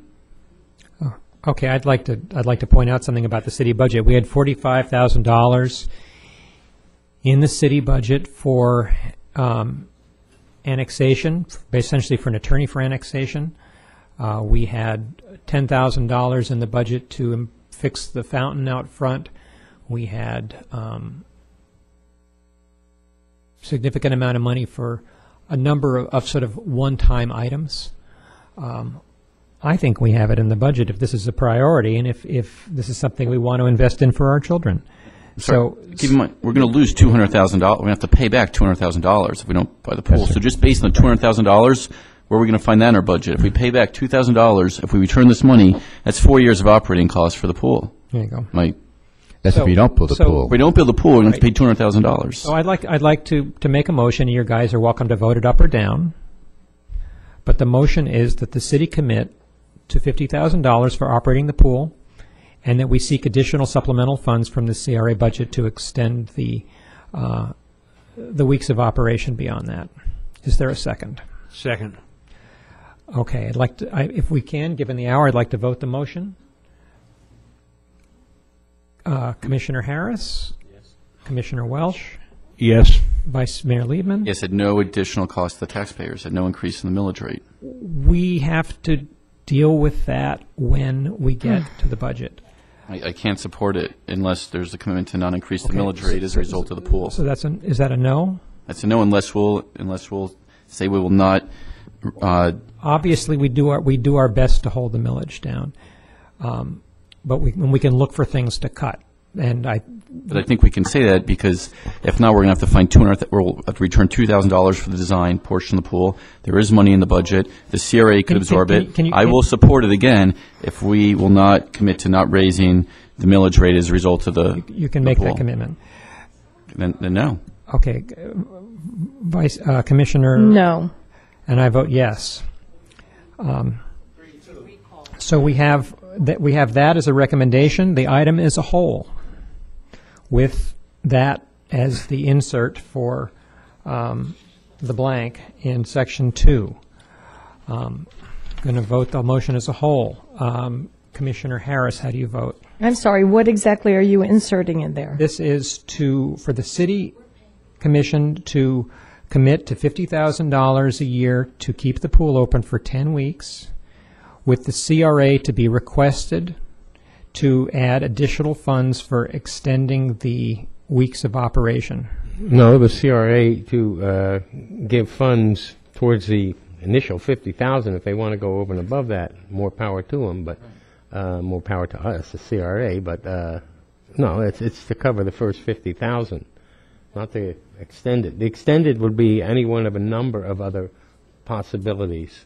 The idea is for there to be no additional taxes. So the CRA, his monies would be first to pay the maintenance, the initial maintenance, not to extend it. So you're changing your vote to a no. I'm not changing my vote to no. I'm saying, you were saying the CRA to extend the time. If you weren't listening, my motion was for the city to commit $50,000 and the CRA to extend that with additional monies if obtainable. Oh, I thought you meant extend. I misunderstood. Given I the did uncertainty misunderstand. Yeah. of the CRA, that we've had explained to us about 4 times, we think we can get it. We haven't. I'm sorry, I misunderstood Not done, when we're you said done. extend. I thought you meant extend the 10 weeks. That was my motion. Okay. Right, well, the CRA can certainly absorb $50,000, and we can decide as CRA board whether we want the pool to be open for 10 weeks or a year and a half by taking $50,000 or $150,000 out of the CRA budget. And the city itself will save $200,000 because we won't have to return that design fee, which is a cost, comes as an expense to the city for not building the pool. So Commissioner Harris, I was proposing that the city commit $50K a year, which I think we can do, and I know items in the budget like the attorney for annexation and the fish pool that would provide $50K right there from our existing budget. So that was my motion. Okay. Yes. Okay. Now the item as a whole, with 13 minutes to go before midnight. Commissioner Harris, how do you vote on the motion as a whole? Yes. Mayor, I apologize for the interruption. I just got handed some information. Regardless of whether or not we go with the design and build pool or we don't, Jennifer Korth is telling me that the $200,000 will go back to the county, unless you go with that design. If you go with that design, go ahead. Okay, it's not that the $200,000 will go back to the county, but whatever, we have to pay for our own design. They're not going to give us more money for design. Understood. That's why we have the design build contract. We have to, we have, okay. No, that's understood. Commissioner Harris, how do you vote on the motion as a whole? Wait. That was not understood. I'm sorry. I have a question. So what you're saying is if we move forward with a different design, we have to pay for it. The new design. Correct. And CRA will, $50,000 will come from the CRA. So if the design is over $50,000, then the city will have to. But the design build contract does not split out design and build. It's a unit. So I know that the county has said they will not pay for design. So the 1.2 million, we wasted the first design. So we cannot draw from that 1.2 million for the design of a different pool. Is that what you're saying? Correct. C3TS said that they'd give us a new design pool for how much?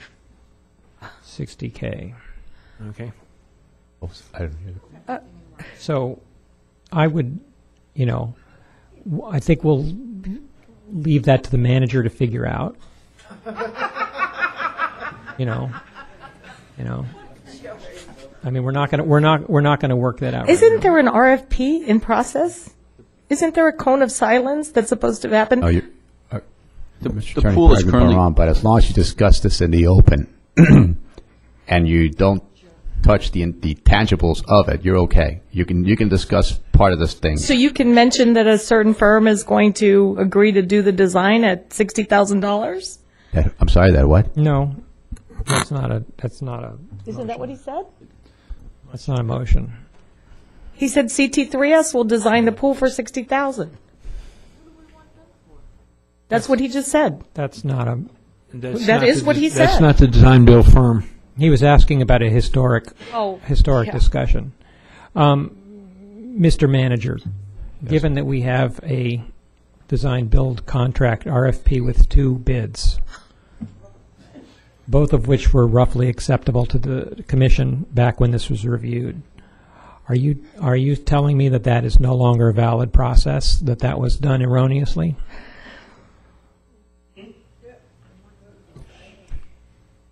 Well, the process was done erroneously. The payment of it, unfortunately, we're just finding these things out, that the county will not pay for any more design and build. So at 10 minutes to midnight, you're telling me that we've come all this distance here, and now you're discovering that the county doesn't allow us to complete the pool because we can't do the design build that we passed an entire ordinance in order to be able to do, and that we had an entire RFP on?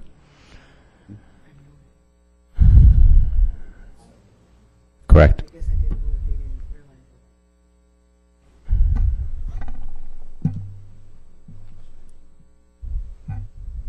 So,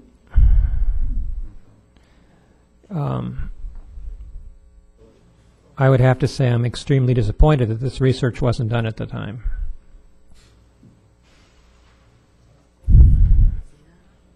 Do you have a proposed path forward, having yanked the rug out from underneath us at 10 minutes to midnight? Now, the CRA has $50,000 towards the design available, right? That's already been budgeted. No, what we're hearing is that the entire design bid that was done and received is invalid. I'm not following why it's invalid. No, I don't understand, Mayor. Yeah, that's not valid. The design and build portion of it, the RFP that's out, that's not invalid. A decision needs to be made. The part that's missing here is that certain sections of staff was not aware that you did not know this, or that the commission did not know that the county would not pay for any further of the design. The current design is valid. Should we alter the design, we're going to have to absorb the expense, right? Simple.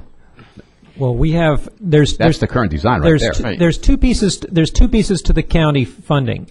Actually, to the funding, we have CDBG fund monies, and we have a small amount of CRA monies. Can the CRA monies be used for the design portion and the CDBG for construction? CRA money has $50,000. If you want to amend the other, I thought it was $100K. No, sir. You have That's the problem. We're not listening to staff here. The CRA for design phase is $50,000. That is what the CRA approved. You have an additional $50,000 under the construction phase. Unless you all change that, if you want to move it to something else, if you want to move the construction phase $50,000 over to the design phase $50,000, then it has to go back to the CRA. It has to be approved by the CRA board, which you 5 make up part of it. It goes back to the county for a modification of that, and then approved by the commission, and that's how it's done. I believe I was there for the vote, and we did not vote to allocate it one way or another. Sir, we have the record. It is a CRA record, $50,000 for construction, $50,000 for design. That was what's approved by the county. Okay, that wasn't a board decision. We just approved money towards the project. So, It's in the contract, in the CDBG contract, so we'd have to do a scope change, but I mean, that's a definite possibility. I mean, I wouldn't think that they would have a problem with that. okay. Well, let's request that then. So we could rearrange those monies to move that forward. Yeah. I would like then to go ahead and vote the motion. What is the motion? The motion is to allocate a minimum of $50K of CRA funds towards operation of the pool with the possibility of additional CRA funds, with the city as a backstop if the CRA funds don't come through. Second. That was that was the initial proposal, and that would okay. But now we have the new problem that we have to pay for the design. We have 100K in CRA funds, 50 available immediately for the design portion. Right. We can ask for a reallocation of the 50 construction from the CRA into the design portion. 50 grand gets us going with the design. And let's look at designing a pool that's affordable to run. You know, that we know how much we want to spend on the running, so we design the pool to make, to fit the budget. Commissioner Harris, how do you vote? I vote yes. Commissioner Welsh, how do you Yes. vote? Vice Mayor Liebman? Yes. Commissioner Newman? No. I vote yes. It passes 4-1. Was it the combination of the two? I lost track. It now. is specifically to request 50K operating funds from the CRA with the city as a backstop, if that's not approved, and to get additional funds from the CRA if the CRA is willing to approve that, so that we would have a minimum operating funds to operate the pool for 10 weeks, which is the duration of summer vacation, with additional monies to be obtained if possible. From 10 weeks to 6 months. We could, we'll see how much we can extend that, but this gives us a summer vacation swimming pool. Right. Don't limit me to the 10 weeks. Just one of the two courses of actions. We worry about the other things. So it's... if you say course of action 3 is the first one with a fallback to course of action 2. That's correct. And then the max cap is $50,000 as a backstop. Should the CRA, we're done. That's it. That was it. But don't give me the 10-week limitation, because that's No, we're we might work miracles. What we have in mind is the 10 week minimum. Now, don't worry about that. Just okay, got it. That's to be decided in the future. All right, we can do a pool. All right. Finally. 3 years longer than you. We have item 8. Go for it.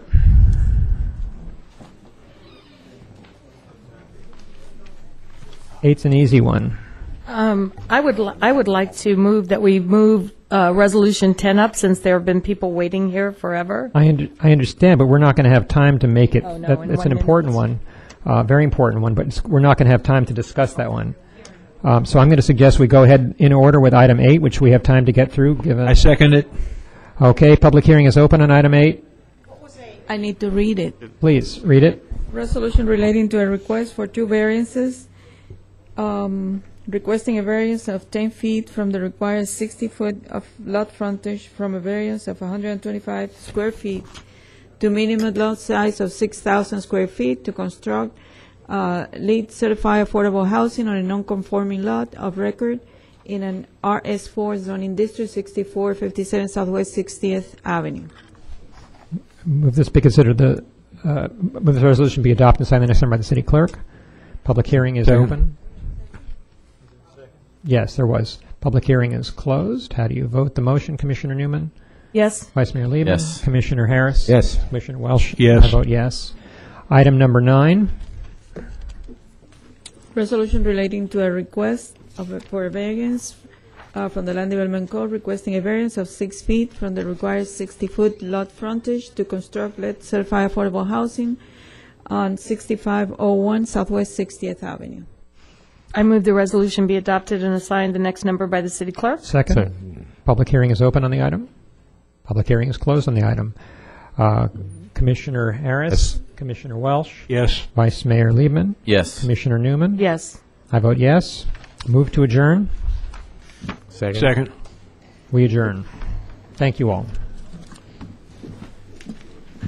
Josh, I like the give and take that we were doing.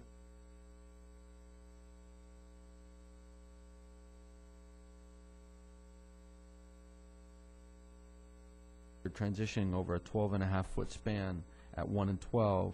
Again, ADA issues and all that will be reviewed by building, but from a ERPB point of view, just want to make sure they show dimensions on the parking stalls and dimensions from the end of the parking stall to the edge of the proposed ramp, and so we can dimensionally verify that there is enough clearance and that the drive aisle is not going to be basically obstructed as a result of this proposed sloped access. So we have a motion, we have a second. Any further questions? Nope. Ms. Montana? I vote to defer. Ms. McCain? Defer. Ms. Schwartz? Yes to defer. Mr. Gill? Yes to defer. And Ms. Corlett? And myself as well, so hopefully we'll see applicant back soon. Okay, with that, we're done with our agenda, and we have the meeting minutes to review for meeting minutes of session of February 21st, 2012, that we'll review first. Yeah, could I bring up something on the February 21st minutes? You may. I'm wanting to work backwards. Page 2 of 5, ERPB 11-076. It's in regard to new construction final. I think there was a mistake here. It says Ms. McCain stated she would like to see an additional sign on the second floor of the building that would be visible from US 1. Ms. Schwartz stated that she agrees with Mr. Fernandez. That doesn't belong in this application. Can we remove that? It obviously has to do with signage, and this is in regard to new construction of the home. Everybody follow? Yeah. Agree? It doesn't apply to this application. Okay. And the other issue I have is on the same minutes, the presentation for Public Works for the Sunset Median improvements. There was some discussion in the meeting in regard to narrowing the median, and Mr. Nigg had said it is feasible, so I'd like those put in. I would like the addition of that to be put in. Who is it? Everybody concur? It's the presentation, right. We had discussed the concern of traffic, and could the median be made a little bit smaller, and who thought it could. So could we kind of put that in? The presentation on same minutes. Didn't he mention that he thought it could, but it really wasn't necessary, that they did the measurements and it was wide enough for the lanes of traffic to pass? No, actually, he did say that it could, and he thought it could, and but beyond that, I had seen him about a week later in City Hall, and he'd gone through the engineering things, and he said it is feasible. So, when it goes to the commission, I don't know if it has or not, I think we left at their discretion. There was all the concern. Oh, that's right, but I wanted in the minutes.